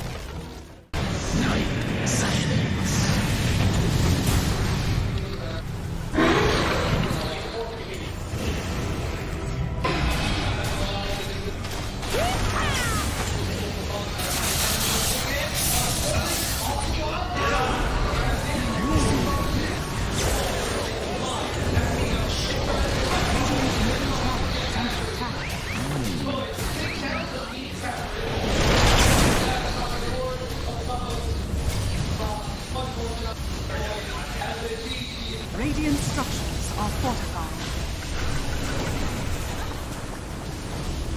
Radiant's middle tower is under attack. Radiant's middle tower has fallen.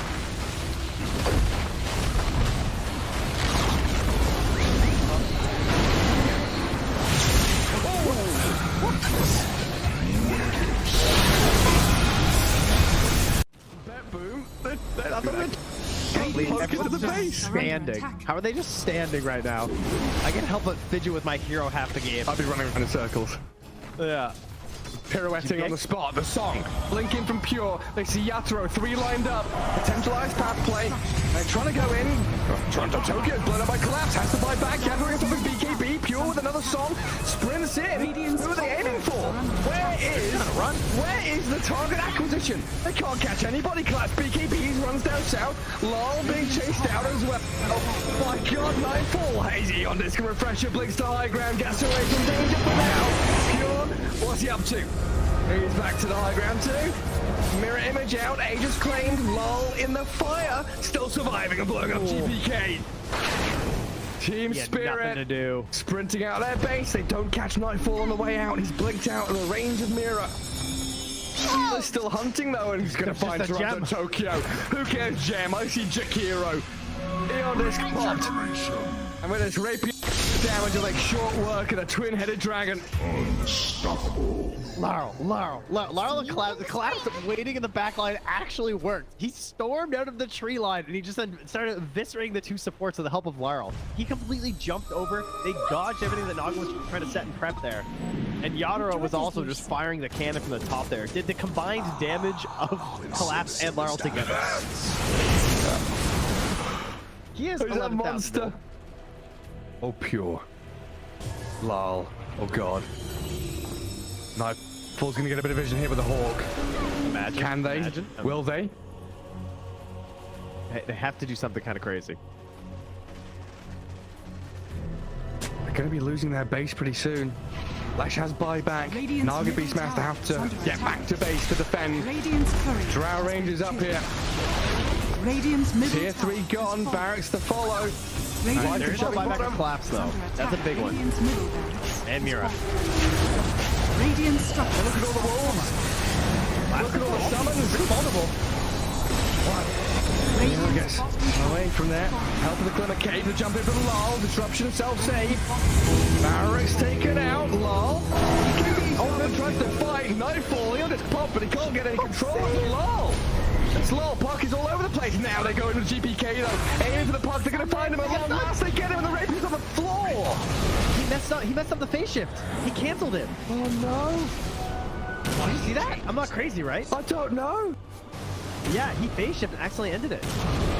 There's an Axe Blessing recipe. There's a rapier. There's all sorts of stuff everywhere. An Axe Blessing recipe. What's that there? Okay. Not sure what the story on that one is. Meanwhile, Save, I think he had a refresher charge, right? Because Laurel dove him, he disrupts himself, and he tries to kill him again after it. Save just refreshes and then uses it again. How did they not got the rapier? That was another DD. I don't think they care. Toronto Tokyo is going to take it, is he? Oh yes, the Jakiro with a rapier. Coming to feed it back to them, guys.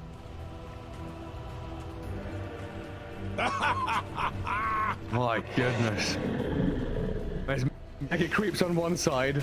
Top lane Barracks still standing on Team Spirits. Are we waiting for next Roshan, Trent? I don't know.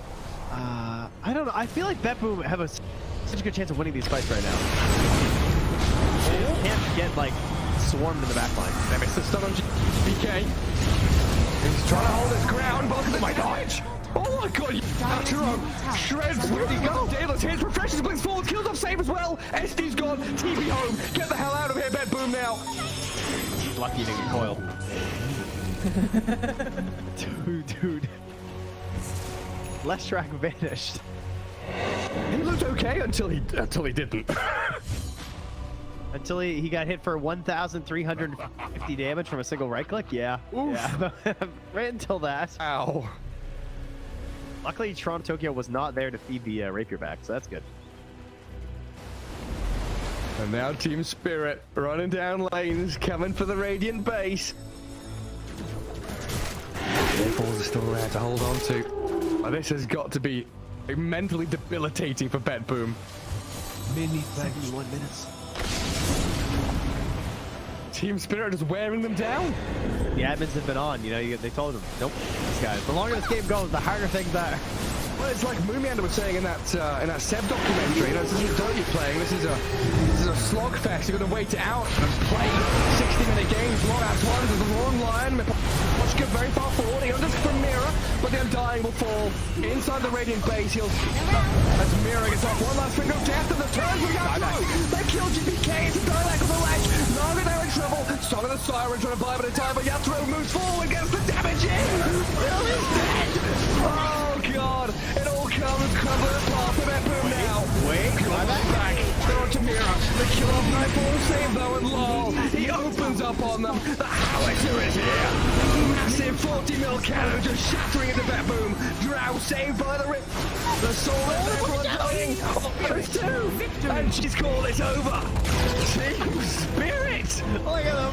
Look at Mira. Oh my god. The shard to anybody who would listen at Halima Major. Which, yeah, nobody's taken him up on it yet.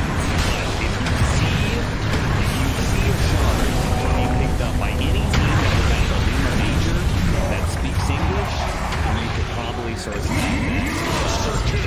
It's good. I'm like, this shard is actually I don't know when, and I don't know how you get there. That's all.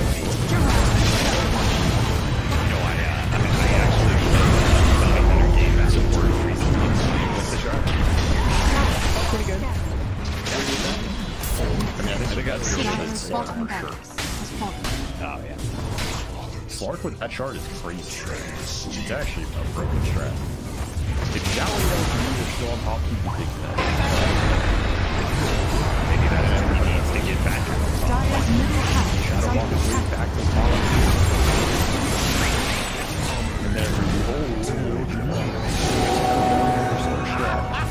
And you're ready for the 1,000 comments, but because I say it and nobody tells me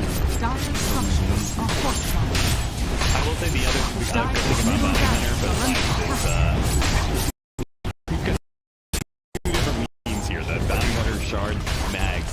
He does have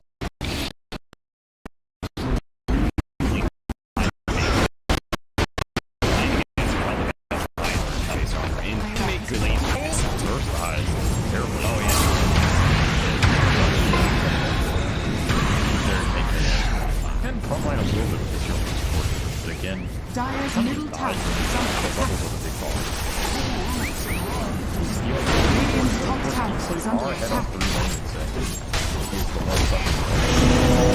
PSN FTX victory!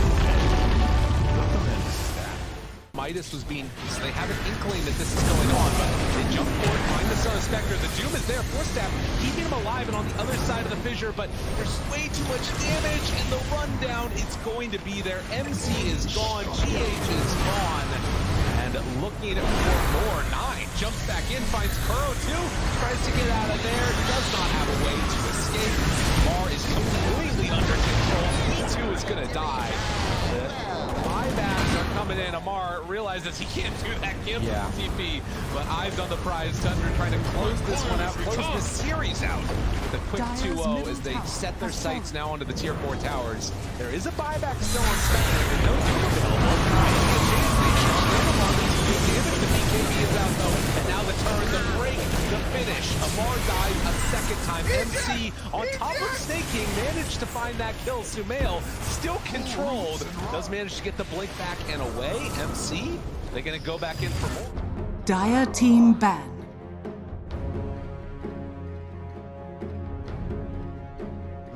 Radiant team ban.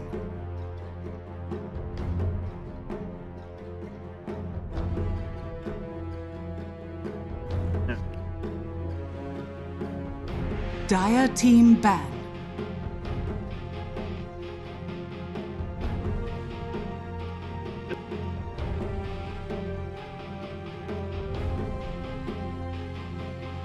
Radiant team pick.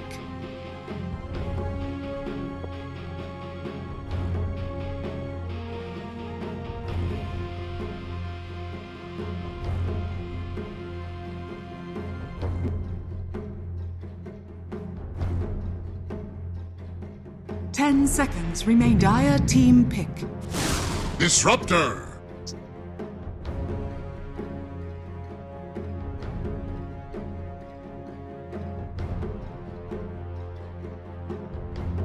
Dire team pick. Radiant. Dusk.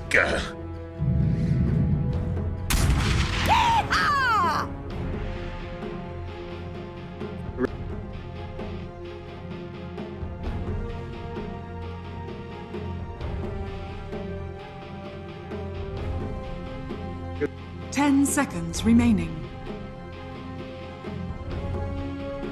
5 seconds remaining.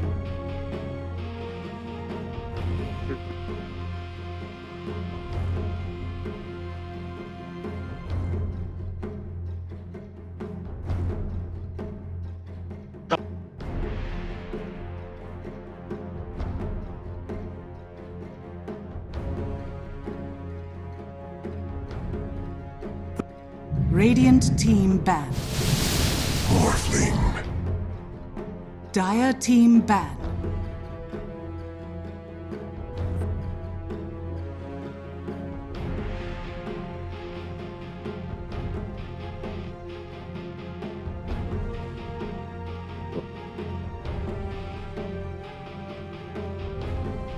Ten seconds remaining. 5 seconds remaining. Radiant team ban.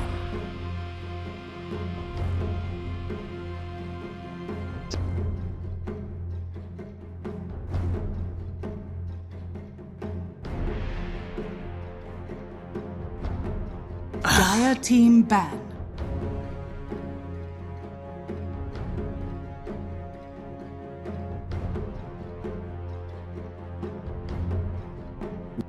Radiant team ban.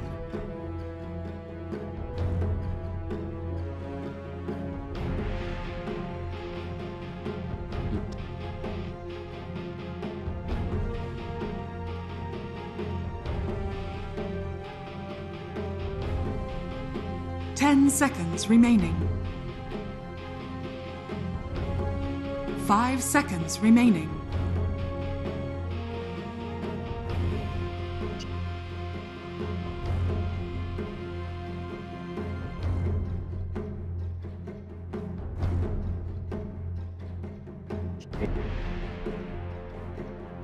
Dire team ban.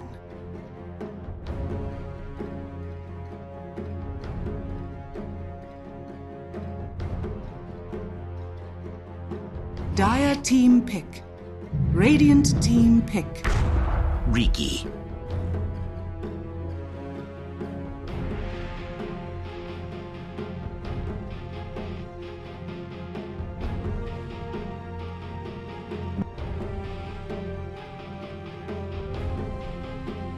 Ten seconds remaining. 5 seconds remaining.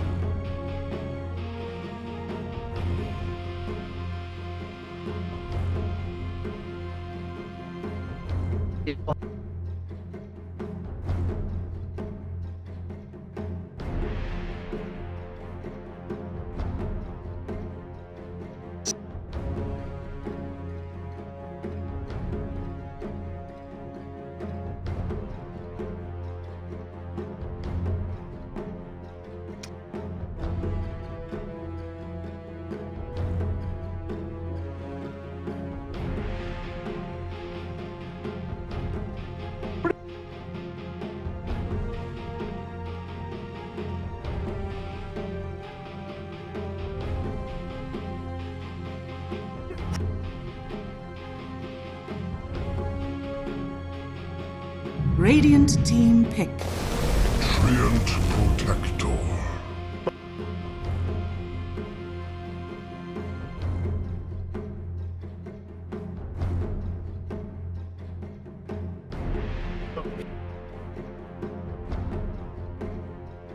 Ten seconds remaining. 5 seconds remaining. Dire team pick.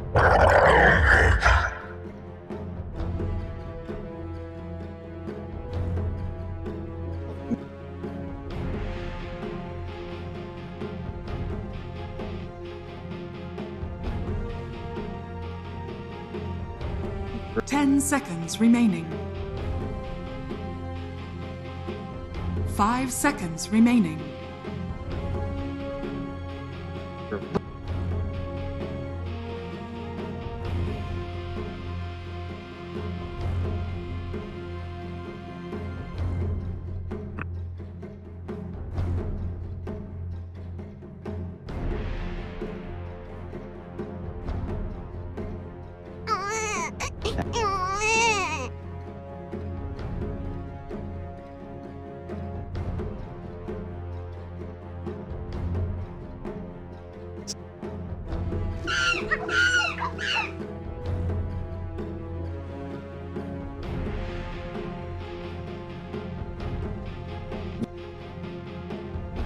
Radiant team back.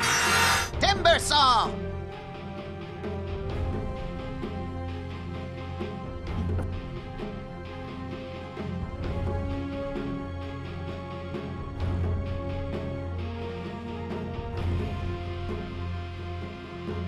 Ten seconds remaining. 5 seconds remaining. Dire team back.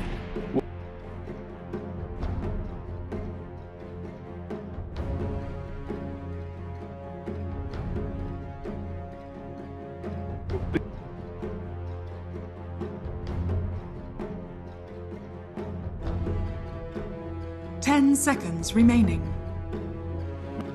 Radiant team ban.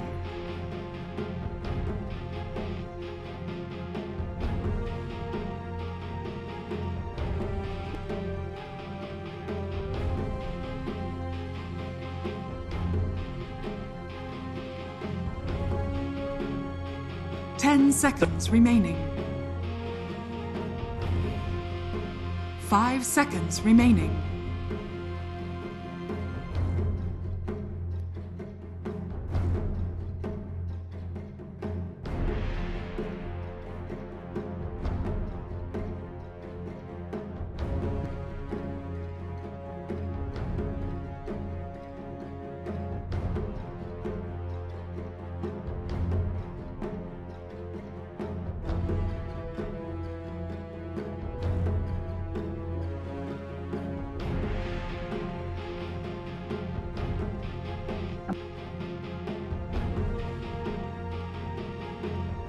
Dire team ban.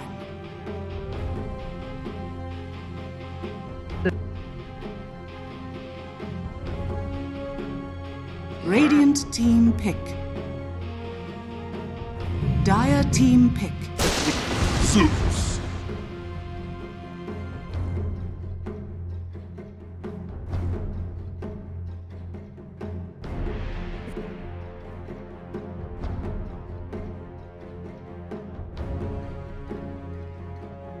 10 seconds remaining.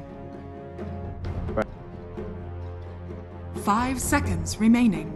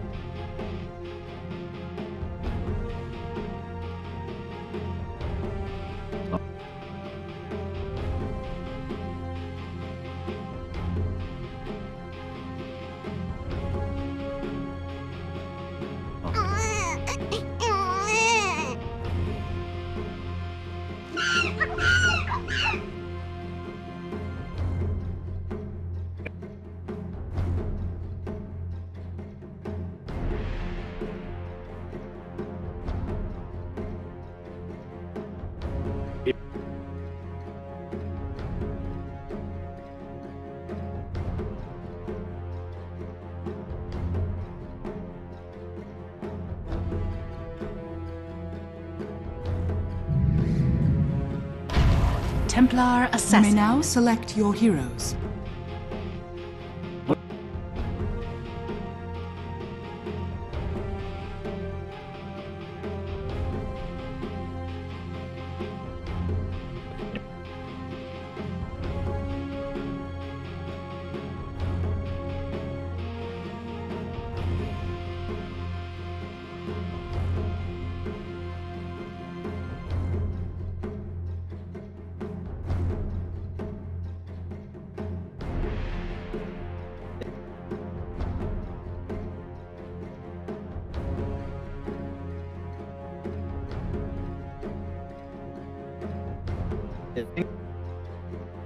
10 seconds remaining.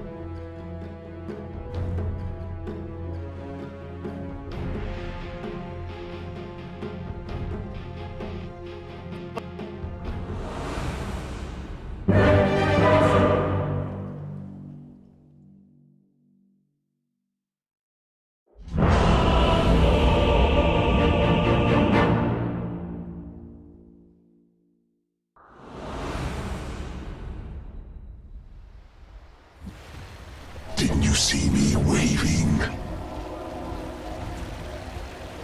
Prepare for battle. If you must.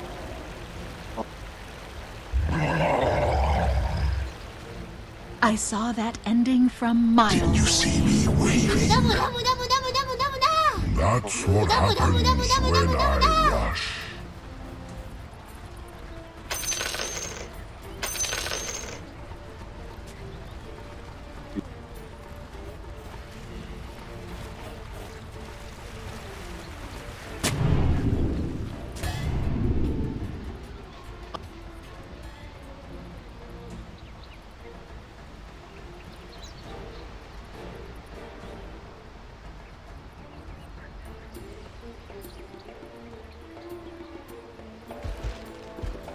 Thirty seconds to battle.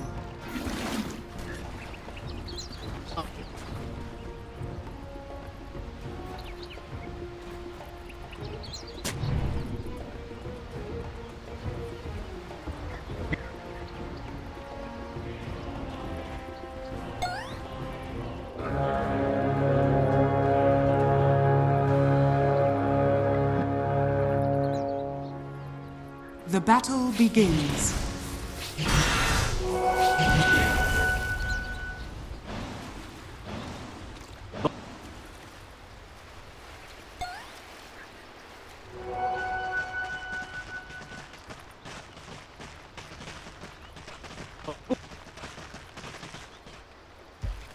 Boiling rage.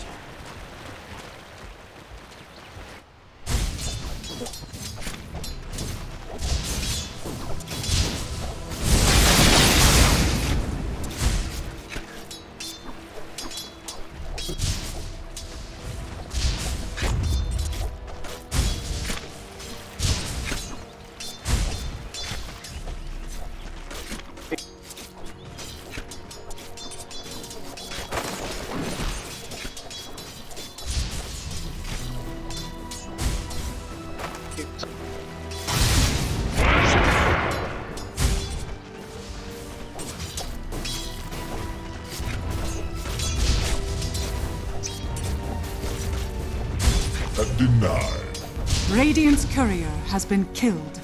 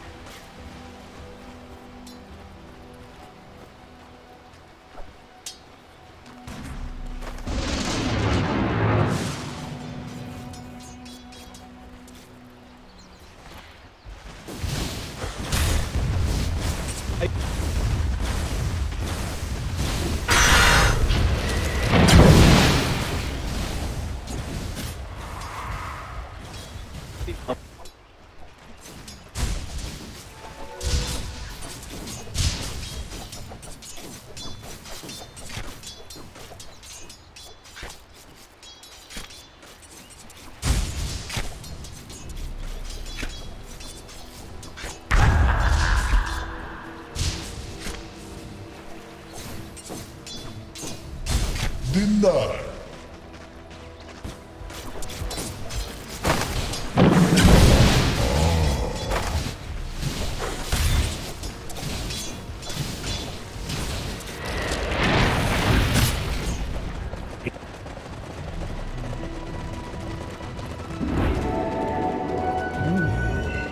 What sort of prize is this?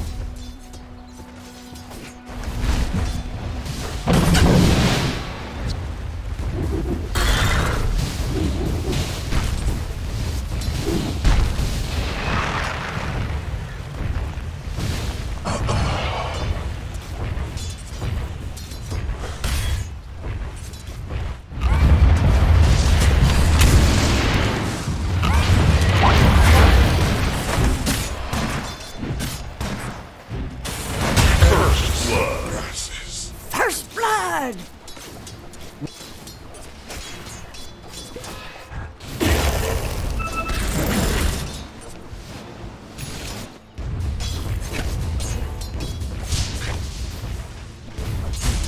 Radiant's courier has been killed.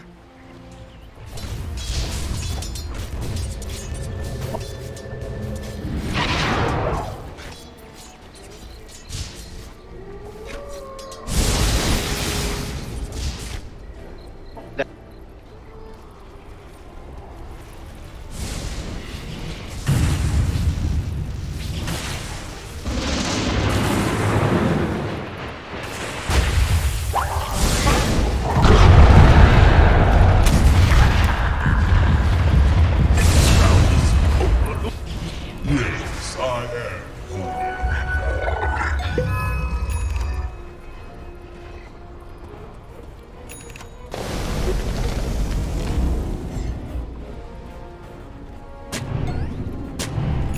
Radiant's top tower is under attack.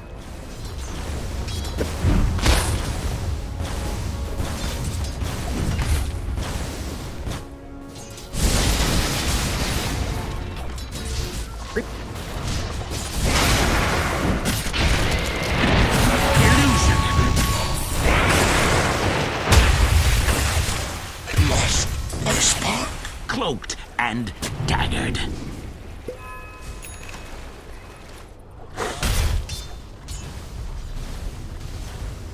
Bounty killing!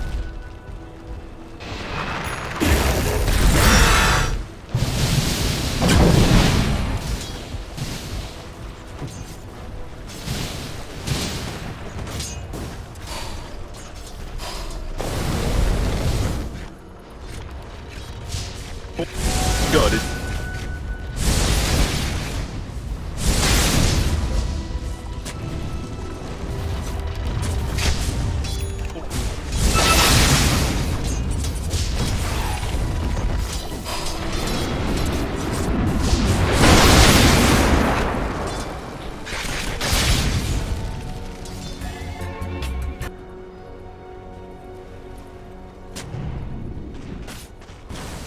Radiant's top tower is under attack.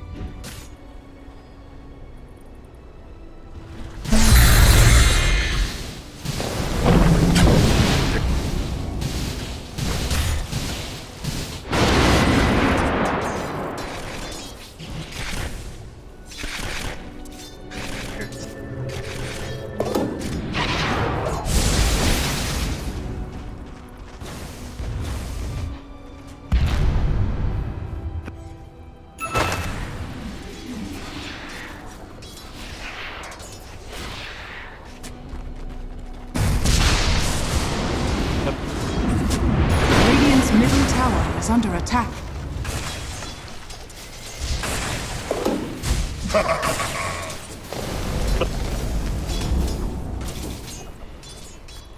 Radiant are scanning. Stopped you. A taste of the goods.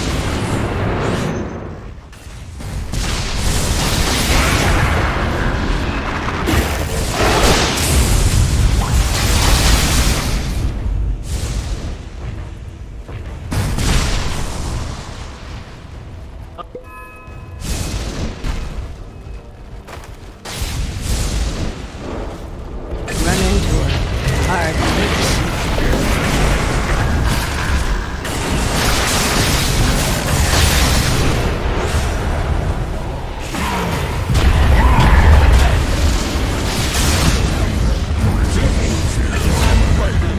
Triple kill. Burn.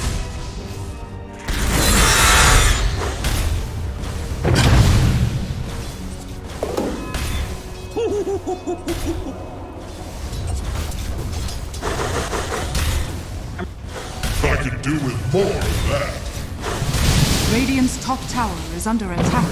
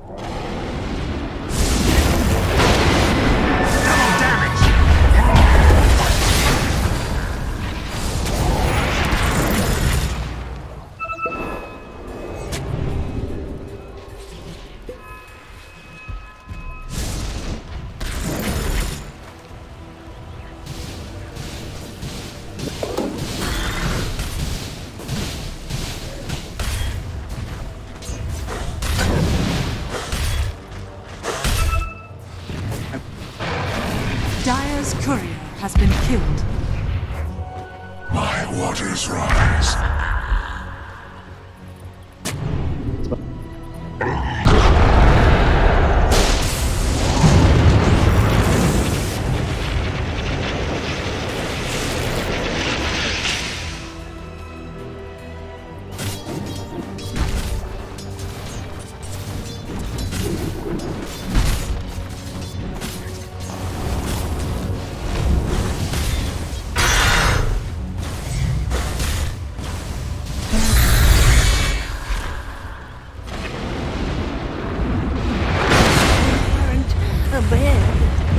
Dire's structures are fortified.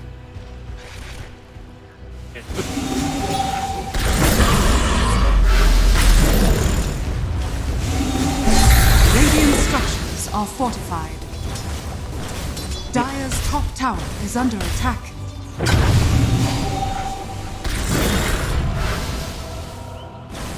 Radiant's bottom tower is under attack. Dire's top tower is under attack.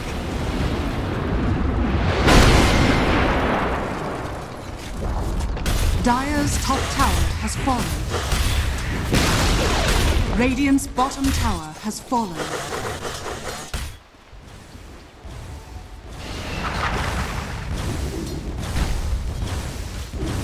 Got it.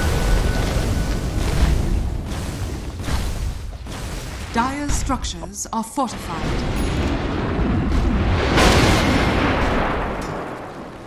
Radiant's middle tower is under attack.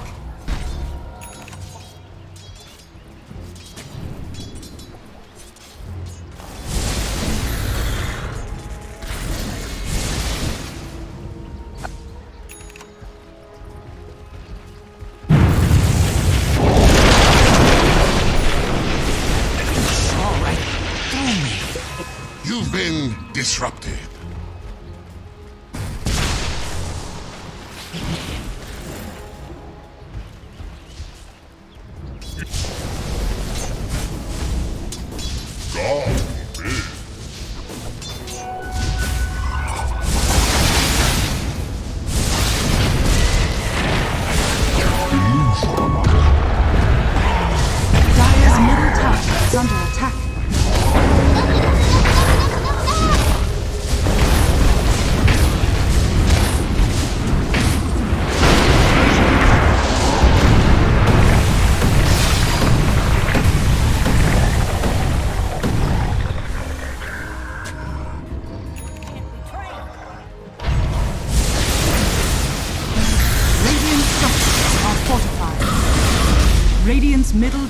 is under attack.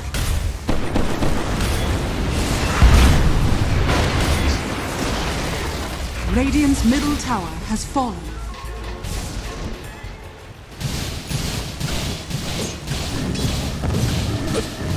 Radiant are scanning.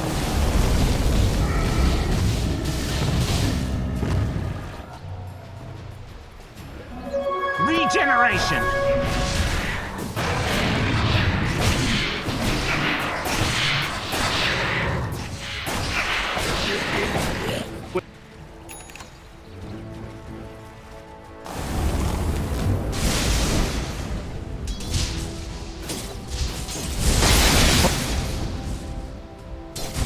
Dire are scanning.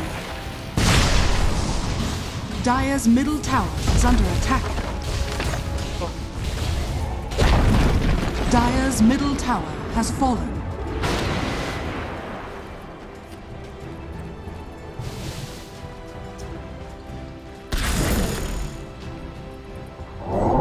Radiant's top tower is under attack.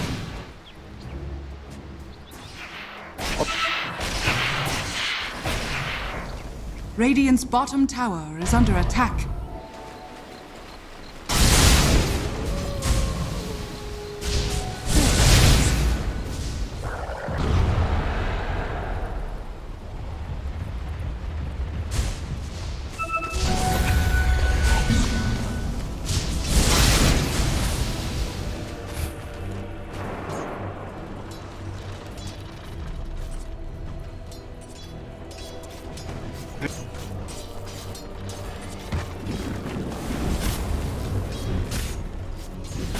Radiant's bottom tower is under attack.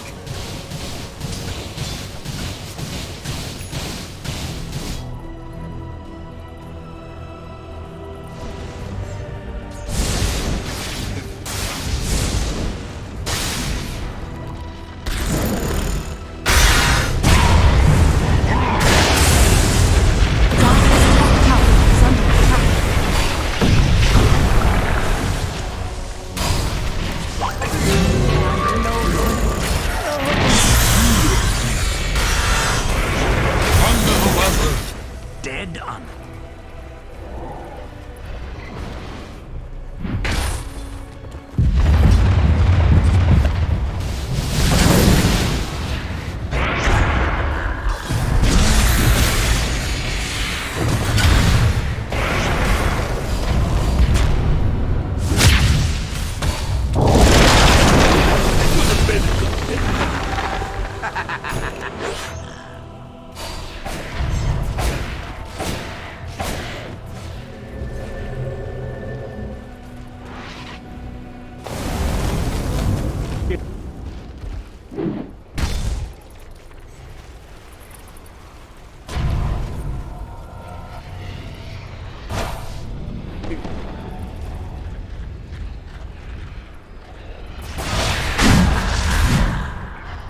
Got it.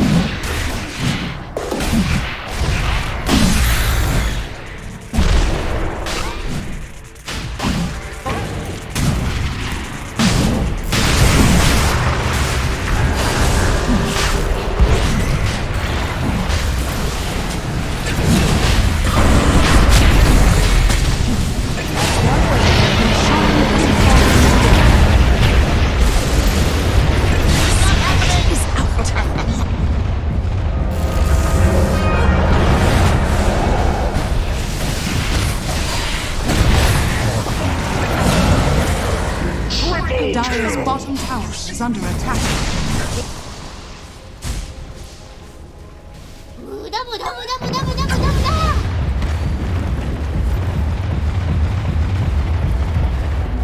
Haste.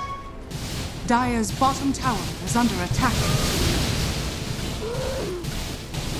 A fitting bounty.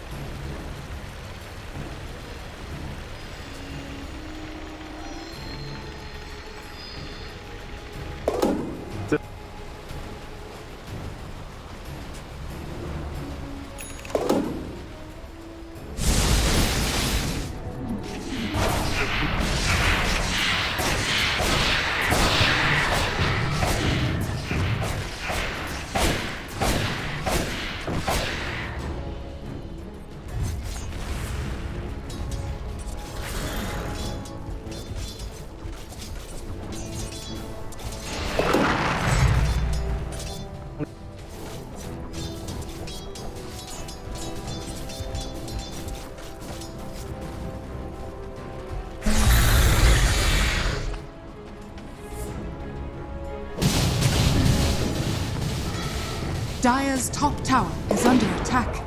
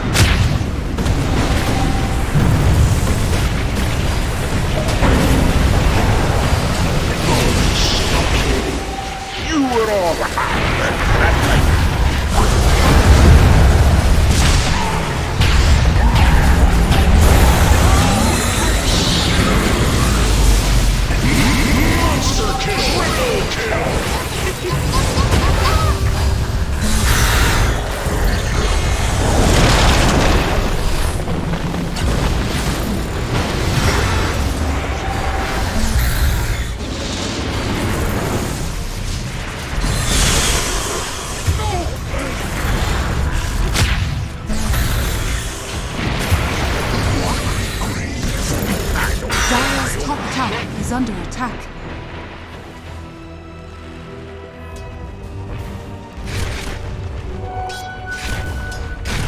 Dire's top tower is under attack.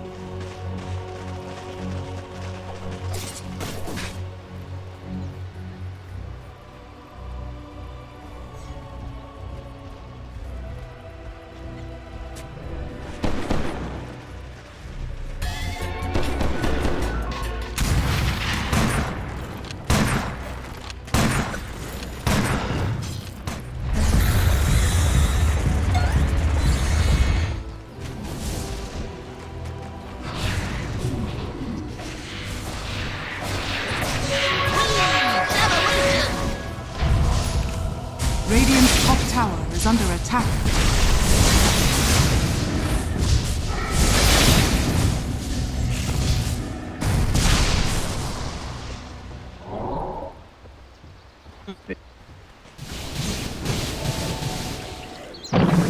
Radiant's middle tower is under attack.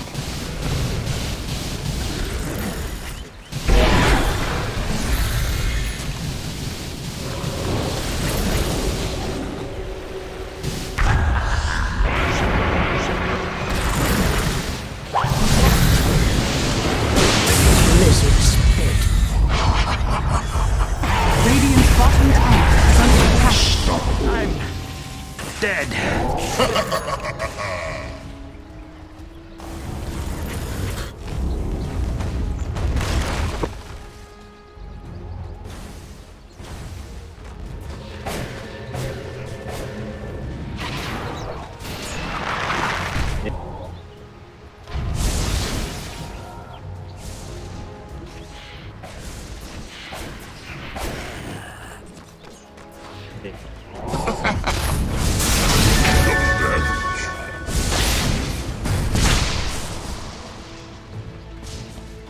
Dire's top tower is under attack. A gift from the tempest of battle.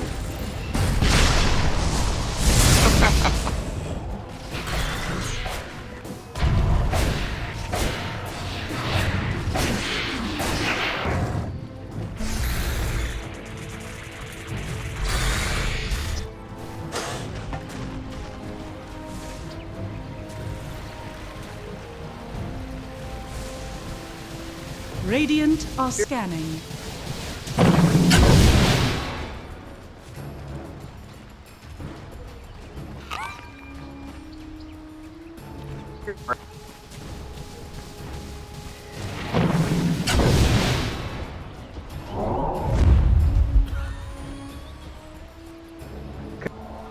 Radiant's top tower is under attack.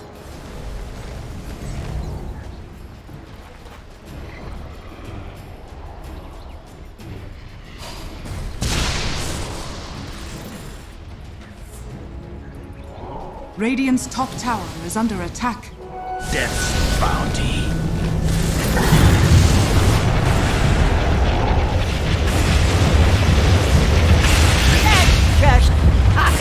Did I interrupt you?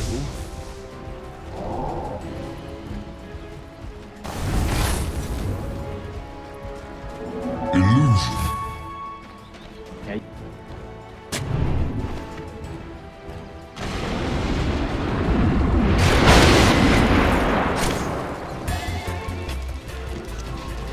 Dire's top tower is under attack.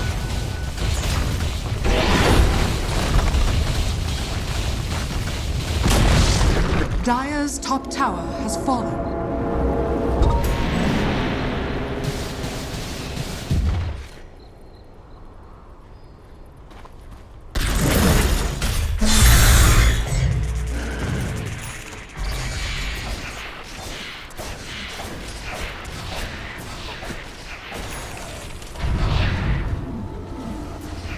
Radiant's bottom tower is under attack.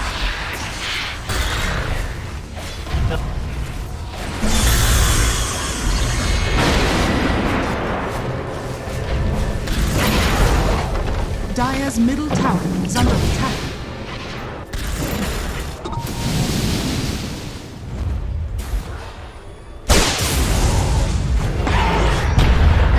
Dire's middle tower is under attack.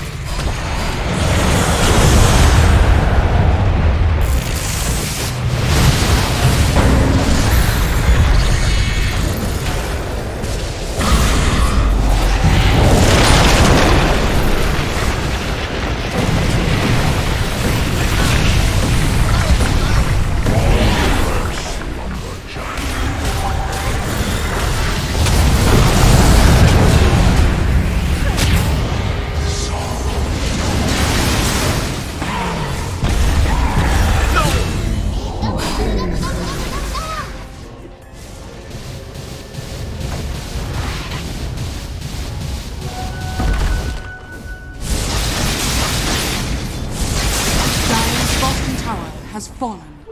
Double damage!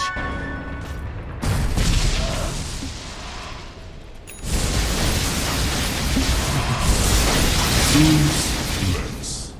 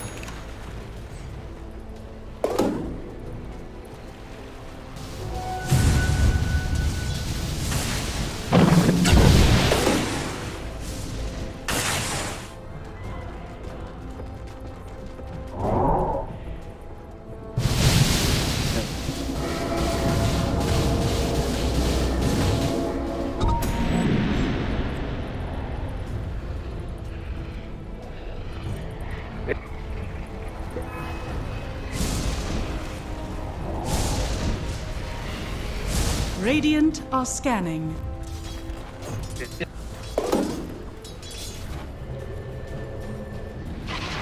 Dire are scanning. Dire's top tower is under attack.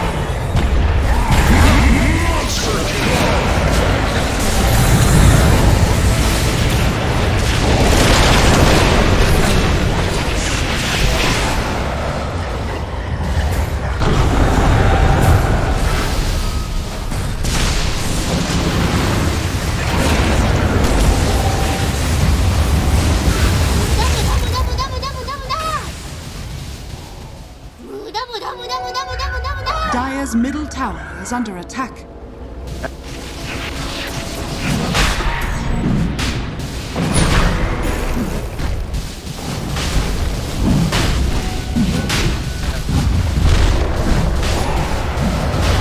Your song has fallen to the radiant.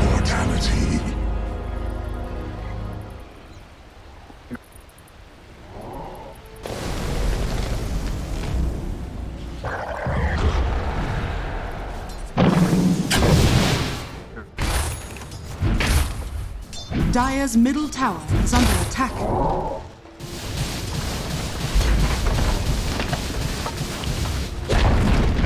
Dire's middle tower has fallen.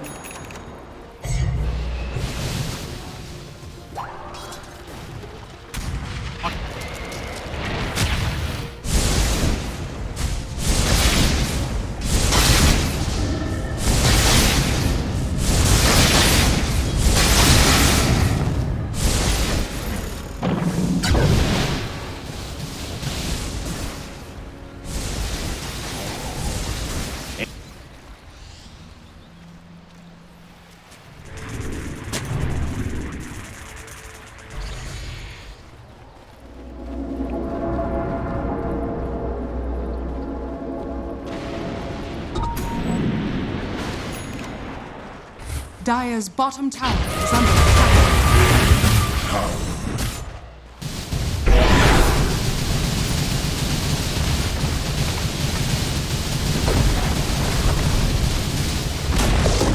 Dire's bottom tower has fallen. Radiant's top tower is under attack. Radiant are scanning.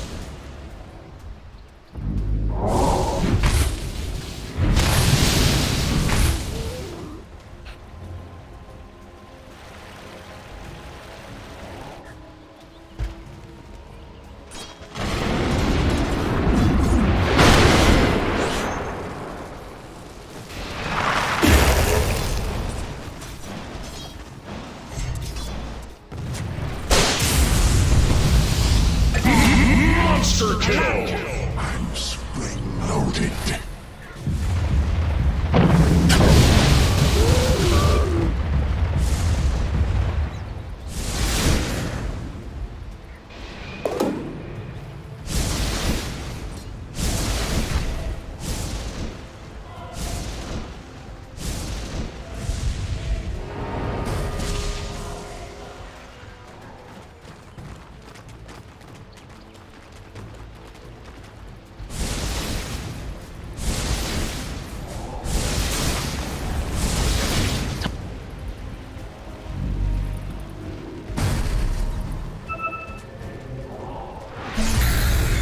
Dire's bottom tower is under attack.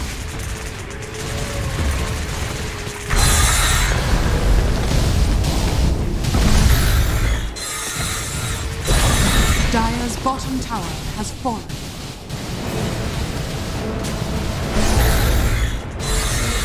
Dire's bottom barracks are under attack. Dire's structures are fortified.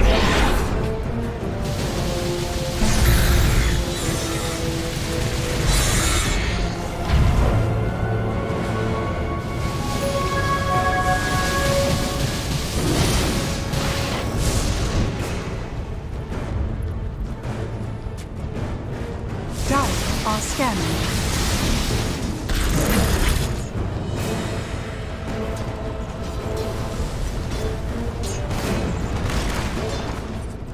Radiant are scanning.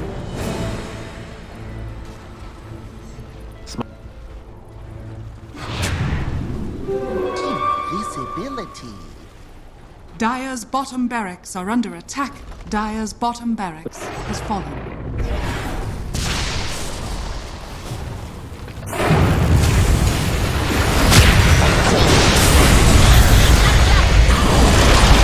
Dire's bottom barracks has fallen.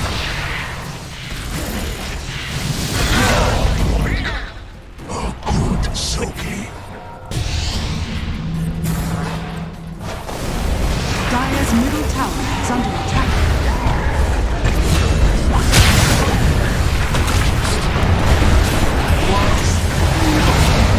Dire's middle tower is under attack. Triple kill.